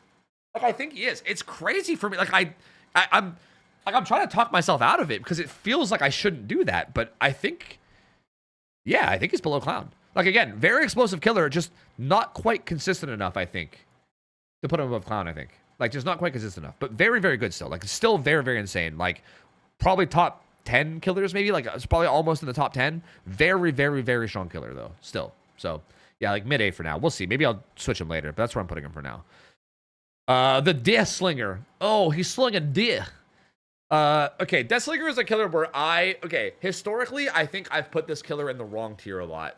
And honestly, this killer is really, really, really, really hard to like judge, I feel like, because Deathslinger realistically there's very few areas in the map that are like perfectly safe against Deathslinger. Like even a lot of pallets when you pre-throw them can still be kind of sketch. Like Deathslinger can create damage and get kills almost anywhere on the map. It's just like, again, it's one of those situations where it's like, it might not be worth trying to go for it if you don't have a super high chance of it working, right? Like, some pallets, it's like, I would say you have, like, maybe, like, a 20-80% chance to actually get damage. Other pallets, I'd say you have, like, an 80-20, where maybe you have, like, a very, very likely chance, right? So, like, a lot of playing Deathslinger is kind of knowing when to go for the shots and knowing when to try to get the damage versus, like, you know, being like, okay, this isn't a good spot, let's save it, right? Because, like, bad Deathslingers, I think, just send shots constantly. Like, they're just sending every shot, and it's, like, really easy to predict them, and every time you miss, you have to like reload, you lose some distance, the survivors gain some distance, blah, blah, blah, blah. But like, if a slinger's playing really safe and landing shots, he could like absolutely just shit on anyone. But it's very like, it feels very gambly. Like, there's no real way to consistently land shots as Deathslinger. Like, the hitbox of the harpoon that you shoot is so tiny that like, if the survivor's like 8 meters away or something, it's like if they just happen to like nudge to the left as you shoot or something or whatever. Like if they just nudge a different direction than you shoot, it'll miss. You know what I mean? Like it's impossible to be consistent on him, which is the problem. So it's kind of odd because I feel like if you have a game where you're kind of just getting unlucky and not landing a lot of the shots, he might feel like he's like down here even, right? Like, I mean, I don't think that's where he belongs, but he might feel like he's even this low if you're having a rough game where you're like not landing any shots. But vice versa, if you have a game where a lot of your shots are landing and like you know, or like, you know, or if you're in Survivor and, you know, the other way around, they're landing every shot on you, he might feel like he's up here. You know what I mean? We're like, Jesus Christ, like, how do you survive against this guy? You know what I mean? It's just it's so inconsistent though. And I feel like consistency is really important. Like I think his highs are really high and his lows are really low, but like to an extreme level to the point that I don't think I could really put him like super high up. But I do think I think even, okay, there is like a level of playing safe that you can do where you only go for like really, really safe shots. But the problem is that if you do that, then you're just not really taking shots very often at all. And it takes too long to get the downs. So it's kind of like you gotta have to balance like taking some risky shots versus taking some safe ones. And I don't know. It's very hard to actually pinpoint his placement, but I think I'm going to put him... Okay, like he's definitely like above the B tier killers. Like he's either high, like at the top of B or low A. I think I've always historically put him low A, but I don't know. Like what makes an A tier killer an A tier killer versus a B tier killer? I don't know. I think maybe he is A tier. I'm going to put him in A tier for now. And honestly, I think what I'm going to have to do is at the end of this tier list, I'm going to have to look at all the killers in A and B tier and really think about what makes an A tier killer an A tier versus a B tier killer a B tier. I want to get all the killers into a tier first before I do that. So I'm going to put him in high A for now, but he might end up in something like, or sorry, I'm going to put him in low A, but he might end up somewhere like high B. Is probably where he might end up. So we'll see. We'll see. This is okay. This next killer is another killer that I swear my mentality on this killer has changed drastically over the years, bro. I used to very, very confidently slap this killer in like mid to high A tier back in the day. Is like what I used to always do. Because like on paper, Pyramid Head does sound super gross, right? He's a 4.6 killer, so he's not even like, for instance, like Deathslinger's like 4.4, right? So he has this like deadly power, but he's slow, right? For the record, Deathslinger kind of falls into like the Spirit Nurse category in terms of like that style. I kind of forgot to mention it, but he does. So like I kind of almost want to like Pyramid Head doesn't have that 4.4 thing, right? He's 4.6, so he can play normal M1 chase decently. He can catch up to you pretty well, right? Like it's hard to hold distance on him like it is like on Deathslinger or whatever, but. And also, again, he has like a shockwave power where he can put his sword in the ground. He can follow you. He goes faster than you do, right? He goes 4.2 while you go 4.0. So he goes faster than the survivors while following them with his sword in the ground. And then at any point, he can throw a shockwave that goes through walls and damages you, right? So he can like zone you away from palace and windows and all these things. Like his zoning is incredible. And he doesn't even have like that bad of mobility to make up for it. So on paper, it sounds like he should be like absurd. You know what I mean? And I've always, like in the past, have put him like in like mid-A. But honestly, I've had a lot of experiences with it against this killer now to the point where I'm actually pretty confident this killer is not A tier. And the reason why is like, it's kind of like the Deathslinger thing where like, it's kind of gambly. Like there's no way to 100% guarantee your shockwaves will land, right? Like unless the survivor like vaults a window or a pallet in your face, but smart survivors are probably not going to do that. You know what I mean?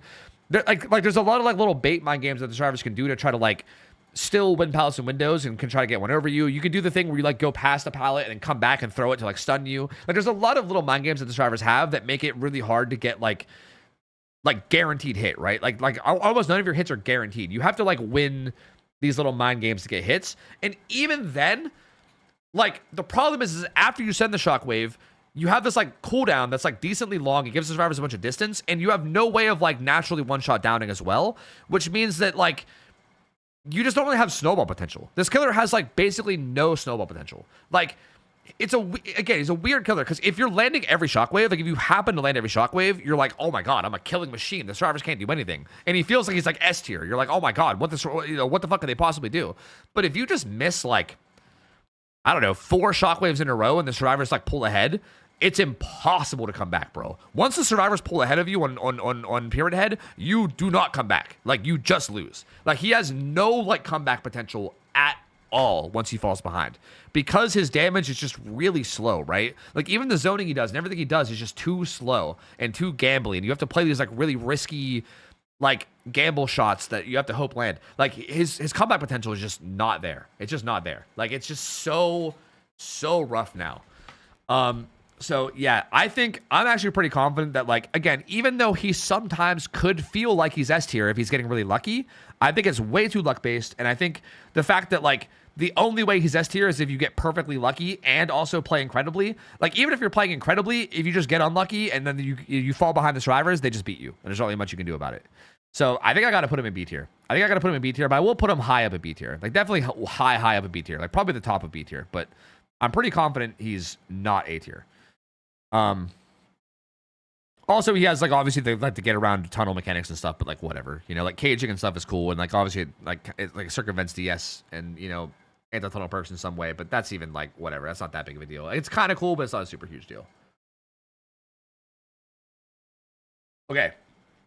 Blight. I think Blight is the best killer in the game. I think he's better than Nurse on average. This one is like a bit of a toss-up. Like, if you see me say this and you're like, how dare you, Tovu? Nurse is definitely better than Blight. I'd be like, all right, whatever. Like, I don't really care to argue it, you know? Like, I think they're incredibly close to the point where it's like really, really hard to put one over the other. But I think on average, I think Blight's a little bit better than Nurse on average, I think. Like, it's so close that I'm not going to argue with people over it, but like, yeah. Basically, Blight, like, we were talking about Nurse in her segment, right? But the thing about Blight is that he is like, he's absurdly deadly with the ability also of having like absurd mobility on top of it, which just makes him insane. Like, again, Nurse's big weakness is that she's not super mobile, and like really, really good macro, really good rotations, really good positioning, really, really hurt her, right? Like, distance hurts her a lot. Blight doesn't give a fuck about distance, bro. He does not care. He's fast as shit. He's a little junky. He would be flying around. He'd be doing whatever he wants. It does not matter.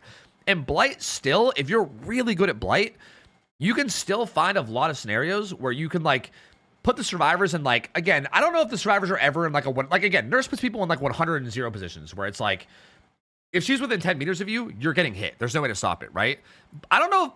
Blight does sometimes have like 100 zeros like that, but I feel like even his 100 zeros are like 95 fives, kind of. You know what I mean? And actually, I think they're 100 zeros sometimes. But I would argue like there's a lot of places where he feels like an 80-20, and then there's some places where he feels like almost like a 100 zero, assuming you don't fuck up.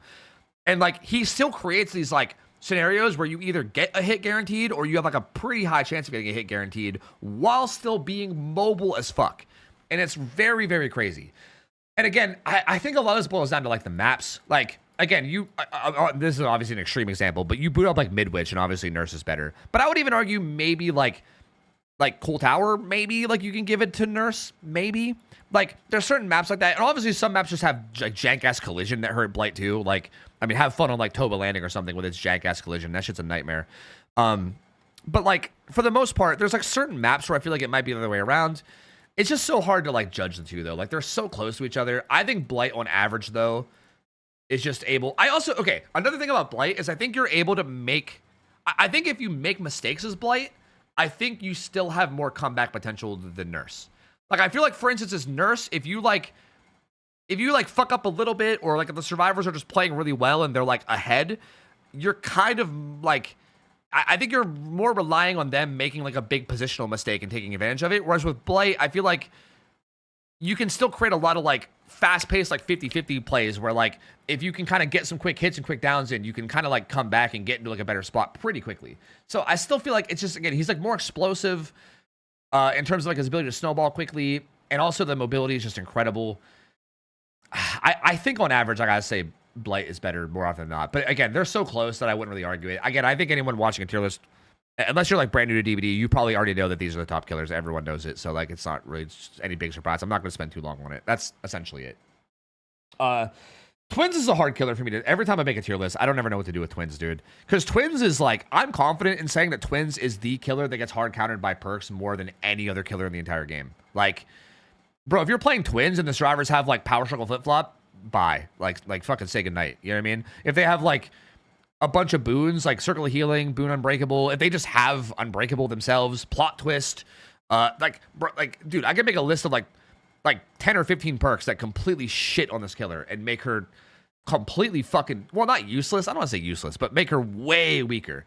But that being said, if you don't have like multiple of those perks, she kind of fucks. Like, I can't lie to you. Like, Twins does still kind of fuck. Like, she can snowball pretty crazy. So, I don't, like, and also, like, I also feel like Twins doesn't have that many weak maps either because of, you know, Victor being Victor. Also, I forgot to mention, this tier list is basing it off of their absolute best add-ons, right?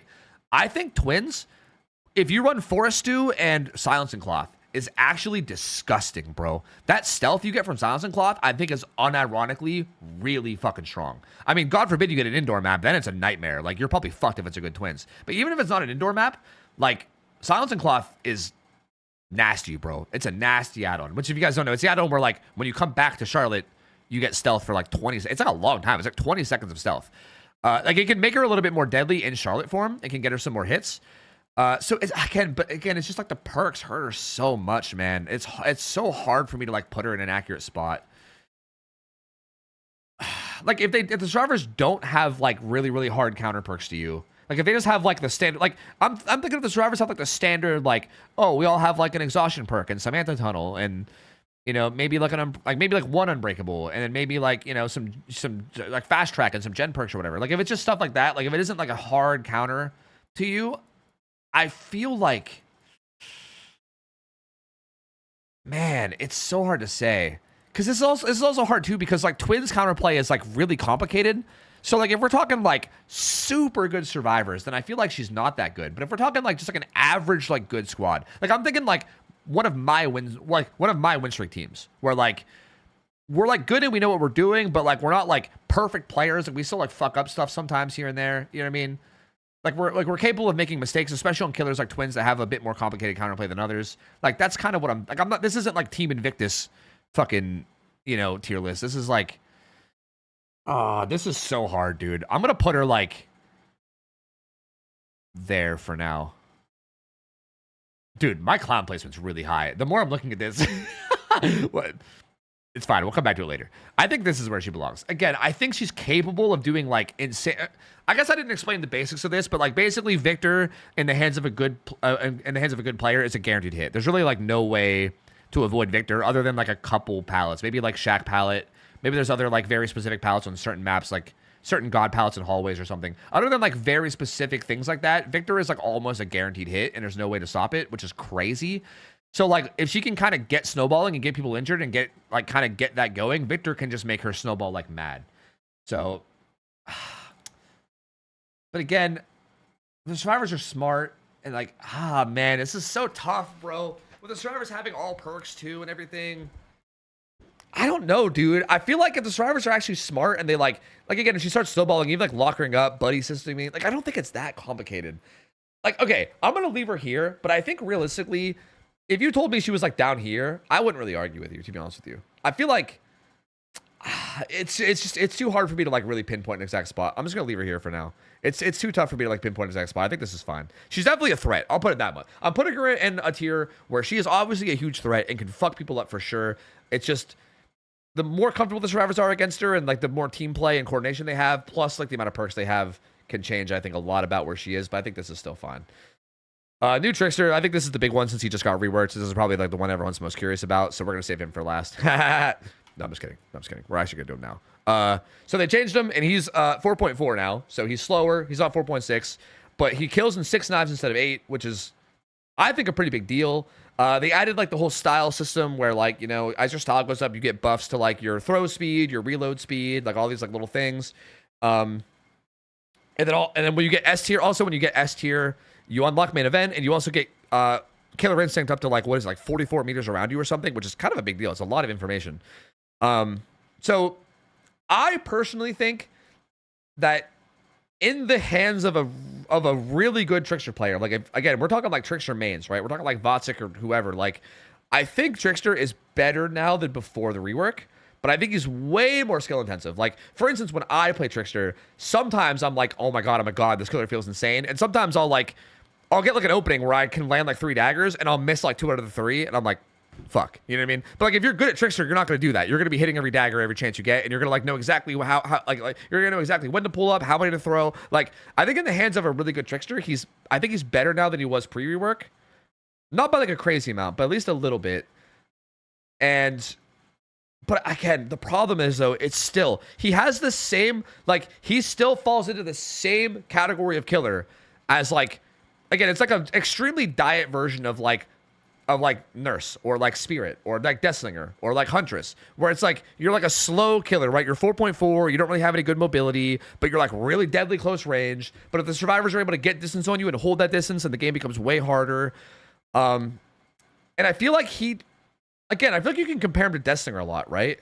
Like he has a projectile that like the projectile is deadly. I feel like his projectile is like more consistent than Deathslinger, but like potentially slower. Like if Slinger like just lands a shot and then you could be dead instantly. Like I feel like you can consistently kill someone with Trickster, but it might take you like 30 seconds to get the damage or something, but you will get it after 30 seconds. I just feel like if survivors play really good, like again, like if you think about the kind of play that you do to like Spirit or Nurse or whoever, right? Like really good positioning, really good rotations, really good taking chases to the right play. Like if you just play really good disciplined survivor, you should almost like never be able to win against really, really good players, right? So, like, I think it's hard for me to really put him in, like, A tier, even. I think I'm kind of realizing out loud what the tiers mean to me. I've been trying to figure this out as the tier list goes on. I'm starting to figure it out. Like, I'm starting to figure out that, like, the tiers, I think, are basically just, like, your percentage chance in my head of how likely are you to be able to, like, win/have a really good result against a good team versus, like, how much less likely are you? Like, I feel like Slinger at least has a good Slinger can end chases in like 30 seconds. Like it might not happen every time, but he like can do it. I think Trickster against really good teams with good positioning, realistically they should be able to last like 45-ish seconds. Unless they get caught in a really bad spot. Like they should be able to last usually or die in a good spot and kind of it's tough, man. I think I'm gonna put him high B. Like I think I will put him above Pyramid Head for the record, but like I think he's high B. I don't think he's quite A tier material to me. Like, I think he's still just too beatable by, like, good play. And I think it's just not... Like, I think you're kind of relying on some pretty big, like, positional fumbles from the survivors. Like, some pretty... Like I think positional fumbles that are pretty easy to avoid. You know what I mean? So, like, I think I can't justify anything higher than B. But I do think he's a little bit deadlier than he was pre-rework. Not a lot, but a little bit. Like, I think he's close, but I think he's around the same. But only when the Trickster player is good. I think if the Trickster player is bad, I think he's fucking terrible now. Like, I think going against bad Tricksters is like one of the easiest things to ever play against now. So, I think he's way more skill intensive. It's just, I shouldn't say the easiest things ever, but it's not hard to survive against him is what I'll say. So way more skill intensive, but yeah, I think that's fine. Nemesis is another weird one because like, how the fuck do I judge the zombies, bro? I don't know. The zombies are so RNG. Like sometimes I do a lot, sometimes I do a little. He has like the whip power where he has to like, you know, infect you first before it can hit you. And then he has to follow up with that infection to get more damage and like, you know, yada, yada, yada. Then he has like strafe tech he can do, which is kind of cool. I think in the past I might have underrated Nemi, but I also don't want to overrate him either. He's a weird killer that like, it's really hard to judge. I do think one of Nemi's biggest weaknesses is that if early game, if you play really, really careful and like pre-drop pallets against him and like deny his tier 2, like him getting tier 2 on his power is a major power spike, like a huge power spike. So if you deny that early by like just pre-throwing pallets and forcing him to like spacebar kick him, then it can be really, really hard sometimes to even like get the ball rolling, right? But I do think a good Nemi player, once you get the ball rolling, is frankly fucking terrifying. Like, I feel like... Okay, I'm going to give a shout out to somebody in this that I feel like people need to check out for Nemi, because I feel like I used to pretty consistently say like, yeah, like C tier, especially if you play safe against some early game, until I played a bunch against Lil Cheapo. All right, Lil Cheapo is that man is a freakazoid of a fucking of a Nemesis player, bro. He is disgusting. He is terrifying. I swear, every time I play against Lil Cheapo, I'm like, I think maybe Nemesis is way better than I originally thought. Like, that guy is gross, bro. And, like, I swear, he's, like, so good at knowing, like, the exact, like, distance that he can get whips in. Like, he, like, will never miss his whips ever somehow. Like, you cannot get him to whiff to save your life. He's nasty good, bro. And I feel like once you get infected against, like, a Nemesis of his level, it's fucking hard to stay alive, dude. Like, it's hard to stay alive. Like, you basically have to try to hold distance, and once he gets close to you, it feels like you're, like, 80-20 dead at every time you pull up to, like, a powder window. Like, it's hard. Again, the kind of downsides here, though, is that you have to get them initially infected first, which means you're kind of slower to get going. And also, again, holding distance on you is still good. The wild card, again, is kind of the zombies. Like, I think if you have, like, if the zombies are, like, happening to, like, you know, pressure people off of important gens at important moments, and if they're doing, like, big things for you, or even, like, interrupting chases or whatever, he might sometimes feel, like, unironically, I think he can sometimes feel, like, low A tier. But if the zombies aren't really doing jack shit, even if you're a good Nemesis player, I still feel like you're like somewhere in the B tier, like maximum. Assuming the zombies aren't doing like anything huge. But where out of the B tier? I don't know. Bro, I think this might be me being scarred by Lil Cheapo. Like, I can't tell how much my judgment here is being clouded by this, you know? I think I'm gonna put him here. I think I'm gonna put him above Wraith maybe. Like I'm trying to think of those games I had against Little Cheapo and how fucking helpless I felt. Like he was nasty, bro. I don't know. I think again, I think if you really get nasty good at this killer, I think you could do some pretty crazy stuff.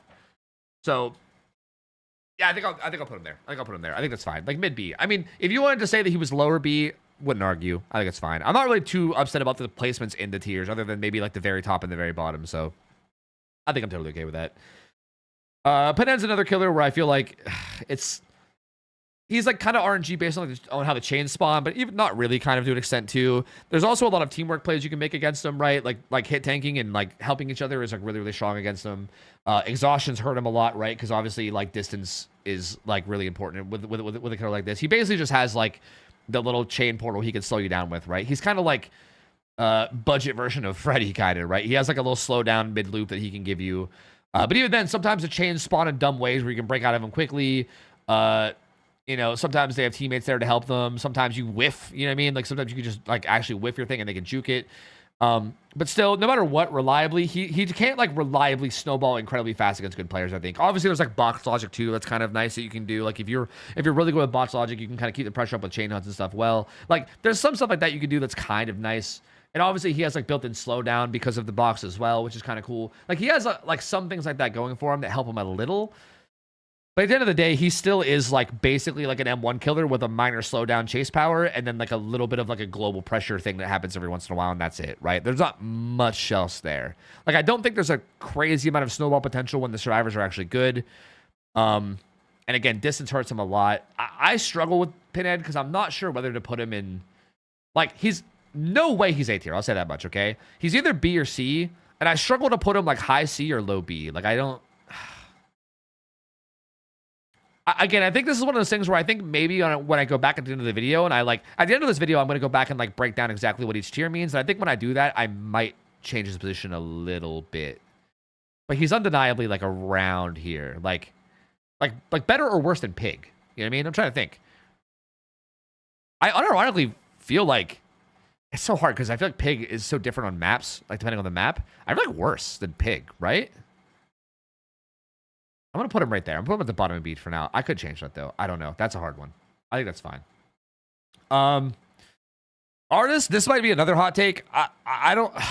I feel like people's opinions on Artist is so interesting to me. I remember people used to put Artist in, like, high A tier. I used to see her as, like... People used to put her as, like, the 5th best killer in the game for a long time. I remember she was in the top 5 for people for years and years. I mean, this was a long time ago, right? This was, like, before, like Dracula and Kaneki existed and all that jazz or whatever. But still... Like, there was definitely a period where I saw people rating her incredibly high. And then, like, randomly people were like, wait a minute, this killer's, like, low B tier. And I've been seeing her there, too. And I'm like, whoa. It's very odd. I think Artist is very solid. I have to put her in A tier, I think. I think the only thing that would maybe keep her out of A tier is that she's a bit map dependent, right? Like, she obviously can get hurt hard by certain maps that have, like, elevation or whatever. But I think she's still incredibly strong. I mean, she's 4.6. She has, like, the crows she could put down to, like, zone out pallets and windows. She also has, like, the little, like, obviously, like you could swarm someone and then, like, kind of chase after them with the pressure of the birds to kind of zone them even more. Like, she has incredible zoning mid-chase. She also has, like, really, really good area control in terms of, like, once she gets a hook, she's able to, like, harass places all over the map pretty well. Obviously, like, the harassment she gives isn't, like, insane, right? Like, if she's sending crows to a gen and swarming someone and they're, like, hopping on a locker, hopping back out and getting back on the gen, you're not really, like... you know, doing a lot, but still, I mean, every time you do that, you're adding like 4 more seconds to that gen. Like, it's kind of, you know, that does add up. I do think she definitely belongs in A tier. I think people that put her in B tier are out of their fucking minds. I don't think there's, like, if I look at the killers in B tier, I think there's no fucking world that Artist is anywhere near them in terms of replacement. I do think her issue is still the same thing as a lot of other killers, where I think if the survivors play really safe and smart, if they, like, take chases to the correct areas and just pressure the right things, I still feel like even though our zoning is nuts, I think it can sometimes be hard to, like, create those, like, instant downs, right? Like, I think that's a big thing that makes, like, the really, really high killers really high, is that, like, they can create scenarios where it's like you're dead in like 30 seconds and there's nothing you can do. Not nothing you can do about it, but there's very little you can do about it. Artist, I feel like you can kind of like path around her zoning and take her edge map and keep pathing her in weird ways where you're like, okay, I accept that I'm going to get hit, but I'm going to make this hit take as long as fucking possible. You know what I mean? And sometimes like you can delay each hit long enough that like, even though it's like a guaranteed down, it might take like 45, 50 seconds to get that hitter down. You know what I mean? And it's like, if that's happening consistently throughout a game and they're pressuring things in the right ways, it's so hard to actually like do anything enough to actually get a full win, right? Like, I think you do get like guaranteed downs to like an extent, right? Like, you shouldn't get like a 0 stage, you know? But man, and like in that extent, it almost makes you. I almost want to put Slinger above her because I think Slinger realistically can create scenarios better. Maybe though, I don't know. It's so map dependent too. That I don't know. I think I'm gonna put her like Freddy. Like, better or worse than Freddy here, bro? Is my Freddy placement too high? I think it might be. I gotta remember best add-ons too. Best add-ons. She honestly does have some pretty gross add-ons. I'm not gonna lie to you. With best add-ons too, I kind of forgot that her add-ons are quite gross. Did I forget any other recent killers in terms of add-ons? I didn't, right? Like Pinhead's got some okay ones. I don't think. I think we're fine. I think I'm gonna put Artist like. I think I'm gonna put her above Freddy. I'm a little sketch on this one too, though. I don't know. I think that's fine. Onryo, I think. Onryo's one of those killers where I don't know if I've ever seen someone play Onryo to her fullest potential. Like, I've seen some pretty good Onryo players, right? Like, everyone always shouts out like One Pump Willie and stuff, and I've seen some pretty good players on Onryo, but she has like these really interesting mind games, bro. Like, Onryo, I think, is one of those killers that, like, I think if somebody, like, mastered Onryo and got, like, ridiculously good at her, I would unironically, like, watch that person's stream / YouTube 24/7. Like, I would be so entranced by it. Because there's, like, crazy shit that you potentially could do with Onryo where, like, you run that one add-on, I think it's called Reiko's Watch, or Reiko's Watch, however you say it, where you're, like, invisible longer while you're demanifested. And you can literally, and also, like, if you guys don't know, when you're playing Onryo, like the HUD, like the hands that you see on screen literally tell you whether you're actually invisible or not. So you can know when you're invisible versus you're not invisible. And if you get really good at like the timings of those, you can like make it look like you're going one way, go invisible, and then you'll be invisible for literally like 4 whole seconds. And then suddenly you just like appear somewhere else. And it's potentially crazy. Like, you can do wild things with this killer if you're really, really good with like the timings of all that. It's just like, it's very complicated. Like, I've tried learning it and it's like really complicated and hard. And I also just found that like it wasn't very fruitful to learn because most survivors I ran into just brainlessly held W anyway. So like, it just wasn't fun for me to learn. So I never learned it. But like, I think in the hands of someone who's really good with Onryo, I think she actually might be a bit deadlier than people give her credit for. That being said, it's really hard for me to judge that because I've just never really seen anyone play her to her highest potential. So I don't fully know on this one. I feel like based on how even I've seen like pretty good Onryo players play, I feel like I don't know if I could justify her putting her higher. Like, highest I could ever put her is like low B, and I don't even think I can put her low B. I think I gotta put her like C tier somewhere. Like again, she obviously has like her teleports that give Condemn, right? Like the Condemn is like kind of nice. Realistically speaking, if the survivors are actually paying attention to Condemn, they really shouldn't actually be dying to it more often than not, unless they're on like Midwich. Maybe that's like the one map that's like that's like an example of a map where you might die to it. Even on like Gideon Meat Plant, the pallets are so safe that even if you get a bunch of stacks, you should be able to go put a tape in and not die. I feel like it's hard for me to put her any higher than C tier. I think I'm gonna slap her like in front of Doctor but below Demo. This one's a wild card though, man. Like, I do feel like if I saw someone who was like insanely good with this killer, they could change my mind and I could put her even up as high as B tier. But as of right now, I don't think I could justify putting her there. I think I just put her in C tier, and I think that's basically the extent of where she goes. I've been waiting for this part of the tier list. Baby. Bam. Sorry, bam. Right above Hag, baby. Unironically below Trapper. Dredge is fucking dookie, bro. This killer sucks balls. I feel like if you're not playing on Midwich, all right? If you're playing on Midwich Elementary School, congratulations. You're probably an A tier killer, okay? Like on Midwich specifically, I think this killer's probably A. Any other map other than Midwich, this killer is like here. Like, there's no way, dude. This killer is so bad, like, currently. It's insane. Like, I swear I see so many people put this killer in like B tier and tier list, and it's like this. I feel like it's like mass hysteria, bro. It's some kind of weird phenomenon going on. I don't know what it is. Well, actually, I do know what it is. It's the fact that like nobody in I shouldn't say nobody. Very few people in public games I think actually understand how to play against this killer well enough to really shut him down as well as he can be.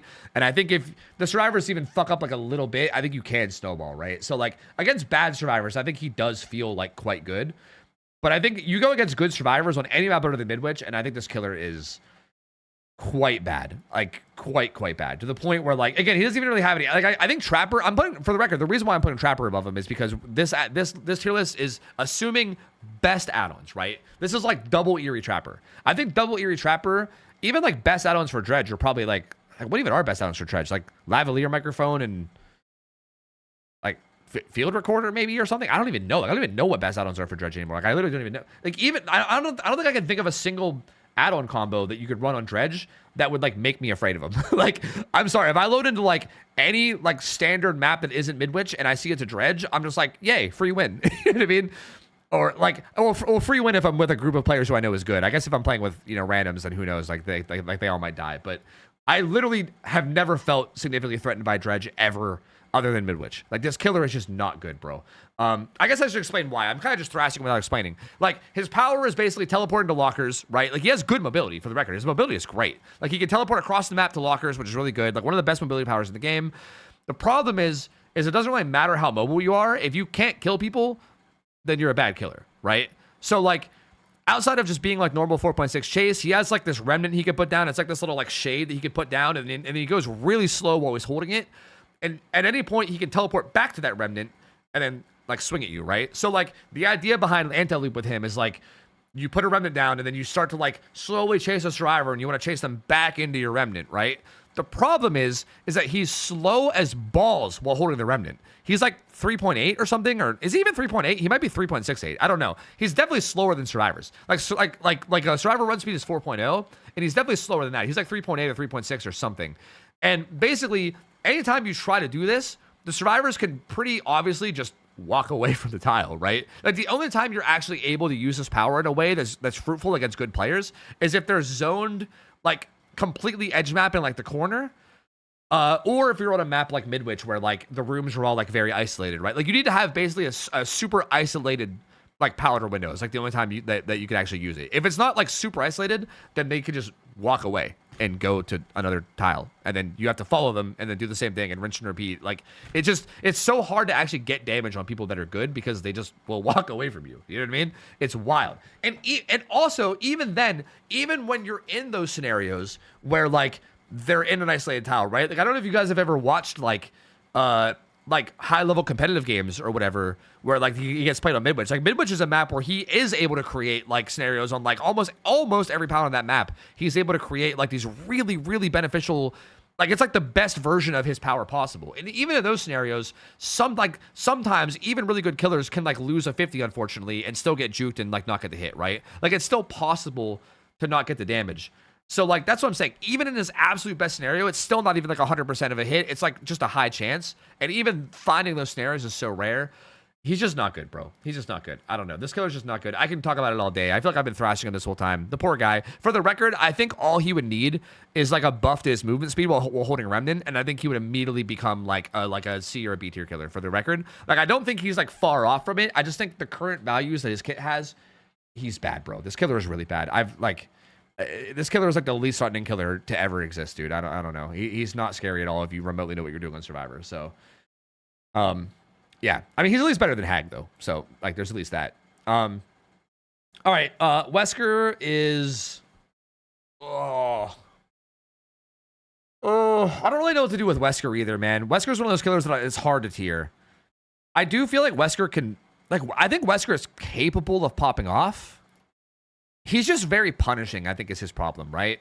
It's like you either pop off or you fall behind. I feel like he kind of reminds you of Pyramid Head, kind of, where I feel like you can pop off and get to a spot where it's like you're ahead and it feels hard to like do much like about it. But like if you like just don't hit your dashes or your shots or whatever for the respective killer, then you fall behind to the point like where once you fall behind, I feel like it's so hard to come back from being behind, right? So like that's hard. I think the more I'm looking at Slinger, the more, because okay, just to give you guys a little bit of insight of what I'm doing is like when I think about where I'm going to place them, I think about like I think about where they're going to go. Like, I was thinking either high B or low A. And then I look at the killers there, and I'm like, how do they compare to that killer? And when I looked at Slinger just now, I don't even know if Slinger, like, actually belongs in A tier. Like, he might need to switch too, to be honest with you. Like, the more I'm looking at it. But does Wesker belong up here? Above Slinger? I'm trying to think. Like, across all maps? I feel like he has maybe more of a chance than Slinger, right? If I'm thinking about, like, what's your chance of getting a good result? I think more of a chance than Slinger. At least a little bit. Yeah, I think a little bit. Yeah, I think at least a little bit. Maybe. I don't know. Yeah, I think at least a little bit.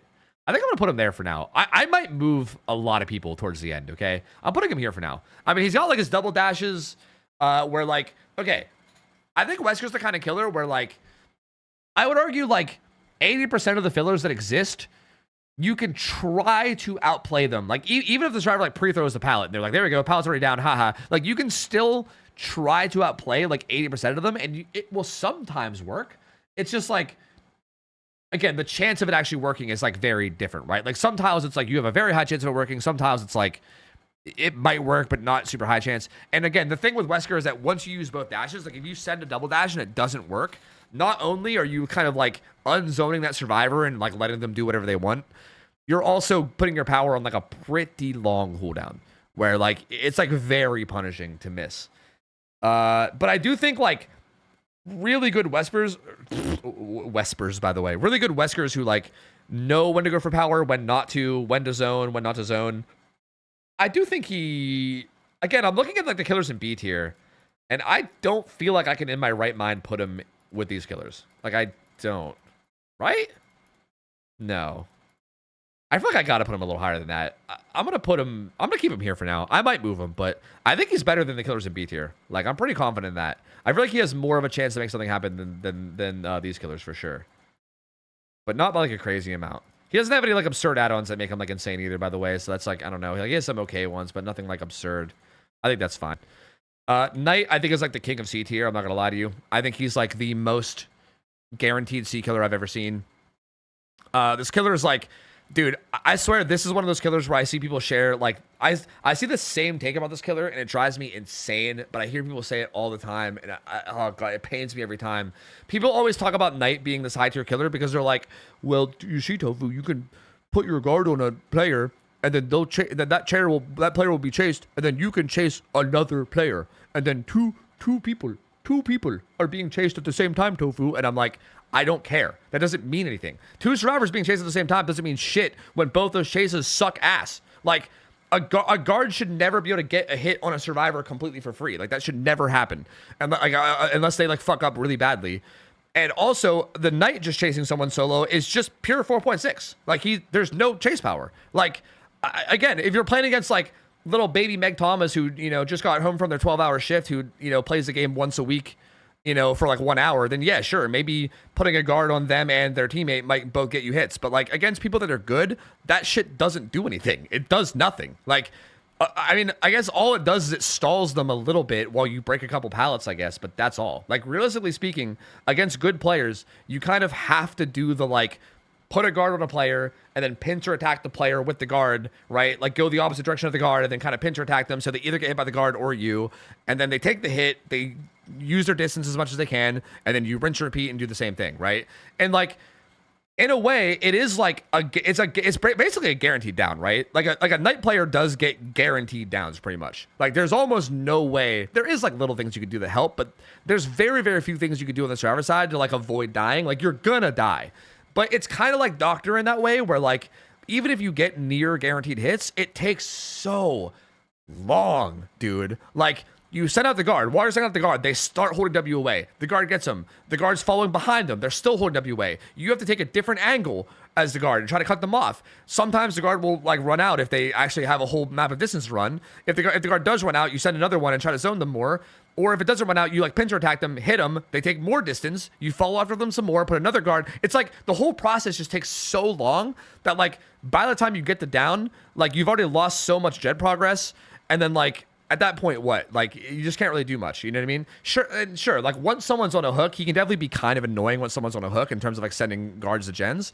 And, like, there is a little bit of a slowdown there, right? Like, he can, like, sort of, like, patrol the hook while sending guards to gens and, like, slow down progress a little bit. But even that doesn't really do a lot other than just slow down gens a little bit. And as long as survivors still handle the unhook scenario correctly, you're just still going to lose. Like, I feel like Knight against really good players should be, like, in my opinion, guaranteed, like, maximum, like, maybe if the survivors fuck up, like, 2 kills, like 6 stages and 2 kills exactly. And that's like if the killer is playing for, like, ton allows him to kill people. And if not, probably, like, 4 or 5 stages, like, maximum. Like, there should be, like, literally, like, 0 4K potential unless the survivors fuck up really, really badly.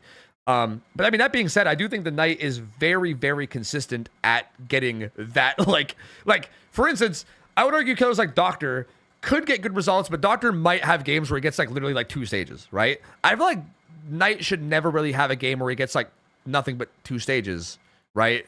Like, he should be able to consistently get, like, 5-ish. You know what I mean? So I feel like it's hard to put him, like, below these other killers who might get completely destroyed.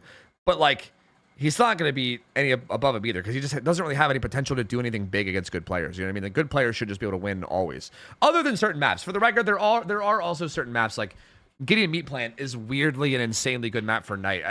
I think Knight's maybe one of the only killers where, like, Gideon Meat Plant turns him into, like, super god for some reason. I don't know why. He's insane on that map because he can, like, cut people off so easily, and, like, there's so many, like, different ways for him to route that it makes it, he's, like, actually super deadly there.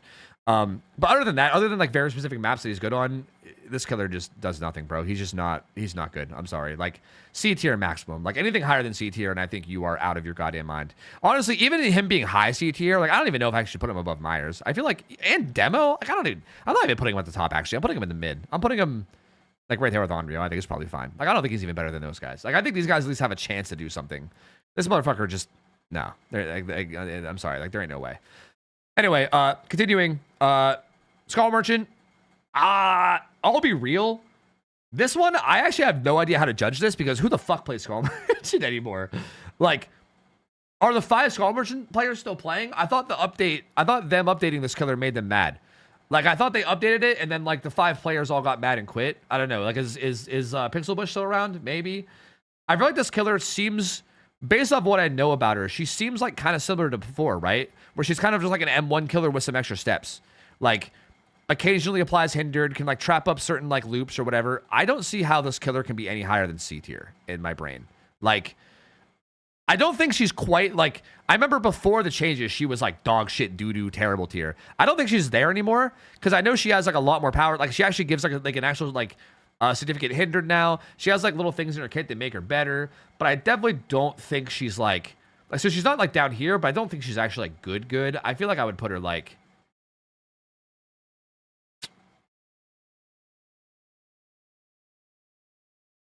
does she have any add-ons that are insane? I don't think so, right? She has, like, you start out with traps in, but they, like, die quickly. Like, she kind of has, like, built-in lethal, which is kind of nice. I don't think she has anything insane in terms of add-ons either. So, yeah, like, I can't even give her, like, for instance, like, I can't even give her, or, like, any, like, perk combos that make her insane. I don't think so. I think I got to put her, like, here. Like, Bubba?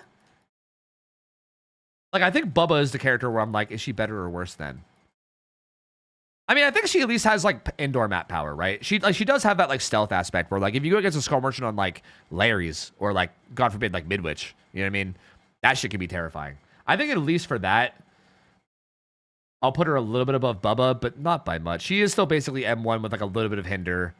Like, not really much else going. She's still definitely one of the lower killers in the game, just not as useless. I think that's fine. Again, if you want to move her up or down a little bit in your own list, or you want to argue with me about it, that's fine. I'm not going to argue too much. It's all good. Singularity is, I think the problem with Singu is that he gets drastically better or worse depending on the map he gets put on. You know what I mean? Like, I think Singu on, like, good outdoor maps, like on Dead Dog Saloon, or, you know, even just, like, any random, like, Auto Haven map, he's quite good. I think you put Singu on, like, Larry's, and I just want to die. Every time I queue up as Singu and I get, like, Larry's or Hawkins or something like that, I literally just want to die. I'm just like, why am I here? Like, please. Like, I don't rage quit in DBD very often or ever. Like, maybe once in a very, very rare blue moon. But every time I load up as an indoor map on this killer, I consider it. I consider it every time. I'm like, do I want to spend 15 minutes playing this killer on a goddamn indoor map? It's rough. That being said, even on indoor maps, he's not useless. He just loses a lot of his potential power to, like, hold areas because you can't, like, okay, one of the things that makes Singu potentially so insane is that like, especially if you're really good at them, like if you guys have never seen like really high level like Singulators play, especially like in comp and stuff, like you can like set up pods on gens where there's like 2 or 3 different pods that are all really far away from each other that all are able to see the gen. So like if you want to do that gen safely without dealing with pods, you have to like EMP multiple different areas, right? You can't just bring one and be good. Like on indoor maps, you can't really do that. Like on Larry's, one EMP will cover every single gen no matter what. Like there's no way to set up multiple pods for the same gen, which like hurts his like area control a lot. Like a lot. But I do feel like if you're playing a map where he does have like good area control like that, he can be a menace in terms of like controlling areas. He also obviously just like eats pallets like crazy. He does require a lot of like coordination and like attacking the right parts of the map at the right times in order to actually like beat him.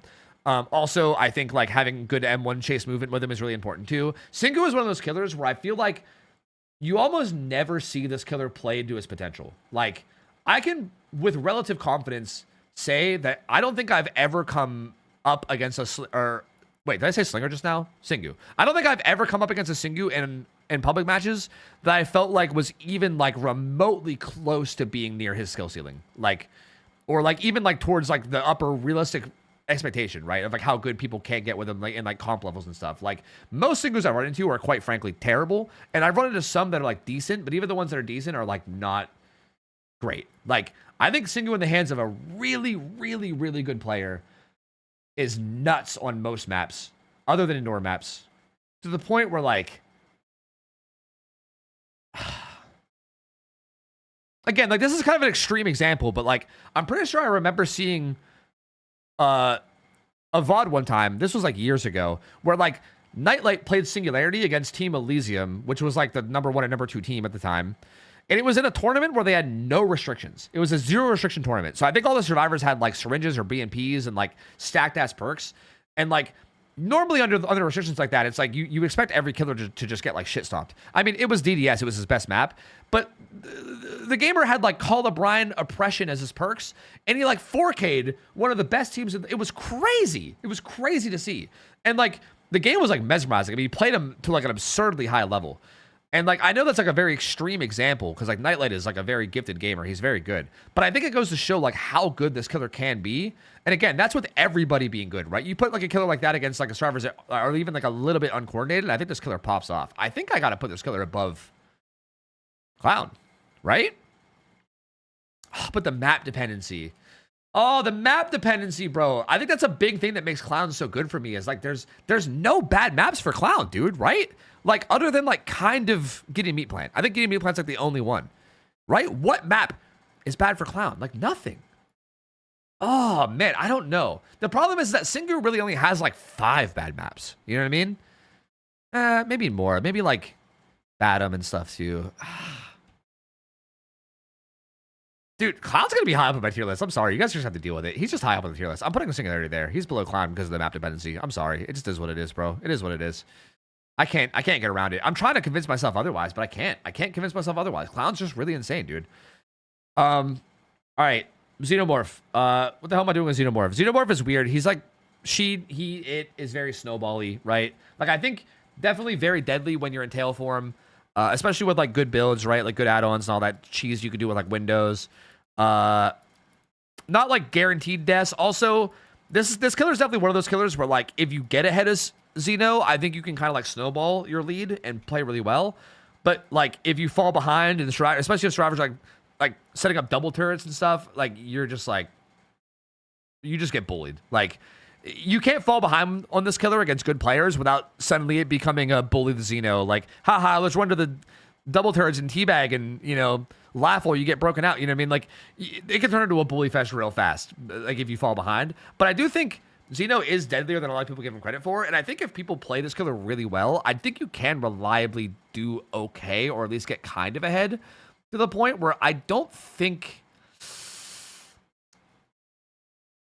I feel like this killer reminds me of Pyramid Head in how their chase is played. But I feel like there's like less like slow down and risk involved. But then there's also the turrets. I feel like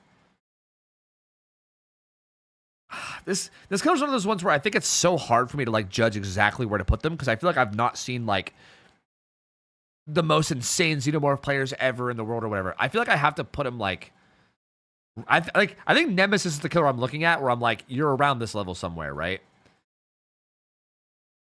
I think above Nemi is fine. I think that's fine. It's somewhere around there, man. I don't know.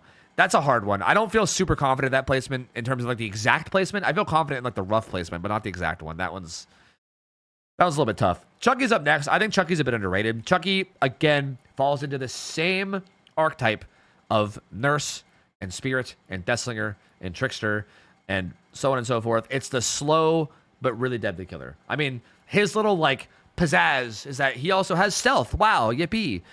So still, same thing. You're very slow. You're not super mobile, but you're like very, very deadly, right? Like his ability to like first off just be tiny. It can sometimes be hard to track him when he's like, you know, mind gaming. But also like his dash is incredibly strong, right? His dash is really, really good, and it's on like a pretty low cooldown too.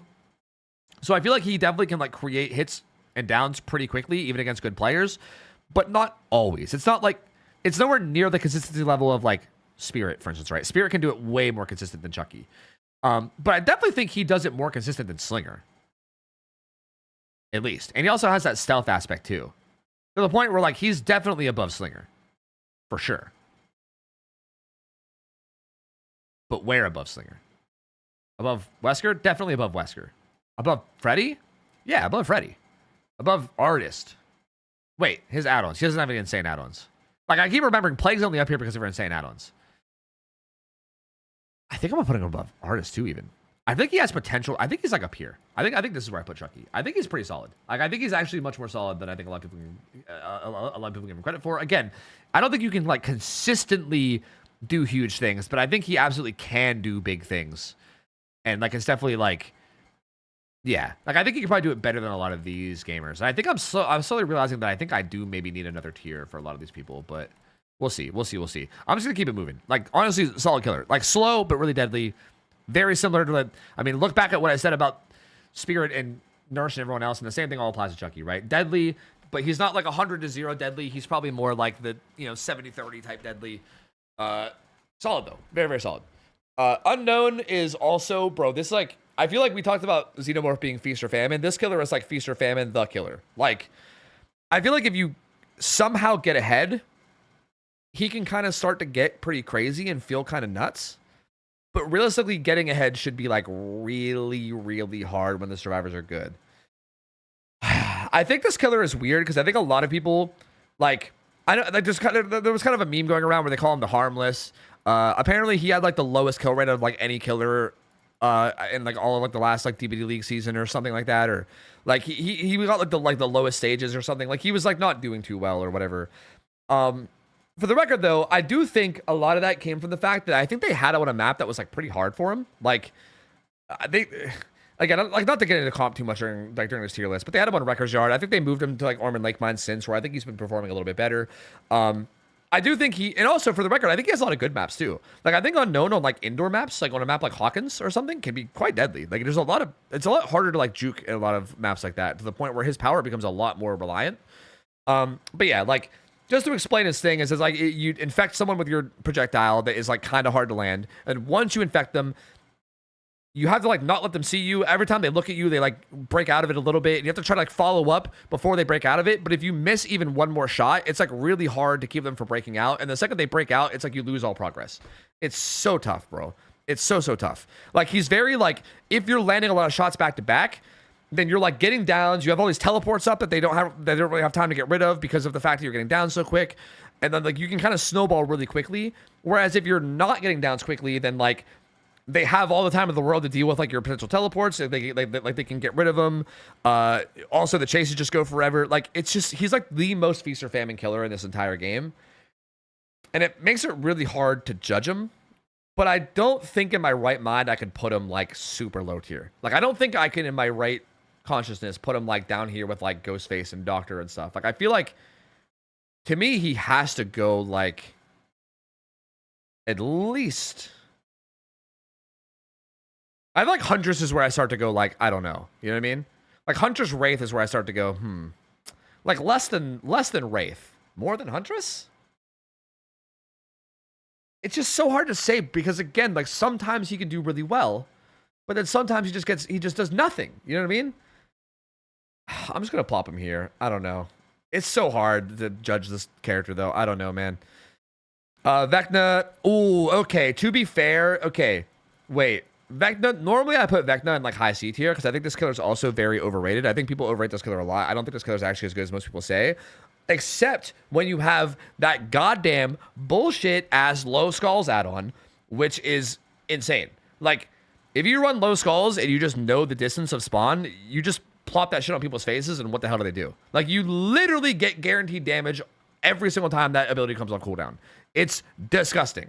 And also, his other Eerie is pretty insane too. Yeah, like Verbal Sword with like the Mage Hand on pallets is also kind of insane. Like, his Eerie's can basically give him what is essentially guaranteed damage, which is disgusting. I think this killer's add-ons boost up a lot. So I said this with other killers, right? Like, I think Plague is a little bit boosted from her add-ons. Legion is very boosted from his add-ons. There are certain killers that I think on this list that are boosted way higher than they otherwise would be because of how good their add-ons are. Lich is definitely going to be one of them. I think if we took away his Eerie add-ons and we just played based off everything else, I think I'd put him like high C tier. But I think with his Eerie add-ons, I unironically think this killer is I have to think about how deadly is this killer. He has really good mobility with Fly on a pretty short cooldown. The skulls are, again, literally like a guaranteed hit. No, am I crazy? How do you avoid skulls from a Vecna that knows what they're doing and just spawns them on your face? Like, I feel like it's just a guaranteed hit. Like, you have to just try to like path in a way that's like stupid to avoid them, I guess. Like, you just get hit for free. And he's also pretty mobile. He gets good info. Like, dude, literally with his best add-ons, A tier? Yeah, he has to be, right? Right? Like, dude, this killer with best add-ons is fucking stupid, I think. I think I put him above Freddy. I think, again, this is specifically with his best add-ons. Like, we're talking just his best add-ons. I guess I'll explain. I think if I don't explain this, then I think that his whole section just becomes me saying this and then me moving on. So I'm going to take a second to say that if you're not running low skulls, and also, or maybe Vorpal Sword, the one where the Mage Hand breaks the pallet or whatever, then all of his spells have like some counterplay. I know that Lichmans will be like, but Tofu, what about Spansling? What about Spansling? At the end of the day, still, none of that's like a guarantee, right? Like, there is a lot of little mind games you can do that make it more likely for you to hit your stuff with them, but you can't really guarantee it, right? Like, a lot of times you can kind of predict when the killer's going to put up skulls, and you can just crouch them. Like, you can even pre-crouch them, right? Like, you can predict they're going to do it and like pre-crouch as they're setting them up. It's usually pretty obvious, and you can even hear it. There's like a sound like cue that happens. You know what I mean? The one thing that makes skulls really good that you can't really counterplay is if you send them towards a pallet or a window, like a thrown pallet, I should say, specifically a thrown pallet or a window, right as the survivor's about to vault them, then they can't really vault it without getting hit by the skulls. So they have to like crouch the skulls, and then you can M1 them. Like, you can kind of create free damage sometimes, but it's very specific and it's like timing heavy. And other than that, everything else has like pretty good counterplay. Like Mage Hand, depending on what the pallet is, there's a lot of ways you can play around it if you know Mage Hand is up. It's not like a guaranteed hit by any means. Survivors can play around it a lot. Like, realistically speaking, and also at any point, if you dump your spells, like if you dump Mage Hand and skulls and you don't get the down, then you're kind of like just basic 4.6 killer until your spells come back up, right? Fly at windows can be kind of good, right? Like, you can play like a little mind game at windows, but at pallets, Fly is pretty useless. And even at Windows, I think it's kind of bad. Didn't they nerf it a while back? I think it got worse at Windows semi-recently too, but it's still like somewhat playable. So again, without the ultra rares, I'm pretty confident this killer's like high C tier. Like, I would put him here if we weren't counting his ultra rare add-ons, okay? But like specifically because we're counting his Eerie add-ons, his Eerie add-ons are so good, bro. They're so good that I think I'm gonna plop him there. Maybe even here. Maybe even here. No? Am I dumb? Like, maybe even here. Yeah? Dude, like, what do you do again? No, yeah, here. I'm putting him there. Like, this motherfucker just kills you with his Eerie add-ons, I'm pretty sure. Like, what the hell are you supposed to do against it, dude? There ain't no way. Yeah, he's going up there. I don't even care. I think with Eerie add-ons in mind, sure. Yeah. Dracula, I think, is, like, he's above Spirit. He's one of the best killers of the game. He's like a top 5 killer. I don't know exactly where to put him in the top 5, but he's somewhere up here. I think he's, like, just below S. I remember I talked about this the other day, so I think I'll try to explain it more. But Dracula is like one of the most for the record, I love this killer. I think he's like one of the best design killers behaviors ever made. He's super interesting. He's got like his 3 forms that are all super unique and very powerful in their own way, right? Bat form, that's kind of like a little mini spirit, but he has to come out of it to get damage. But it's like super mobile, can teleport. His vampire form has like a kind of Pyramid Head-esque like projectile that goes like over pallets and windows. that's a little bit less punishing than Pyramid Heads. But it also has like a really fast recovery, right? Like you can 2-tap people really quickly if you do land it.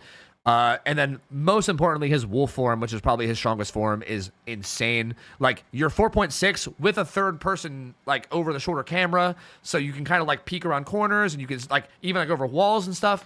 And also your 4.6, and they drop these little orbs that give you haste, so you're almost like permanently 4.8. Like it's crazy. Like you're so fast, and you have a double dash that's really, really, really strong too. Like good Draculas that know how to utilize wolf form are so like. It's so hard to stay alive against. So hard. That being said, Dracula, again, like a lot of other killers we named, again, I think the only killer that's like this is Nurse, but his things are not 100-0.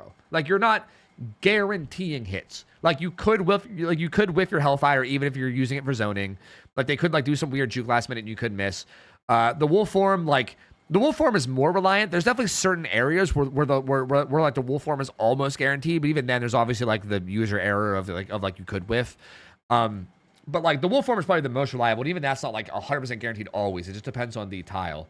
But yeah, very consistent damage, really good mobility. Like Dracula fucks, bro. Dracula can absolutely like beat anyone at any point, especially if you're like winning some of like the tough 50s with like Hellfires. Like he can snowball like crazy and do insane things. He is a very well-designed killer and very strong. I really do love this killer a lot. Like, yeah, I kind of have a soft spot for him in terms of just like game design wise. Like, I just think he's really well done. Like for the record, I think in like a perfect world, like if there's some utopian society where we can pretend killers didn't exist, if we could like delete killers and have like an example of like what the strongest killer should be, an example of what the weakest killer should be, I think Dracula is like a perfect example of what the strongest killer should look like in DBD. I think, in my opinion, like he is very solid. I like this killer a lot. Very strong. Definitely top 5. Like super deadly. Hard to do anything against him, man. Good Draculas will shit on you. There's not really much more to say about it, honestly. Also, his add-ons are not like insane for the record. So like his add-ons don't really boost him up or down in any significant way. So he's just kind of the same no matter what. Houndmaster is man. Houndmaster is another one where if you guys have watched previous tier lists I've made, you're probably like, Tofu, what the hell is going on with you and Houndmaster? Why are you so like all over the place? I remember I used to put Houndmaster kind of low, and then I saw a bunch of very reliable sources tell me that she was like actually like a top 5, top 6, top 7 killer. And it's from people who I usually trusted, so I was like, sure, you're probably onto something. And then they kind of explained why, and I played her in pubs a little bit, and I was like, oh, I see it now. But then even then, like the more I played her, the more I've learned her. I think she's one of those killers where like if things go your way, she can sometimes feel like she's like this strong, right? If things kind of go your way. But I feel like she also creates a lot of these like, again, like I don't want to call them 50-50s because people keep every time I call it a 50-50, people are like, Tofu, is that technically a 50-50? But you know, it's like a 70-30 or something in her favor, right? You can create a lot of like 70-30 or even like 80-20 situations where you're like pretty likely to get the hit. But even then, the survivors can still juke those, and when they do juke those, it like costs you a lot. And if you like lose a couple of those back to back, you can start to fall behind. And then once you fall behind, it's really hard to like make a comeback in any way. Like Search is okay, but even Search is like super clunky in terms of how it's used. It's good for getting around the map. Using it in Chase is kind of hard, and the survivors are usually able to avoid it and still like play around it if they know what they're doing and play safe. I just think this killer's too unreliable. Like I know they sometimes feel insane, but I think they're way too unreliable to like consistently feel that way. And also they get fucked over by maps pretty hard too. That's a whole other thing. Like there's a lot of maps that make this killer complete dog shit. So dog shit, get it? Because she has a dog with her. I'm gonna put her top of B tier. I'm gonna put her top of B tier. I might get some hate for that, not even putting her in A tier. I feel like she's way too like risk heavy. Like I feel like there's way too much like she's way too inconsistent that I don't think I could ever justify her putting her in A tier, in my opinion. And again, I still think Slinger probably needs to come down too, but we'll deal with that later. Kaneki. This might be my hot take. Maybe not a hot take. Who knows? I think Kaneki, especially now that they updated him, and if you guys don't know, they updated Kaneki. They made his Scamper basically useless, which is like, thank fuck, because you can just revault easily. Thank fuck. Goodbye, vault. Thank you, world. But they also took away his auto-aim, which is funny because I know for a lot of people, the auto-aim is like what people hate about Kaneki because they're like, oh my god, it's impossible to avoid the bite, which, you know, sure, I guess that's true. But for good Kaneki players, the auto aim was literally just a hindrance. Like, it literally made him weaker because you couldn't really do like any like fun, crazy cutoff stuff. Or if you tried it, you could maybe, but it was really hard because you would sometimes just accidentally bite people because of the auto aim being so intense. And now that that's gone and you don't really even need to like bite someone to get like crazy stuff on them or like to make it easier, I think this killer is insane. And I think in the hands of like really good Kanekis, like, again, I have a personal opinion that this killer's actual true potential is still not unlocked. I think the closest I've seen to this killer's potential being unlocked is like, I've watched some like comp games from like Nightlight where like, not to like overly gassed Nightlight, but that motherfucker, that gamer is just juiced on the killers he plays. I don't know. He's nuts. Like, I've seen him do some shit where I'm like, this is pretty close to like the ceiling I think this killer has. You know what I mean? If I remember, I'll even include a clip in the video that I upload of an exact thing I was talking about that I think is a good example of some of the crazy shit that this killer can do. And if you guys want to see it live, I could show you after or something maybe. But this killer's nuts, and I think as people unlock his potential more and more, again, if we're talking about like a very good killer main playing the killer like near their ceiling, I think this killer is... Okay, the thing that I think that keeps him out of S tier is that I think he's a little bit map dependent. I think he's number 4. I think he's above Dracula. People might hate me for that one. I might get a lot of slack for that. I think he's above Dracula. Maybe. Maybe. I think if he's not number 4, I think he's number 5. That's what it is. Like, Dracula maybe is better and more consistent, but I'm telling you, I think people just have not unlocked his like full potential yet. I think when people unlock like his full potential, and once you see people playing him, like, I think it's gonna take a while. Like, if you guys remember when Blight came out, people sucked ass at that killer for a while. Like, I remember like a year or two after he came out is when I started like watching comp, and even then people still didn't have him fully figured out yet, right? They were still kind of like figuring out exactly how to like optimize his power and everything. And I think Kaneki has even a higher ceiling than Blight. I think there's a lot of potential for him to like, I think as people unlock his potential more, he could even look like an actual S tier killer. But for now, I think he's still just high A. But I think this killer is definitely nuts. Again, I think a not super great Kaneki, even like just a pretty good Kaneki, but not like amazing. I think, you know, maybe like here. You know what I mean? But I think once you get to like actual like goated Kanekis, I think this motherfucker is genuinely top 4. Like, I think he's the number 4 killer in the game. I think he's nuts. So yeah, I'm gonna put him there for now. And again, potentially could even be as high as S tier, depending on how far people push his ability. Maybe I should explain this one more, because I feel like I need to do more explanations. Most people hate Kaneki because he's like, you know, he gets free damage and then he just like slingshots on your back and kills you or whatever, jumps on your back and kills you, blah, blah, blah. Good survivor play against him. Like, I promise you that good survivor play against like an average Kaneki player makes that killer look bad. Like, if you put just like an average Kaneki that doesn't really know what they're doing and you put him against good survivor players, they'll just run him in circles and he'll look fucking useless. You know what I mean? Because realistically, he does have like some good counterplay options to him. It's just hard to know what they are. But then that like compounds on top of each other, because if you guys don't know what like velocity teching is and stuff, as well as like cutoffs, again, maybe I can include some things in terms of like what all this means. I mean, if you guys haven't seen, like, I made like a Kaneki guide on how to counterplay him and how to play against him. And you know what? Maybe I'll link that in the video, and you know, you guys can check it in the Twitch chat if you're here watching live too. And like towards the end of that video, when we talk about the advanced stuff, it shows some of the crazy stuff that the killer can do. And I'm telling you, man, as people get more disciplined and get more like consistent at doing the high level like velocity techs and the crazy slingshots that you can do, it's just gonna get more and more gross, bro. Like, this killer's just gonna get more and more stupid. And I'm telling you, man, like my prediction is that in a year, this killer will be up here. Unless he sees like super significant changes or something. If he doesn't get any kind of super significant changes, he'll be like up here, maybe even here in like a year. But I think for now, I think he's still here, in my opinion.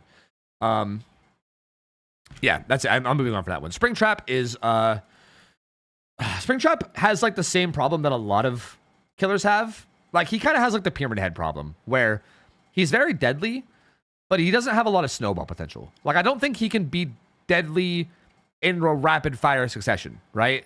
Like, for instance, he has a hatchet. It's very similar to Huntress. You know what I mean? Like, you can compare the two very obviously. He gets one hatchet instead of 7. He throws it. It goes on like a long cooldown. It either lands on the survivor, then he has to wait a little while to recall it, or it lands on the ground. He has to wait a little bit to recall it. And he goes 4.6 when he doesn't have it.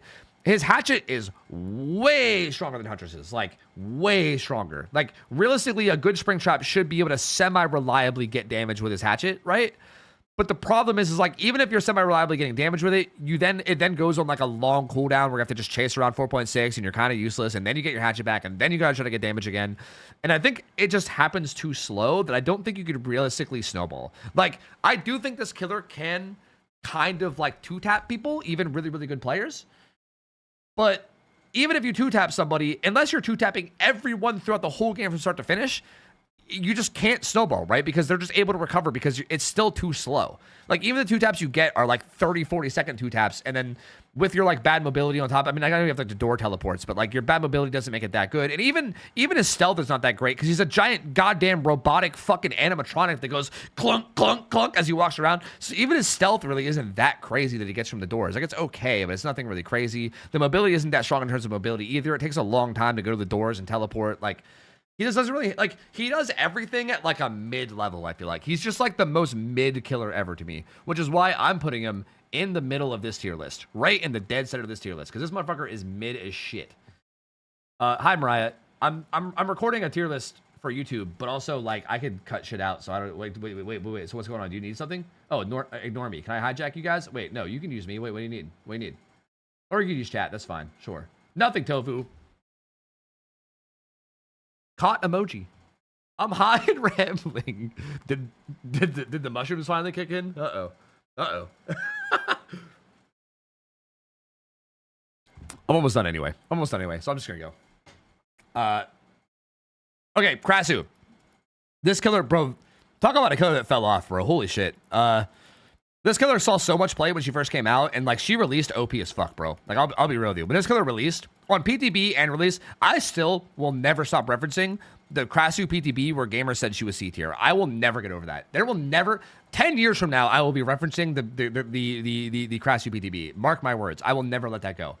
But let me break down what happened here, right? When Krasu was in PTB and for her release, back when she was super OP, she basically has like a human form and a head form. When she's in her human form, she like hits you with a projectile. She can also bounce it off walls and it auto aims onto you. And once you're infected, she goes into head form where she's literally 4.8. So she's like permanently faster than every other killer in the game in terms of movement speed, and is third-person camera, and has like a fast activatable dash that can do damage to you once you're infected, right? It's really, really strong. And especially before she got nerfed. Before she got nerfed, the dash would activate really quickly, like instantly. Like, it's actually one of the nerfs that hurt her the most. It was that, which I'll talk about in a minute. Her big downsides were, like, I feel like even back before she got nerfed, the big counterplay option to her was basically, like, having, like, a buddy system type thing where essentially a non-infected survivor would wait for her to go into head form, and then he would jump in to chase and, like, body block the person that was infected. Because if you hit someone that's not infected with your head form, it doesn't actually do damage. It just gives them like a tiny amount of infection, and you have to keep doing it over and over again to actually get them infected. So there's like this like teamwork aspect to like counterplaying her that was really interesting. But honestly, even that aspect before the nerfs was like so hard to do, and even when done correctly, I think she was still like a top 5 killer. Like it was so like it was like hard to pull off, and also could very easily go wrong, and then she would just shit on everybody. Ever since her changes though, like they nerfed her and they made her like, oh, I forgot to mention, she also can vault pallets and windows in head form. Like, she just ignores them and just vaults them, right? And she used to do that faster. But they nerfed her by making her vault things slower, which hurt her a lot. And they also made it so that when you go to use your dash ability, you have, like, this activation time that's, like, long now. Instead of it being, like, insta-dash, it's, like, your like, chest, like, glow, your chest, it's like your intestines, I don't know. Your little organs you have glow red, and then you dash. Like, for instance, you could literally just camp a pallet against this killer as Survivor, and just wait until you see the organs glow, and then throw the pallet. And it works like more often than not, unless they do some like real bizarre sneaky shit. So like basically after they nerfed her, there's a little bit more survivability on the survivor side. Like before the nerf, you could not survive against her solo at all. Like if you tried to have a solo chase against her without teammates body blocking, you just died in like 30 seconds, like no matter what. Like it was almost impossible to do. Now it's like you can still hold a chase solo, which is wild considering the fact that if the survivors also play together as a team, you get hurt even more. To the point where, like, again, I do survivor win streaks with like some pretty good gamers, and we usually just shut down Krasu's really, really hard. Like, there's still a threat for sure. Like, if you fuck up a little too much, they definitely can do things and can threaten you in some way. But I think if we're making this list based off of like good survivors who are going to play around your power correctly, See, it's hard though, because I feel like this is the kind of counterplay, like, okay, like again, we talked about this earlier with Hag. Hag's counterplay is like so easy that like, you're not gonna fuck it up. Like, if you're like a remotely good survivor, you're not gonna fuck up Hag's counterplay. You know what I mean? Krasu's counterplay is like, even good players could fuck it up. It's not like it's like so brainlessly easy to counterplay her. It's like, they're like juggling, you know, jumping and chase for each other and body blocking and, you know, making sure the right people are mushrooming in and you're, you know, splitting away when she goes back to body form and not getting hit by her infection. Like, all the stuff that goes into this, I think there's a lot more room for fuck up from the survivor side than like someone like Hag. But still, like, again, I'm thinking back to like my win streaks, and like even when we fucked up a little bit, we still were pretty reliably able to just make her useless. You know what I mean? Not useless, but like pretty useless. I feel like this one, okay, I'm not super confident in this because I feel like maybe, I think the problem is that like who the fuck plays Krasu anymore? There's like 10 Krasu players in the world at this point. I think maybe a really insane Krasu could maybe make me change my mind. So for the record, this is something where like maybe in like a year I'll have a different opinion. But for now, I think I'm putting her at top of B tier. I don't think I could even justify putting her A tier because I don't think she should have any realistic, reliable chance to 4K if the survivors know what they're doing. Like, again, I think based on what my tiers are based on right now, I feel like she belongs in B tier. I'll put her high B tier, but definitely B tier. And that leaves us with the most recent killer, the first, which ironically is the last for me to put in a tier list. Ha ha ha ha ha. Funny. I've been recording this video for fucking 2 hours, so I think I'm at the point where I can't laugh at puns anymore. This killer is also so hard to do. I don't know what to do with this guy. Like, he's literally like slot machine the killer. Like, it's like everything I said about Pyramid Head, where it's like, yeah, you're kind of like relying on these like RNG things. Like, this killer is literally like, you just follow people around and you go, random coin flip, random coin flip, random coin flip, random coin flip. And like, don't get me wrong, there are things you can do that make those coin flips like a little bit better, right? Like, I think there's clearly a difference between a good Henry and a bad Henry, right? Like, I think it's like there clearly is some skill to it. I'm not trying to say it's literally all luck and no skill at all, but even if you're the most skilled Henry player in the world, there's still no way to reliably guarantee the hit, right? Like, at best, you're still like creating like, you know, 60-40s or something every time you use it. You know what I mean? And it's just so tough because even if you're the best Henry player in the world, if you just happen to get into a chase where you like miss like 7 shots back to back or something, suddenly you're fucked. Like, that takes so much time, and you probably fall so far behind that the game's probably over, right? So I feel like it's hard to like reliably, but also it's weird though, because if you have a game where you're just landing like 80% of your shots, then he probably feels like he's S tier, right? Like he sometimes feels like he's like literally top 5 when he's actually landing everything. It's just, there's no way to reliably land everything, right? Like, one bad chase is all it takes for you to fall behind, and then it's kind of hard to come back. He's definitely strong. Like, this killer is definitely strong. I feel like I can't, in my right mind, put him any lower than A tier. With best add-ons, too. Does he have any insane add-ons? Not really. Not really. I feel like...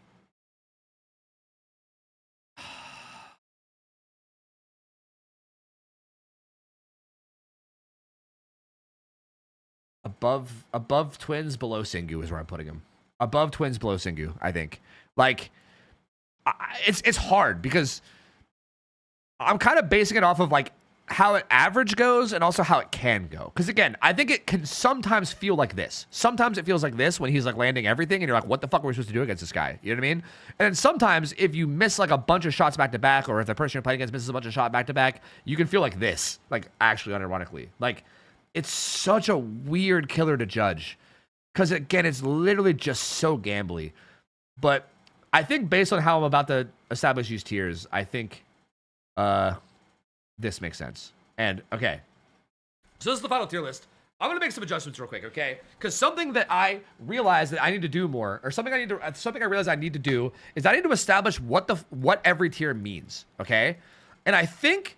as I've done this tier list, I think I've come to a conclusion that I think I'm just going to write an explanation, right? Like, I think it's basically like the chance of getting a 4K / good result. I'm not going to say exactly 4K. I mean, we'll say like, if you just like get like 2 kills with like 10 hooks or something, or like 9 hooks, I would still say that's not a 4K, but that's a really good result. Like, you did really well. You know what I mean? So I would say like, these tiers are based off like, if you're going against good teams, what like % chance do you have of being able to make a good result happen? You know what I mean? And like S tiers, I would argue is like very high %. Like maybe like, see, I don't even know if like Billy would qualify for like 80% or higher or whatever, but like, I mean, maybe 80% is too high, but like very, like I would say like very high chance. Wait, how do I make it go below? Very high chance to get good result. Oh God, this is gonna get real messy, isn't it? A tier would be like, whoops. Let me put this in like parentheses, maybe. A tier would be like, realistically should lose to perfect play, but can easily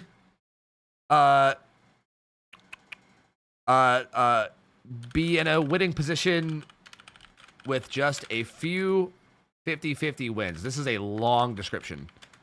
That's a long description, but too bad. I'm fucking doing it anyway. And this also makes me feel like maybe I do need another tier. Because I feel like B tier is like, should lose almost always, needs to win many 50-50s to get into winning position. But still can create those 50s, I guess. Because I think that's kind of important based on like the lower tiers. Like C tier killers are like you should absolutely lose unless the survivors mess up badly. Barely any chance to make 50s happen. This tier list is going off the rails, bro. This tier list is going off the rails with the descriptions. It's going off the rails. We're real concise, bro. We're real concise. D tier is your ass and should always lose. Get fucked, idiot. Okay.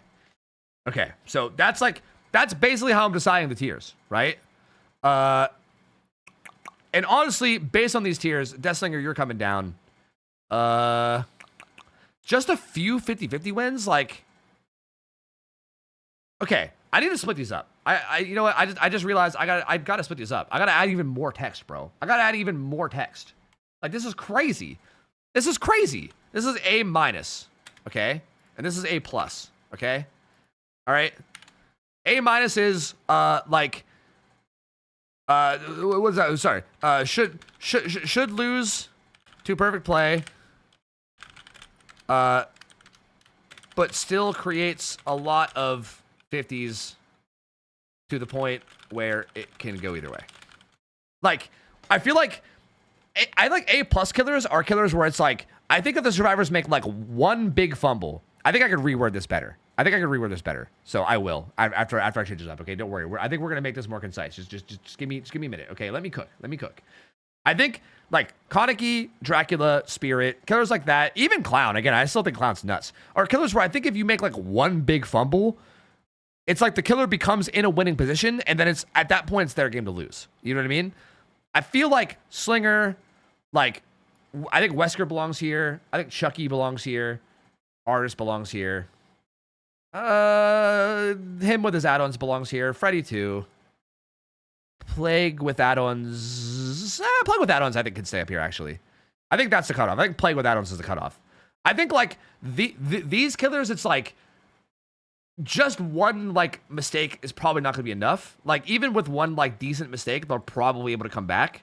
Like you need like multiple, you either need A, multiple mistakes, or B, like a big mistake mixed with a bunch of big 50-50 wins. You know what I mean? Like you kind of need to either create a lot of 50s and win them all, or have them make a big mistake kind of in combination, right? So like, maybe this is like reliance on survivor play is maybe what the actual tiers are about, you know? I don't know. We'll say like, not super reliant on survivor mistakes. We'll say can create survivor mistakes often and wins with only a few.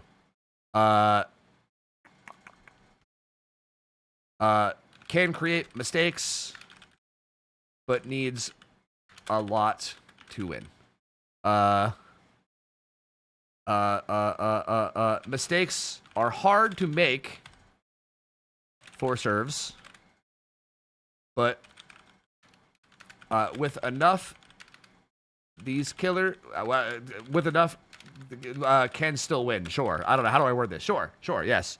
I gotta condense this, bro. Not able to do much. Need big throws.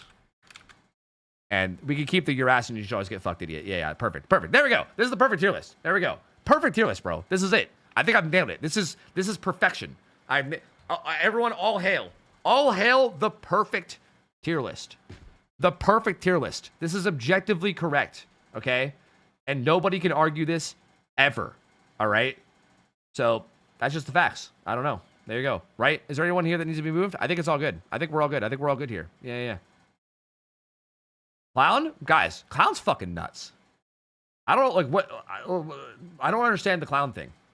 Clown's nuts, bro. That killer is stupid. Like, that killer is genuinely dumb as fuck.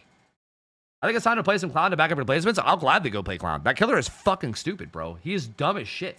He is the dumbest motherfucker ever.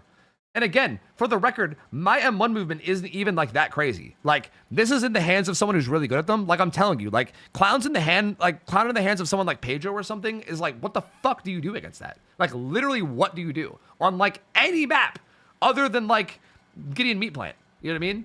Like a good killer player that like really has good M1 movement and also just like bottles in a way that makes sense. You're fucked, bro. Like, you're fucked. Like, that killer is nuts. So, I don't know. I feel like there's, and again, consistent. I think that's the thing that makes him so high in this is his consistency. You know what I mean? Like, a lot of these killers are just inconsistent, right? Like this killer's like the definition of inconsistent. This killer gets cucked by maps. This killer gets cucked by half the perks in the fucking game. This killer can have a rough early game. Like, consistent, bro. Always strong. Every map, every scenario, no matter what. You know? So yeah. Wait, sorry. I was going to review this and see if I needed to change anything. Yeah, no, I'm happy with this tier list. I think I'm happy with it. I think I'm good. I don't see any glaring problems. Just pre-run to pallets and pre-drop team gen rushes. Okay, but what happens when they play that pre-drop pallet with their giga speed? Like, how do you survive the pallet when the killer is putting purple bottles on you and then they're giving themselves yellow bottles and having 70% haste? Like, I wish like Pedro was awake and I could just like summon him with like a fucking magical spell and I could be like, hey, anybody that thinks you can survive against Clown for longer than 30 seconds, let me just like throw you in a 1v1 with Pedro. You know what I mean? Like, I don't know. I don't think you guys realize that even pre-thrown pallets are not always safe against Clown. Like, depending on what the pallet is, sure. Like, some pallets pre-thrown are safe, sure. But a lot of the pre-thrown pallets are still, like, you still have to, like, win very difficult 50-50s. Like, there ain't no way, man. Yeah, Gabriel, but everybody does. I mean, you can say that about Spirit. Like, literally the killer above Clown is Spirit. Spirit also gets cucked by killers or by survivors that know where to take chase and to do the right gens. That's every single killer. Like, you're saying that he loses the perfect play? Join the club, bro. So does everybody, other than, like, maybe Blight, which is why he's not S tier, right? I mean, if he beat perfect play, then he'd be S tier, right? Because only S tier killers beat perfect play, you know? So, like, can you show the Kaneki Nightlight clip? Oh, yeah. Wait. Shit. How do I find that? I think I recently saw it again in a DVD comp video, right? I think. Shit. Okay, does anybody have the clip where Nightlight slingshotted to the main gen on Ormond Lake Mine? Like, I think it was against Blizzard, maybe? Like, it was the most disgusting fucking slingshot to main gen. It was insane, bro. God, it was so good. The funniest thing is that clip isn't even that crazy. I know, that's the thing. I think it's just like an easy reference, and I know it's like impressive looking, so I think it'll definitely like get the message across. But I know that that's really not even like the craziest shit that killer can do. Like, there's so much crazier things that killer's capable of. But I think that's like a really good, like fast example of like the crazy shit that the killer's capable of. Let me see if I can find it real quick. What fucking CompDB video was it in? Fuck shit. Fuck shit. Hold on.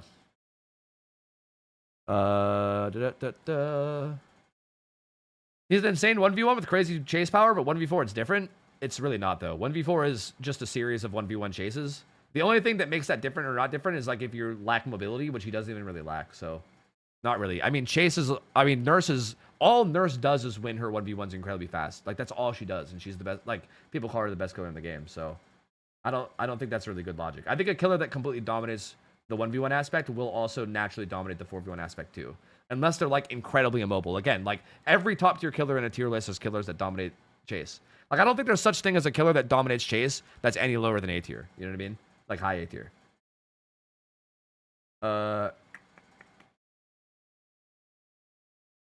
Fuck, I don't know how to find it, dude. It's timestamped in this, is it?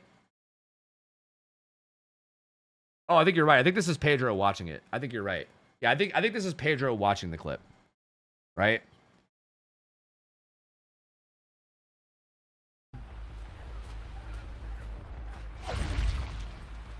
Is this it?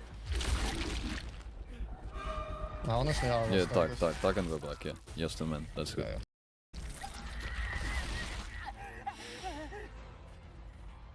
Can pick now. Keep picking the... I think it was a bit earlier. Yeah? Even if it's not painless. No, I think it was after this hook, right? Okay, no. Maybe? Yeah, it was this. Wait, Okay. it was that. Okay, well, that was the slingshot, but he wasn't there that time. I think there was another one that looked even crazier, and the survivor was there. I think it was earlier. Yeah, it was this one. It was this one. Yeah. I remember he interrupts that hook, and he hits this guy right here, Yeah, go main. and like, I mean, bruh, like, it's like again. I feel like if the killer is good enough on Kaneki, then like you're literally unsafe on any gen. Like you can't do any gen injured if you're remotely close to him at all. Like again, like if you think about the fact that like Bro, insane. like from the server point of view, like there's a server on main gen right now, and they're like, oh, he's at the hook defending the hook. He just hit you while you tried to unhook. So like the guy on main knows he's like down here, right? Like there's like a whole building in between him with like a ramps and shit. You know what I mean? Like it's just like it's crazy, like the level of like shit that you're capable of doing. And again, this is just like it's like Patum said. This isn't even like the craziest thing that this killer could do. This is just like a fast example that I remembered. Yeah, go main. Like, bruh. I mean, And it just dies. Like it's crazy, bro. It's crazy. Like, and I think as killers get cleaner and cleaner with doing this kind of stuff, like as people get more and more clean with just like being able to land slingshots directly where they want and be able to like navigate their slingshots exactly how they want, like it's just gonna get more and more crazy, and like it's gonna get harder and harder to do anything. You know, I've been seeing all kinds of clips from people lately. Like I remember seeing a clip from like I think it was like Wispy or something that was like complaining about Ghoul because like gamers were like slingshotting across the map directly onto their face while they were on a gen, and they just insta die. And it's just like, what do you do against that? Like you just can't do a gen injured at all, or else you just die. Like it's fucking wild, dude. Like I don't know. Like that killer has so much potential to keep getting even more and more insane as people learn him more. So yeah, I don't know. I think people don't. I don't think anyone really fully knows how good that killer is capable of being yet, because I just don't think anyone's even playing him close to his highest level yet. But I think Nightlight's probably the closest, if I had to guess. Guys, what did Mariah need? Did you guys help her with whatever it is that she needed? Did I miss it? What's happening? I missed it. I haven't seen her. Oh, did she not even end up asking you guys for help? What the fuck? What the fuck? What the fucky? I think she just wanted to talk. Oh? she did say she was really high, so, you know, maybe that is it. I don't know. All right. Anyway, thank you guys for bearing with me while I did that tier list. I'm probably going to cut that up and throw it up on YouTube after. But we can fucking go back to actually, like, playing a little bit now. Yeah. God, tier list videos take so long. That was horrible. That took so long. I'm, like, exhausted from talking. Belka? What is Belka? Sure, man. I like his little dance. He's cute. Sure, let's do it. Sure. Are you wearing makeup? No, I'm just naturally this pretty. Thank you for noticing. But no, I'm actually not wearing makeup. I mean, I don't know what makeup you think I'm wearing, but no. All right, I guess I guess we're gonna go play clown. I don't know. I can't believe I raided you just to have you diss Dredge. Hi, Cabo. Thank you for the raid. Hope you're streaming well. Appreciate you. Also, anybody that subbed, like Metal Bro, Goose, Shiro Ace, Violet, anybody that resubbed earlier, appreciate you guys, man. Thank you. Cabo, hope you had a good stream. Sorry. Look, Dredge is just bad, bro. Like, it is what it is, okay? I can't, like... She said never mind and then said bye forever. I see. I see. Well, that makes sense. Where's the... What's the haste add-ons? Am I stupid? I don't play this killer ever. What's the haste out on? Duration. Are they? There's no way they're green and they're green and blue, aren't they? I thought it was blue. Is it not blue? Am I stupid? Is it purple? Invigoration by 2 seconds. Is there one that gives you 3? Oh, it's right there. I am stupid. I was literally on it the whole time. I'm fucking dumb. Never mind. Ignore me. I'm actually the dumbest motherfucker alive. I'm actually the stupidest motherfucker to ever exist on the entire planet, and it's actually insane. Anyway, let's go play some clown, I guess.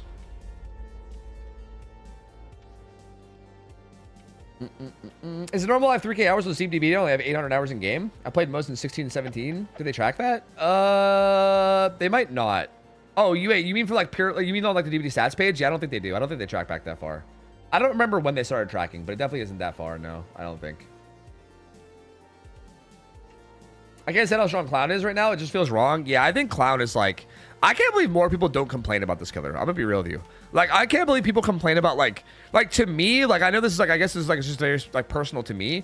Like, people complaining about Kaneki is crazy. Like, I think Kaneki's fun as fuck. This killer is ridiculous, dude. Like, I feel like a bad Kaneki I could just run all over and have a good time with. A bad Clown is still miserable. Like, I mean, you could kind of run all over bad Clowns too, depending on how bad they are, but like, I feel like it's like harder at least. I feel like even a bad killer with like 70% haste is a pain in the ass, bro. Like, I don't know. Shit is crazy. Slap on Rapid and Sabithal. I think that shit's a waste, dude. I don't think you need any of that. Like, I don't think you need any chase perks with this killer. Like, this killer is already so good. They're like, wow, I don't even know why I'd bother with any of that. I'd rather just have the slowdown. If I was gonna have anything, it would maybe be something like Brutal. That way, like, if there is a really strong palette, I can just get rid of it really quickly. But even then, I don't even think I need that either. Like, I'm so fucking fast that I don't care about any of that, dude. Fuck it. Like, I kind of just want my fucking gen slowdown, you know? Furtive is good to not get pre-ran. That's fair. I mean, honestly, at that point, I could run like Secret Project. You know what I mean? Like something like Secret Project, fucking Thrilling or something. You know what I mean? Could actually be kind of insane. Or even like with DMS, perhaps, or actually even Grim. Yeah, honestly, actually, maybe.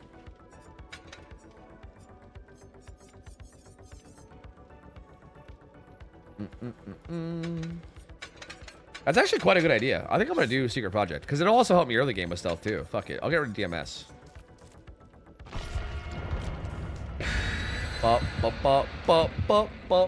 Guy, what up, man? Good to see you, dude. Appreciate the. Are my alerts on again? Hello, alerts? Fuck, they're not on. Here, hold on. I got you. Hold on. Don't forget the fuck out of here, man. Every time you join, I'm losing. Get out. Perfect. Hey, with the raid, dude. Appreciate it. Hope you had a good stream. What up? How you doing, my man? How's it going, my gamer? How you doing? Hello. Well. If it isn't the only chat and Twitch that's more degenerate than mine. Good to see you. Welcome. Hi. Hello. Hi, Swoo. Hello. What's up, guy? Good to see you. Yo, Deeper Day God, thanks for 49 months, man. Appreciate you. Thank you, man. Thank you. Look.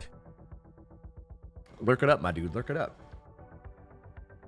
I think Sonic is personally better than Knight. I mean, look, you could be right. Again, I said during the Sonic segment, I don't know if you were here when I did it, but I said during the Sonic segment that, like, I don't feel like I can really give her a proper, correct rating because I've just never seen anyone actually take her the whole way to, like, her skill limit. So I am totally open to being wrong. Like, if someone were to someday show me her being played, like, close to her skill limit and show me that she's, like, you know, like, B tier worthy or something, I would totally be like, sure, but I don't know. I think Ghoul could be above Billy. Maybe, yeah, maybe. Stream is good, just copycatting, yeah.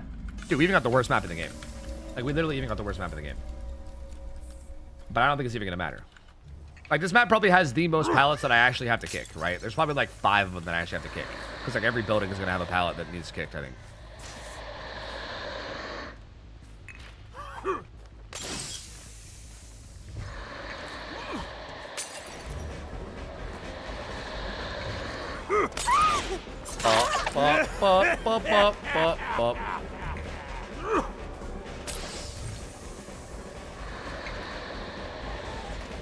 Dude, 70% haste is just so insane.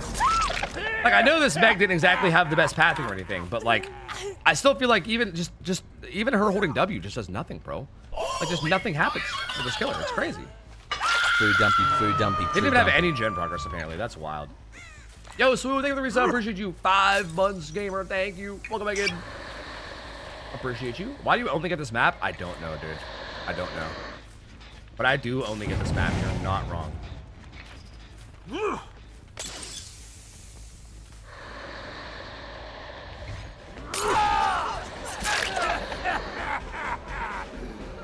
Why do we go here?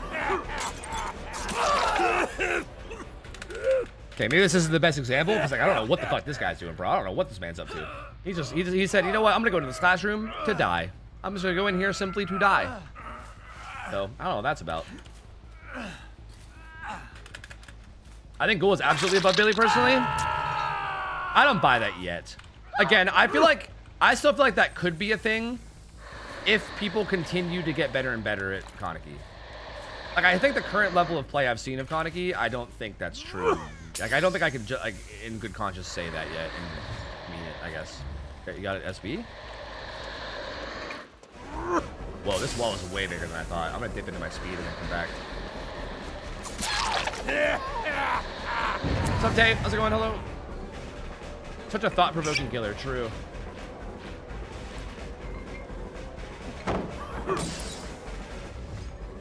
I got a boon here. Bro, what are you pathing, my friend?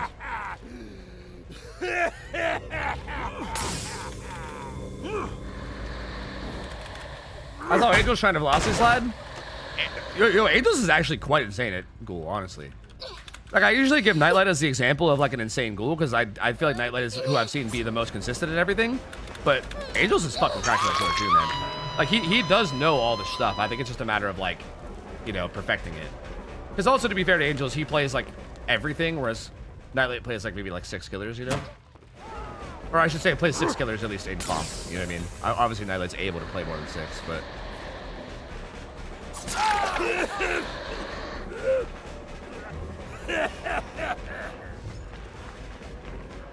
I'm not sure what these guys are doing. They're not even, like, playing tiles, so... Again, this is maybe not the best example game. I don't know. I mean, yeah, these guys are dying, but they're also just going fucking nowhere. I don't know. Bummer. What are you gonna do?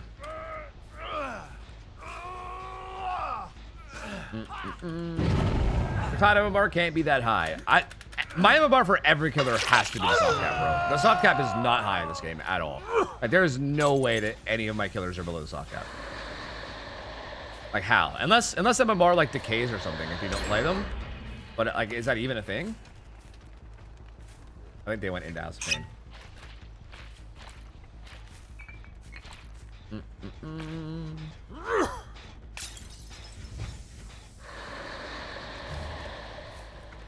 Yeah, I mean, I'm pretty sure they sealed House of Pain. I'm just gonna go back this way. I was gonna see if I can cut off somebody from main, but nobody was coming, so like... Did they heal House of Pain? I don't know anymore, bro. You guys are a bunch of little stealthy goblins, man.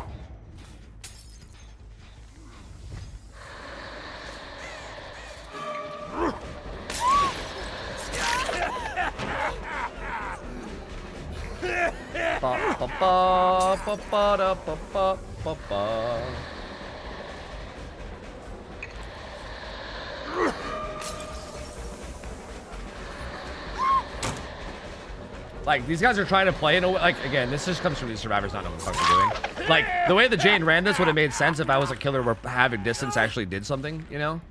Like, if I was like a Death Slinger or something, that would have been pretty good at pathing, you know? It would have taken me forever to catch up, but... We've seen your spirit. There might be one. Okay. You know what? I can't even refute that one, Evan. You got me there. You're right. There is probably one spirit. One spirit. There probably is one killer where my MMR is not the soft cap. You're right. You're right. And you fucking nailed it, bro. You nailed it. You got me. Guilty, bro. Guilty. You guys are a bunch of little stealthy goblins, bro. Honestly, I know it's like a ha-ha, Toby's bad at spirit, but like even my spirit is actually probably the MMR cap. Like unironically, like the MMR cap is so fucking low.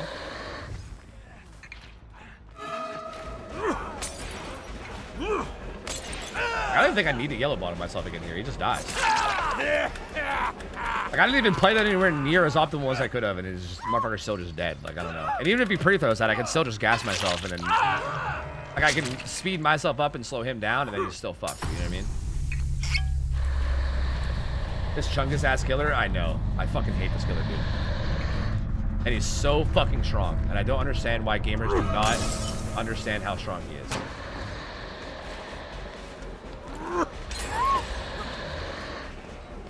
Nice. I bet you probably thought you made that pallet with Lithe, huh?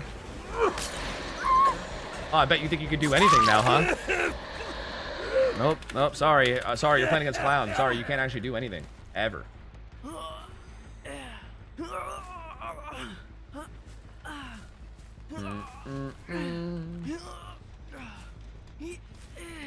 Sorry, Devin. I just watched you bought it like a Clown into a 4 out on your short. Clown is shit. True, bro. True. You know what? You're right. True. You got me there.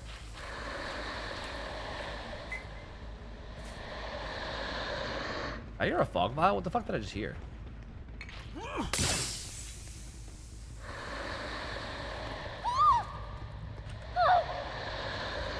Team partner? Wait, is that her over there then? What am I hearing, bro?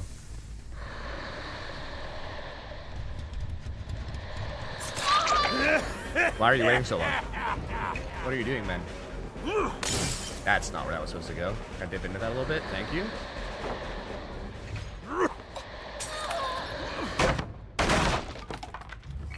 Like even here, like that's like the most god of god palette, right? Like throwing that god palette into that window should be like, that should like, I feel like that should extend your chase by like what, fucking 30 seconds or some shit. Like look at this, bro. Like where the fuck are you going? Like hello?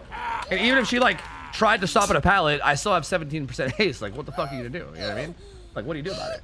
What do you do about it, dude? You know?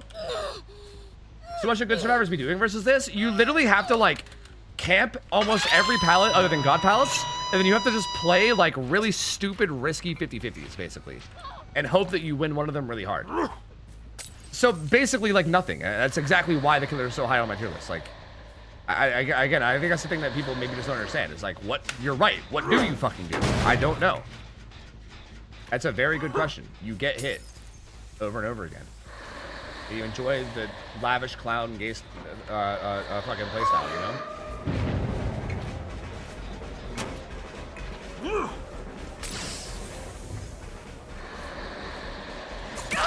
She wouldn't even have made that window for the record. Like for the record, I 100% hit her on that window there too, because like I would have had 70% haste. Like there's no way she actually makes it around that.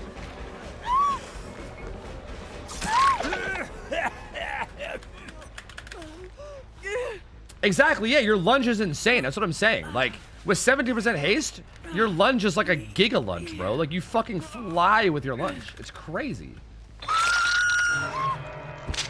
Yeah, like, it's just nuts, dude.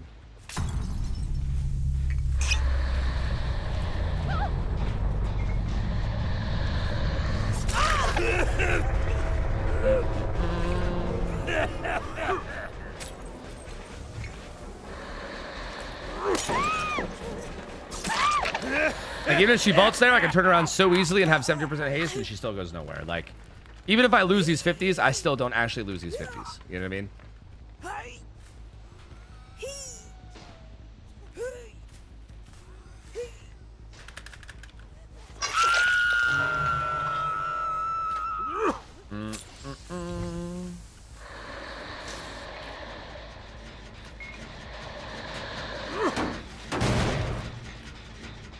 What world is vault and repair the same button? Maybe some console life? I don't know. Some world of console? I don't know. I never played with the controller, so I don't know. Paid actors? No, these wasn't very good paid actors because I feel like I barely was actually able to show what I was talking about here.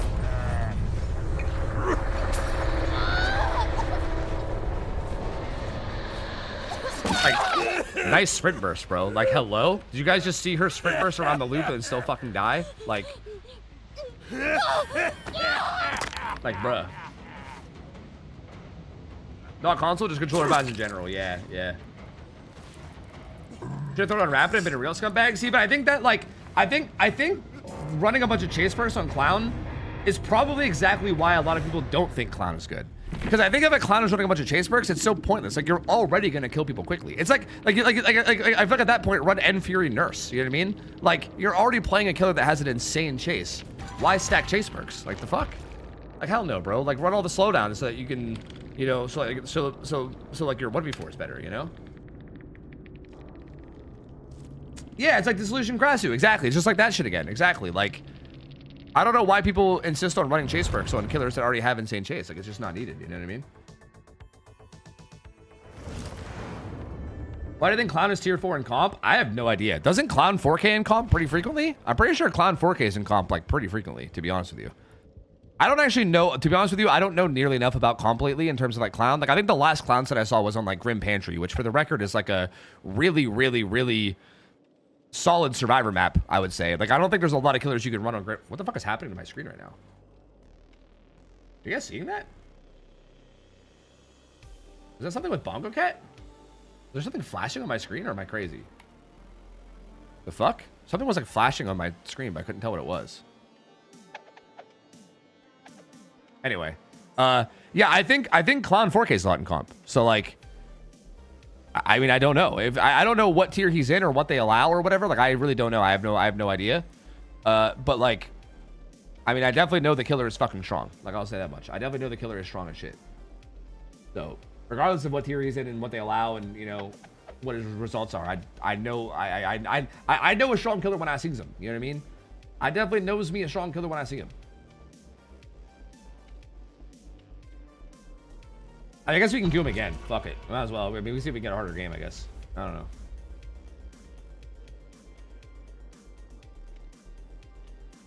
Is a Clown Mafia come to stop you from getting him graded higher in comp? Maybe. I don't know. Or just queue Ghoul. True. I do kind of want to practice Ghoul. I do want to practice all the fun stuff you can do on the skiller. True. More Kenneth? Sorry, Bubs. Sorry. No. Yeah. Wait. Sorry. Yeah, King Spectre. Sorry. You didn't want Clown, so I guess we're going to do Kaneki, man. Sorry. Sorry. Kaneki it is, that's right. Perfect.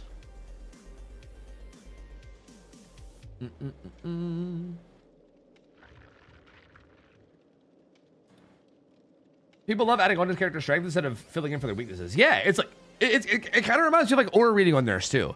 Like, I think people that run, like, excessive aura reading on Nurse, don't get me wrong, I think, like, Nowhere to Hide Nurse is fucking busted. I think that shit's giga insane. But, like, people that run, like, Ambaliers and stuff on Nurse, I feel like that stuff is way overkill. You know what I mean? And yeah, like Dissolution Krasu or like what, like it's just bizarre, bro. Shit is bizarre. Can I see your killers? I mean, not all of them. I have to scroll them, but you don't just scroll them, yes. I see you, B. Good morning. How's it going? Hello.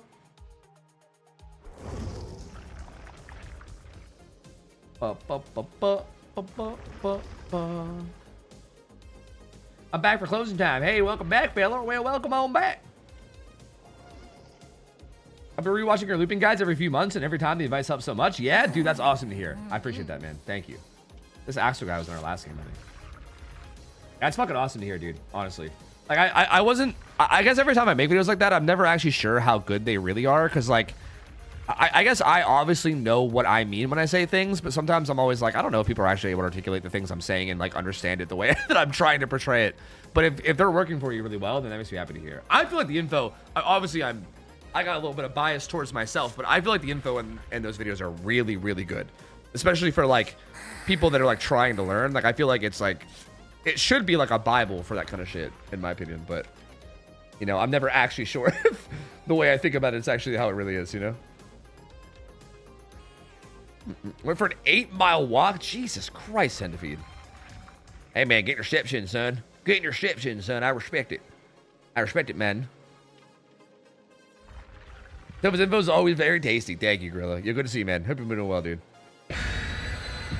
Yo, Addy Phase, thanks for the raid. Appreciate you. What up? How's it going? Hello. Exit. You can get it a little. Keep edging it. I appreciate you, gamer. Thank you. Welcome in, guys. Hello.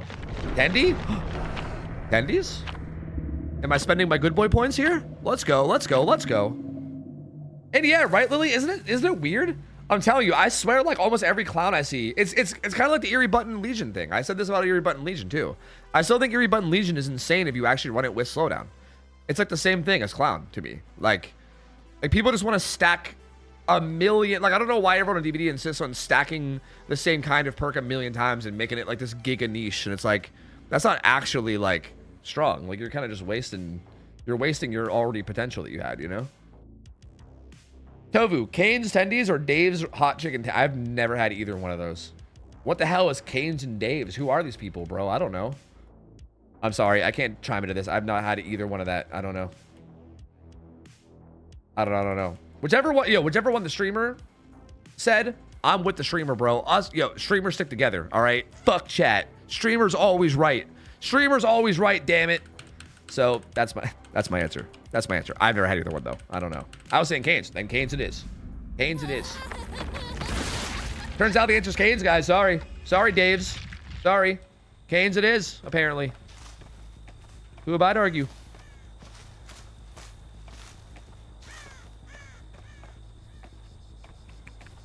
I thought I saw something, but I don't think so.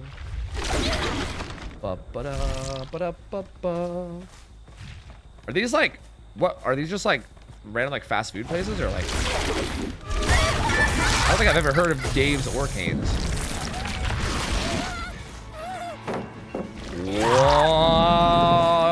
What the fuck am I watching? I don't enjoy Dave's at all. Is it Dave's something something? Like, is there more words to this that I don't know about? Dave's. Not my boy Dave. Dave's hot chicken. Oh.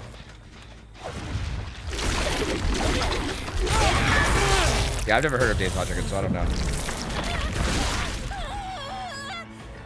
I thought I heard progress, but I think I was hearing shit. Wait, where'd he go? Oh, he went here. Wait, am I able to do this one? Let me see if I can do this one. Fuck. I always fuck that one up. It's like really hard for some reason. I fucking scammed him. I fucking scammed him.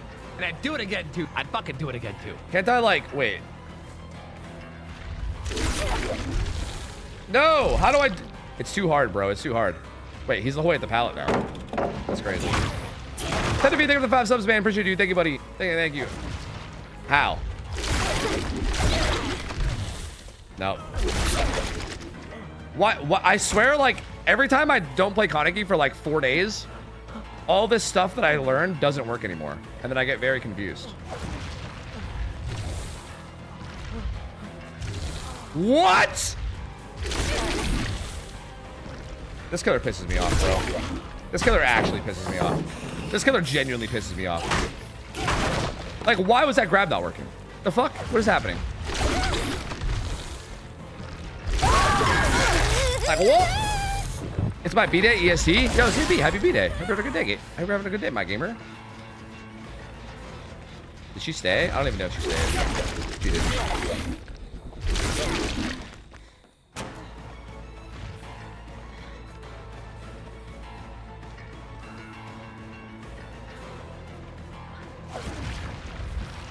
She's actually watching for that? It's crazy. What? Okay, I keep trying to do the Shaq thing, but then they're just not playing Shaq. That's kind of fucking me over, I can't lie. I'm kind of fucking myself over here. Yeah, no.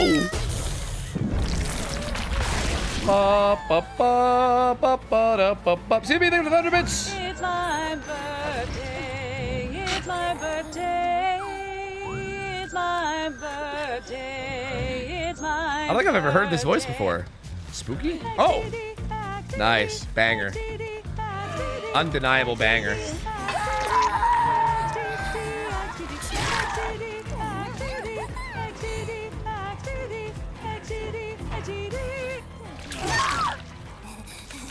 Good stuff from Sable, bro. Good stuff from Sable. You love to see it. You love to see it. That was a banger XD song. Thank you. 10 V, thank you again for the 5 subs too, you crazy fucker. Thank you, man. Appreciate you guys, man. Thank you. When you around with me, you gotta say, yo, I should get that shit. I need to like upload that to like Spotify, and I'm gonna play it on the whole car drive. Cause I'm pretty sure me and Ralph are driving there together to like save on, you know, gas and travel expenses and stuff. Like I think he's coming to me, and then we're gonna drive there together, so I can just play it on the whole car drive. Imagine, like 6 hours of XDD.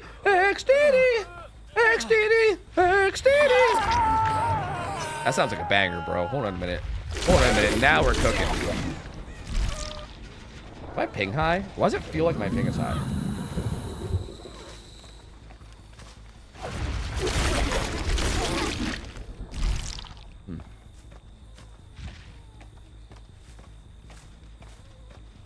I can provide the vocals for that, don't worry. Let's go, let's go. Meow meow. Bruh. I'm so bad at this killer.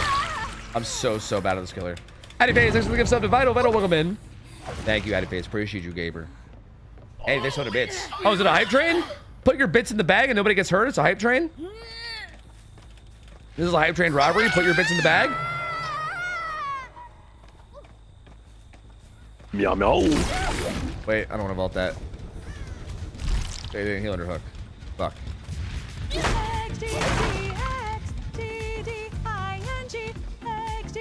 Meow meow. This one doesn't really work as good, I don't think.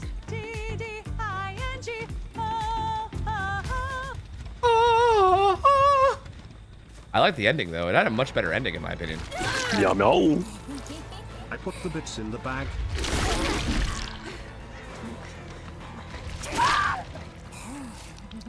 Thank you, Dog Liver. Thank you. Now nobody has to get hurt. Thank you. Thank you, thank you, thank you. Appreciate you. Thank you.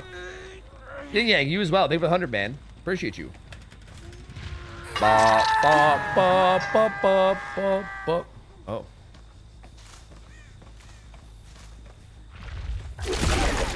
Why did that dash go nowhere? And she came up anyway for some reason.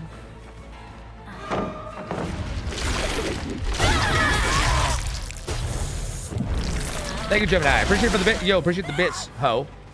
I don't know who you calling a ho. Game recognized game. Gemini. Meow meow. What?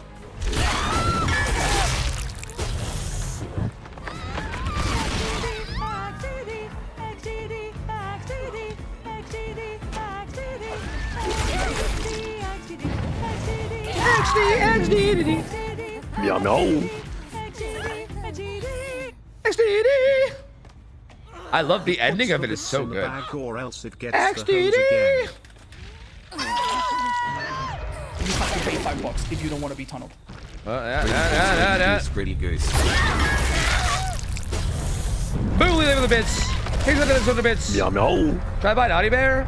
Or is he a bad killer? Well, Naughty Bear isn't an actual like unique killer. He's just Trapper with a different skin. But I mean... Oh, Fiki, okay. I couldn't tell what you were saying.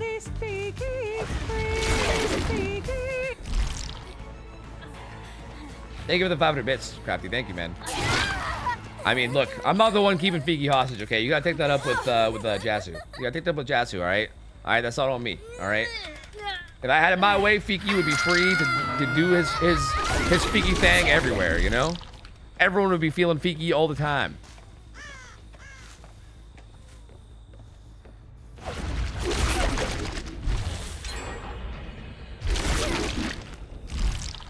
I see.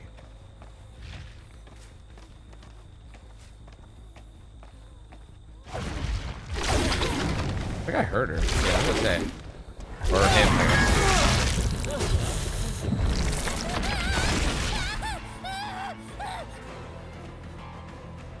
He kept going, he did. I mean, sure, I guess. I suppose. You can slingshot off Harvester Ramp if you want to go places? Oh, can you?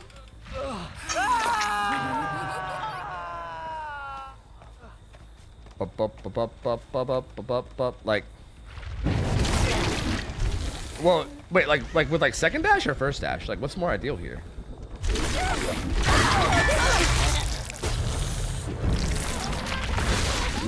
Like second dash, yeah? Is Naughty Bear top 3 Trapper skins? Oh, hell yeah, definitely. Bro, I can't really practice anything because like I feel like these guys just died at M1 shit, so I don't know. It's not good, man. It's not good.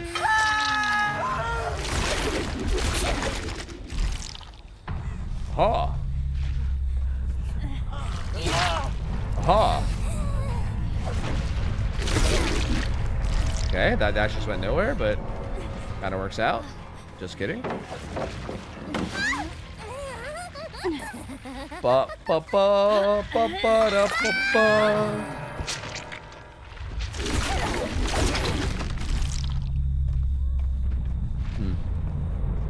Ah, I see. You trying to go Shaq? Yes, I fucked him. Dre, thanks for the 60s. 6, 7. 6, 7. Oh, it didn't spawn, so he gave up. I see. I thought he was waiting to jump in it, but I guess it didn't spawn, so he gave up. I see. 6, 7 months. That's so funny. Yeah, thank you for 6, 7 though. Welcome back, Christian, man. Thank you, buddy.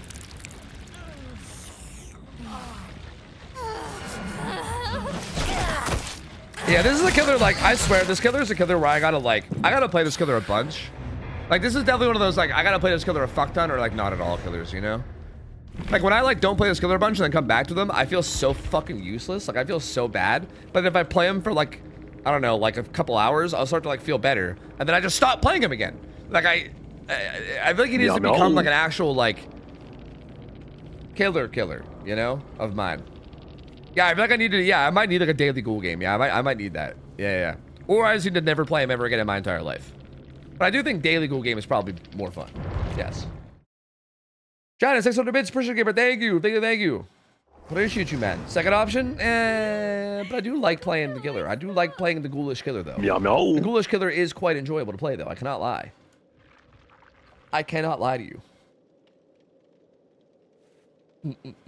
Yo, Candy, 1,000 bits. Jesus Christ, brother. Yeah, Terrible. fuck daddy. Thank you for the 100 bits. What's going on here, bro? This is hype trade actually getting us hype? This is crazy. Wait, is this like a special hype trade? Why is it all blue? Am I crazy?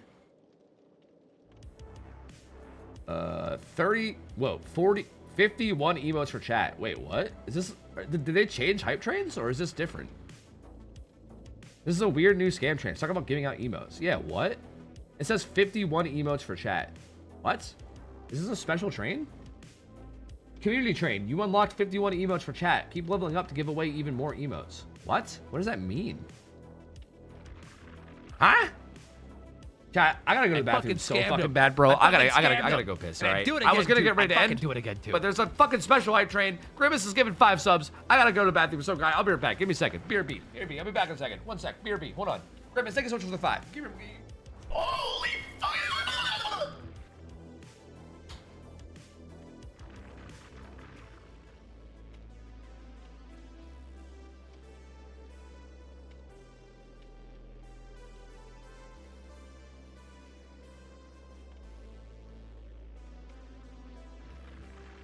Meow meow. Scam train.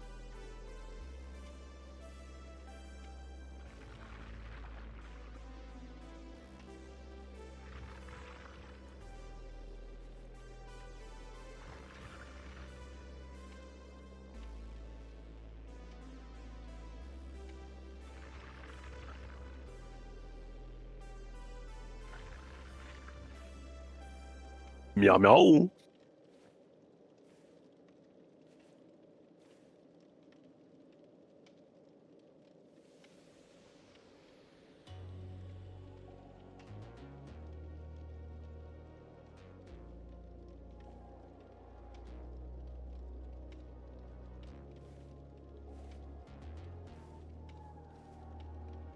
Meow meow.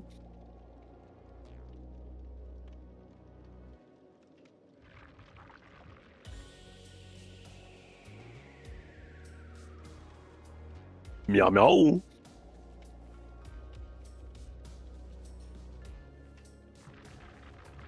I love scamming and training Woo Play. Meow meow.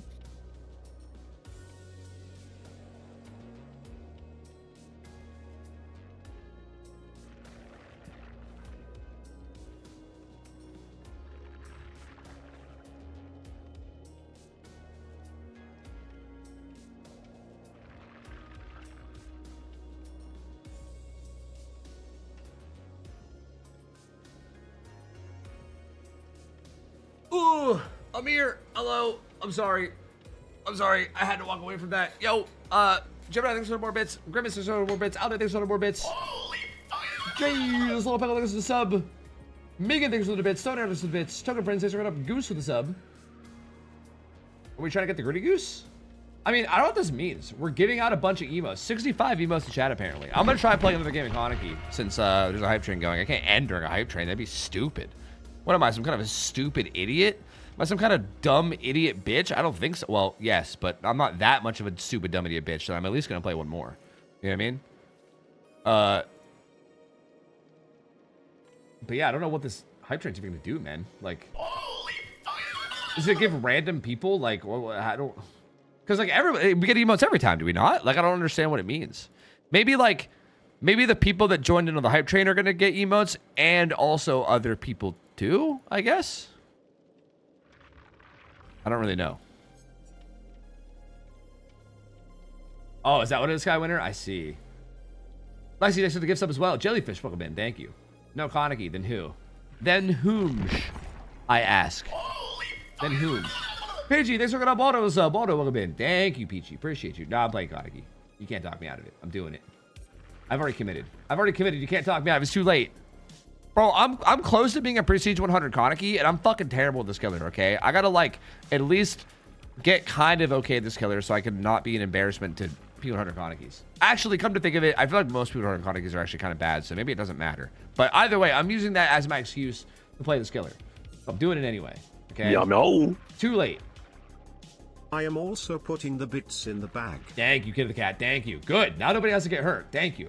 I'm glad you guys are aware of the situation here. You just simply put the bits in the bag and then no one gets hurt. All right? It's a hype train. It's a hype train hold up. You guys saw the Pog Champs. You saw the Pog Champs. You saw the little rocket emotes. I fucking scammed them. You saw all the exclamation points. Scammed them. You know what that means. Okay? Let's not play dumb. You know what the exclamation points mean. All right? Hexy on a globe? Ain't no way, bro. Ain't no way. But thank you for the 5 subs, gamer. Thank you. Appreciate you. Thank you. Welcome to the new subs. Wait. How many people did that? You, Grimace. Was there one before that, or am I making that up? No, just you and Grimace, right? I owe 2 more. No, 10 to feed. Yeah, 10 to feed. I owe 3 more games of marbles. I gotta fucking. We go add that to the motherfucking marbles games owed. We're up to 3 now. Yo, appreciate you, Vanessa. Thank you. Thank you. Very, very kind of you, gamers. Most people under Kanekis are 6-foot gamers. That's what I'm saying. Yeah, like I say, like a disgrace to people under Kanekis, but yeah, most Kanekis, yeah, they run fucking those dookie ass add-ons and then like playing like the most brain dead way. So yeah, you're probably right. What am I even worried about, bro? It's fine. I feel like if you even just go for like fun stuff, then you're probably already like doing better than, than most. You know?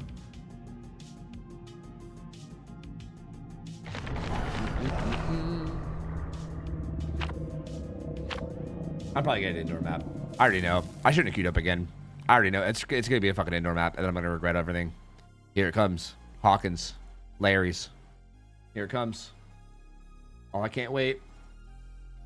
To stay fresh at all the killers, you should start each day with 1 game of each killer. You're right. All 41 of them. You're right. I should start each day by playing them all 1 time before I do anything else. Batum wouldn't be the worst thing ever. Batum's like a weird like hybrid map. I feel like there's at least some things I can do there, like on the outsides and stuff, you know? Or Lake Mine, that'd be pretty cool. Get his reps in. True! This was a knockout, a brain dead busted combo. I mean, I think this will... I guess kind of, yeah, because like it's harder for them to leave because of knockout.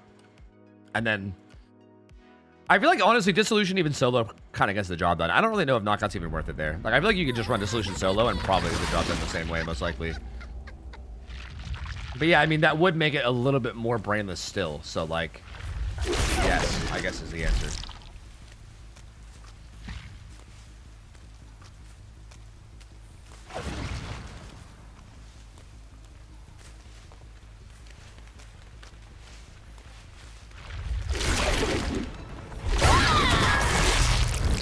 Sure, man, sure.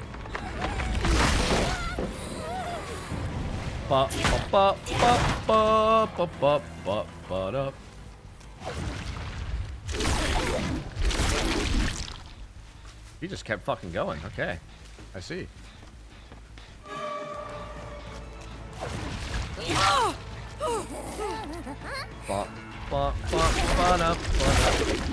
Okay.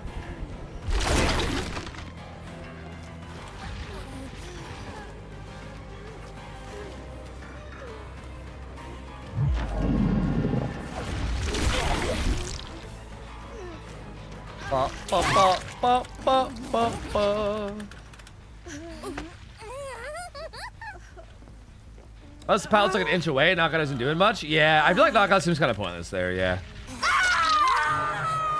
Like I get the idea that you're cooking with here, and like I get the point of like if they leave they get hindered, if they stay they gotta deal with dissolution, you know.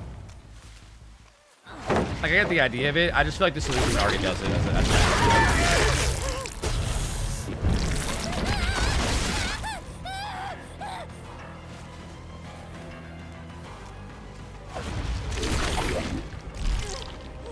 Okay. I mean, these guys just kind of aren't running their tiles. I don't know, you know? I feel like this is why I don't play Kaneki a lot. I keep forgetting. Scammed him. Because no one does anything. Do it again. I feel like the matchmaking isn't good enough. Like, people just don't go to tiles. They just try to hold W, and then it doesn't work, and then they die, and then you rinse and repeat that until the end of time. Yo, Grimace 4 subs, gamer. Thank you. Appreciate you. Welcome to the new subs again. Once again. Appreciate you, gamer. Thank you. There was Cheryl ran to Shaq before, at least. That's at least something. Whoops. That's that fucking lack of auto aim kicking in again, huh?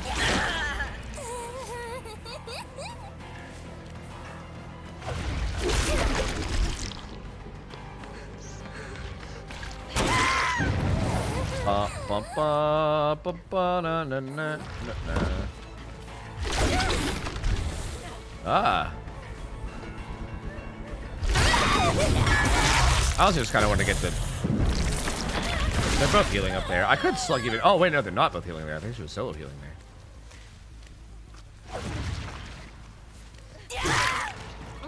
Okay. Whatever you say, Stinky Do.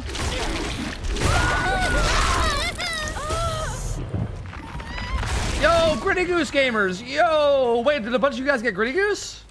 Yo, let's go. Wait, did all you guys actually get it? Like Lexi, Gemini, Small Sugar? Did you guys all previously not have it and just now get it? I'll day 2. Yo, this hype train was fucking sick, bro. Let's go. Gamers are goosing now. Gamers got the goose, dude. Let's go. Good shit, team. Good shit.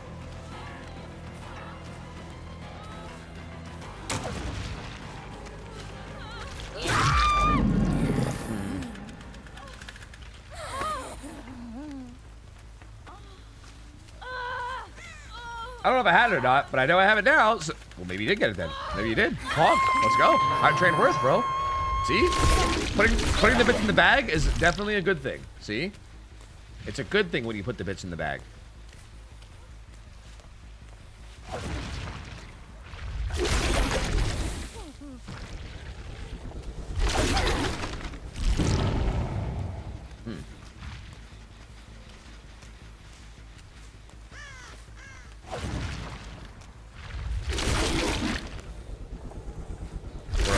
What? These guys just want me to tunnel them, dude. They just want me to tunnel them, I guess. Bad.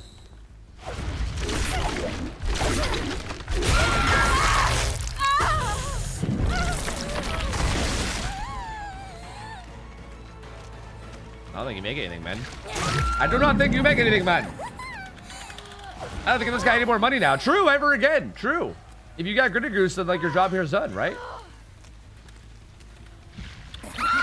Yeah, the boss. If you hit perfectly timed grab attacks, you get more time in your enraged. Like when they mend, or whatever. Like basically when they mend, it like starts a timer for how long you still enraged for. And if you hit like the perfect, then that timer is longer.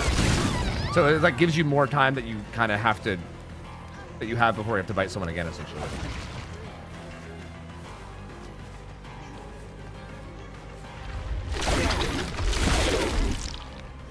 See, I think if I would have used last dash, I mean, I still kind of got her. If I would have used last dash there, that would have been even better. I gotta remember, I keep not using last dash ever.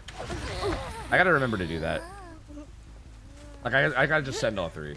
Yeah, that was still good. I think we still got her, but I think if we used third dash, we could have got, like, fully in front of her. It would have been even better still, man.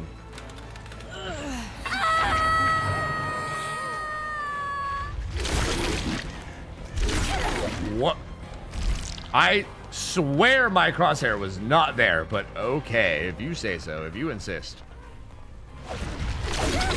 Apparently I fucking hold my...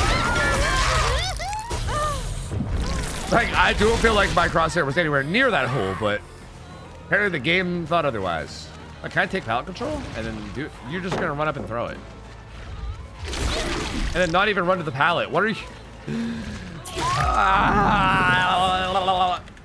Look, Stinky Doo. There's nothing wrong with, like, not knowing what you're doing against this killer. You know, there's nothing wrong with it. I just wish that, like, the game put me against people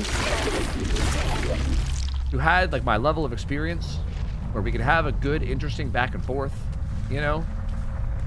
And I feel like that's just not happening for me right now. I can't lie to you, you know? What am I doing? Missing everything.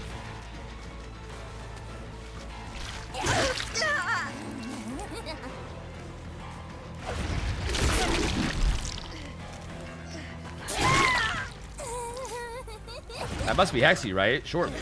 Shortly. Yes. Sometimes you have an off game too. I mean, with love to Stinky Doo, as a matter of fact, I don't know if anyone in this game I would say is just having an off game. Like, I think this is just a bad matchmaking game. Like, I promise these guys just don't have anywhere near the little experience I do. It's just, it's all it's doing. Like, they're not, like, they're just flat out not going places. Like, they're not going to tiles or anything, you know? Like, they just don't seem to have, like, the sense of direction that you need against a killer like this.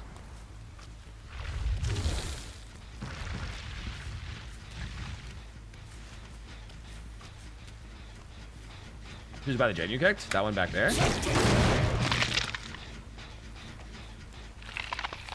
What you're saying is basically Windows. Maybe. Maybe, honestly, maybe.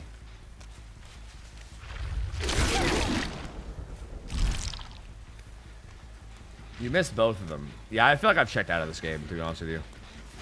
So, it wouldn't surprise me if I miss people.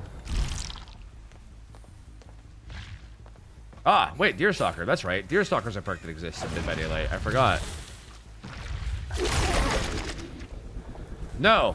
She gave me the slip while I was waiting to turn that fucking corner. What? But I just took 2 seconds to turn the corner. What do you mean?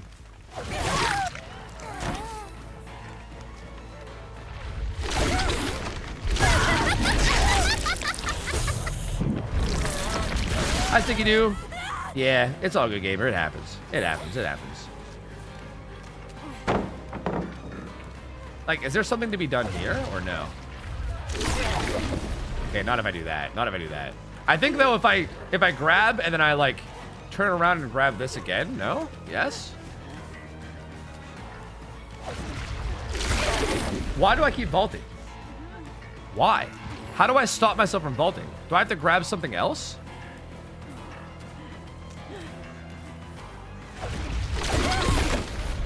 I'm gonna Kermit, bro. I'm gonna Kermit sewer slide. I'm gonna do it.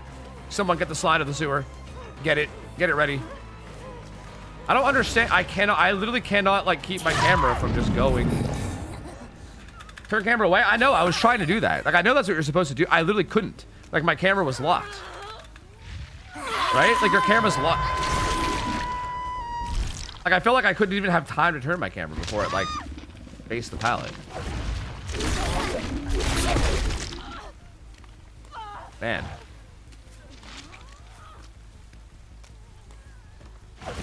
I got a lot of, dude, I gotta play a skiller more. That's all there is to it. Like there ain't no other way to word it. I just gotta play the skiller way fucking more, bro. I'm ass. I'm just not good with the dashes. I just need practice, man. I just need practice.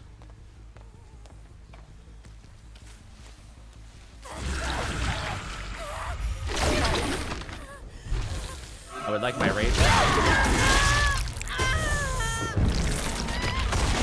Hello, Dr. Dingus. We're gonna play this pallet now, yeah?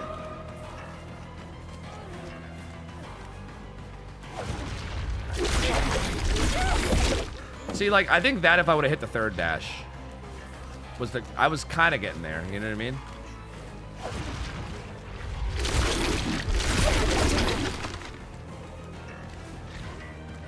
Didn't steal the prompt.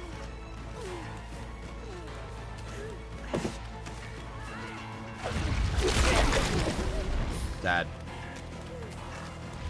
We'll go for a prompt steal there instead of a cutoff. That's fair. Yeah, that's fair. Would a prompt still even do anything here, though? The pallet's so short.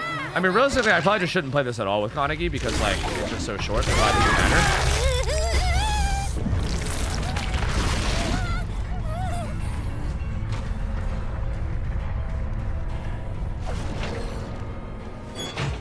Nice. Touché. Touché, man. Touché. All right. GG's, team. GG's. I gotta play this killer way fucking more. I am goddamn bad. I am goddamn horrible, this killer. I'm gonna need way, way more games at some point. I gotta get out of here, though, chat. It's midnight. I'm fucking hungry. I'm gonna go get some food in me. I'm gonna go get some work done. I'm definitely done, so. We owe like 3 games of marbles. I pay them off at some point. I hope we can win streak tomorrow. Oh, shit. I forgot. Wait, I forgot to mention. I was gonna mention this earlier and I forgot. I'm gonna be late to stream tomorrow. Me and Mariah have an appointment like 2 hours away from our house, and it's like for like midday or something. So like, I don't think I'm even gonna be able to be live until like minimum like 7 maybe. So I'll probably be like about an hour late, I think. But if I start late, I'll probably go late too to compensate most likely. Hopefully my win streak team will be around too. But yeah, I definitely, there's almost 0 chance I'm gonna be able to start at 6. It'll be like 7 at the earliest. It might even be closer to 8. I don't know. So yeah. We're streaming later then? Probably, yeah. So normal tofu? Bro, come on now. Yo, I've been pretty good at starting stream on time. Come on. Come on. Come on now. Come on. Yeah, you gotta be that way with me now, man. Come on now, man. Come on. Hey, man, yeah, come on, man. Oh, there's quite a few people that are live. Let me figure out who I want to raid. Do you live in the fucking boonies? No, but we moved. Basically, it's a doctor's appointment. But we didn't change doctors. We moved like 2 hours away from where I used to live, and we have a doctor's appointment with my old doctor where we have to go in person. So it's stupid, but like it's stupid. But I really like my doctor that we used to be in my old town, so we didn't want to change. We just drive out there sometimes to have like an in-person appointment, but then we just do most stuff remote. So yeah.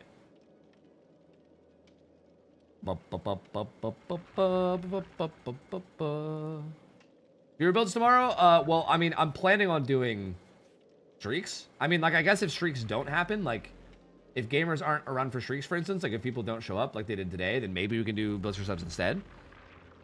But assuming gamers show up for streaks, I'm probably just gonna do that. Yeah. Instead. Yep.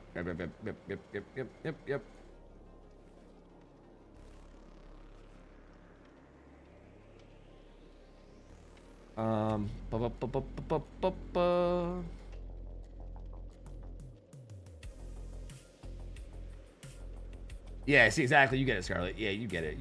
Yeah, I feel like having a good doctor is a good feeling. Like, I hate the idea of, like, I don't know. Like, it worries me to, like, if I was to, like, get a new one and then the new doctor would, like, suck, I'd be like, oh, what am I doing? You know what I mean? Like, I would make me a very sad tofu. I would be a very, very sad tofu. Guys, I'm going to rate Dweikel.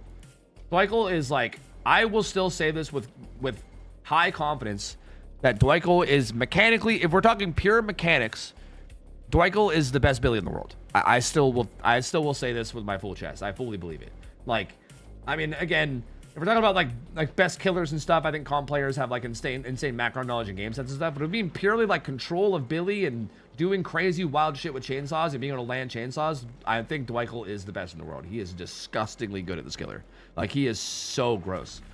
He's also like just a goofy dude. He's like a goofy Canadian guy, you know? He's like your regular old Albertan Canadian, you know? Oh yeah, he's fucking goofy and weird and goddamn disgusting and that there hillbilly killer. Oh yeah, if you know what I'm saying. If you know what I'm saying, So you guys can hang out with him. I'll be back tomorrow. Go chill with him. He'll be fucking people up. He loves to slug too. If you guys think slugging is mean, maybe you won't like his channel, but I don't know. You can go over there anyway. He loves to slug. He's disgustingly good at Billy. I'll be back tomorrow with more games and yeah. Love you guys. Have a good rest of your night. I'll see you guys late tomorrow. I'm out of here. See ya. I'll take care, so you. Hey, get timed out, fucker. Eat shit. I'll see you later, so you.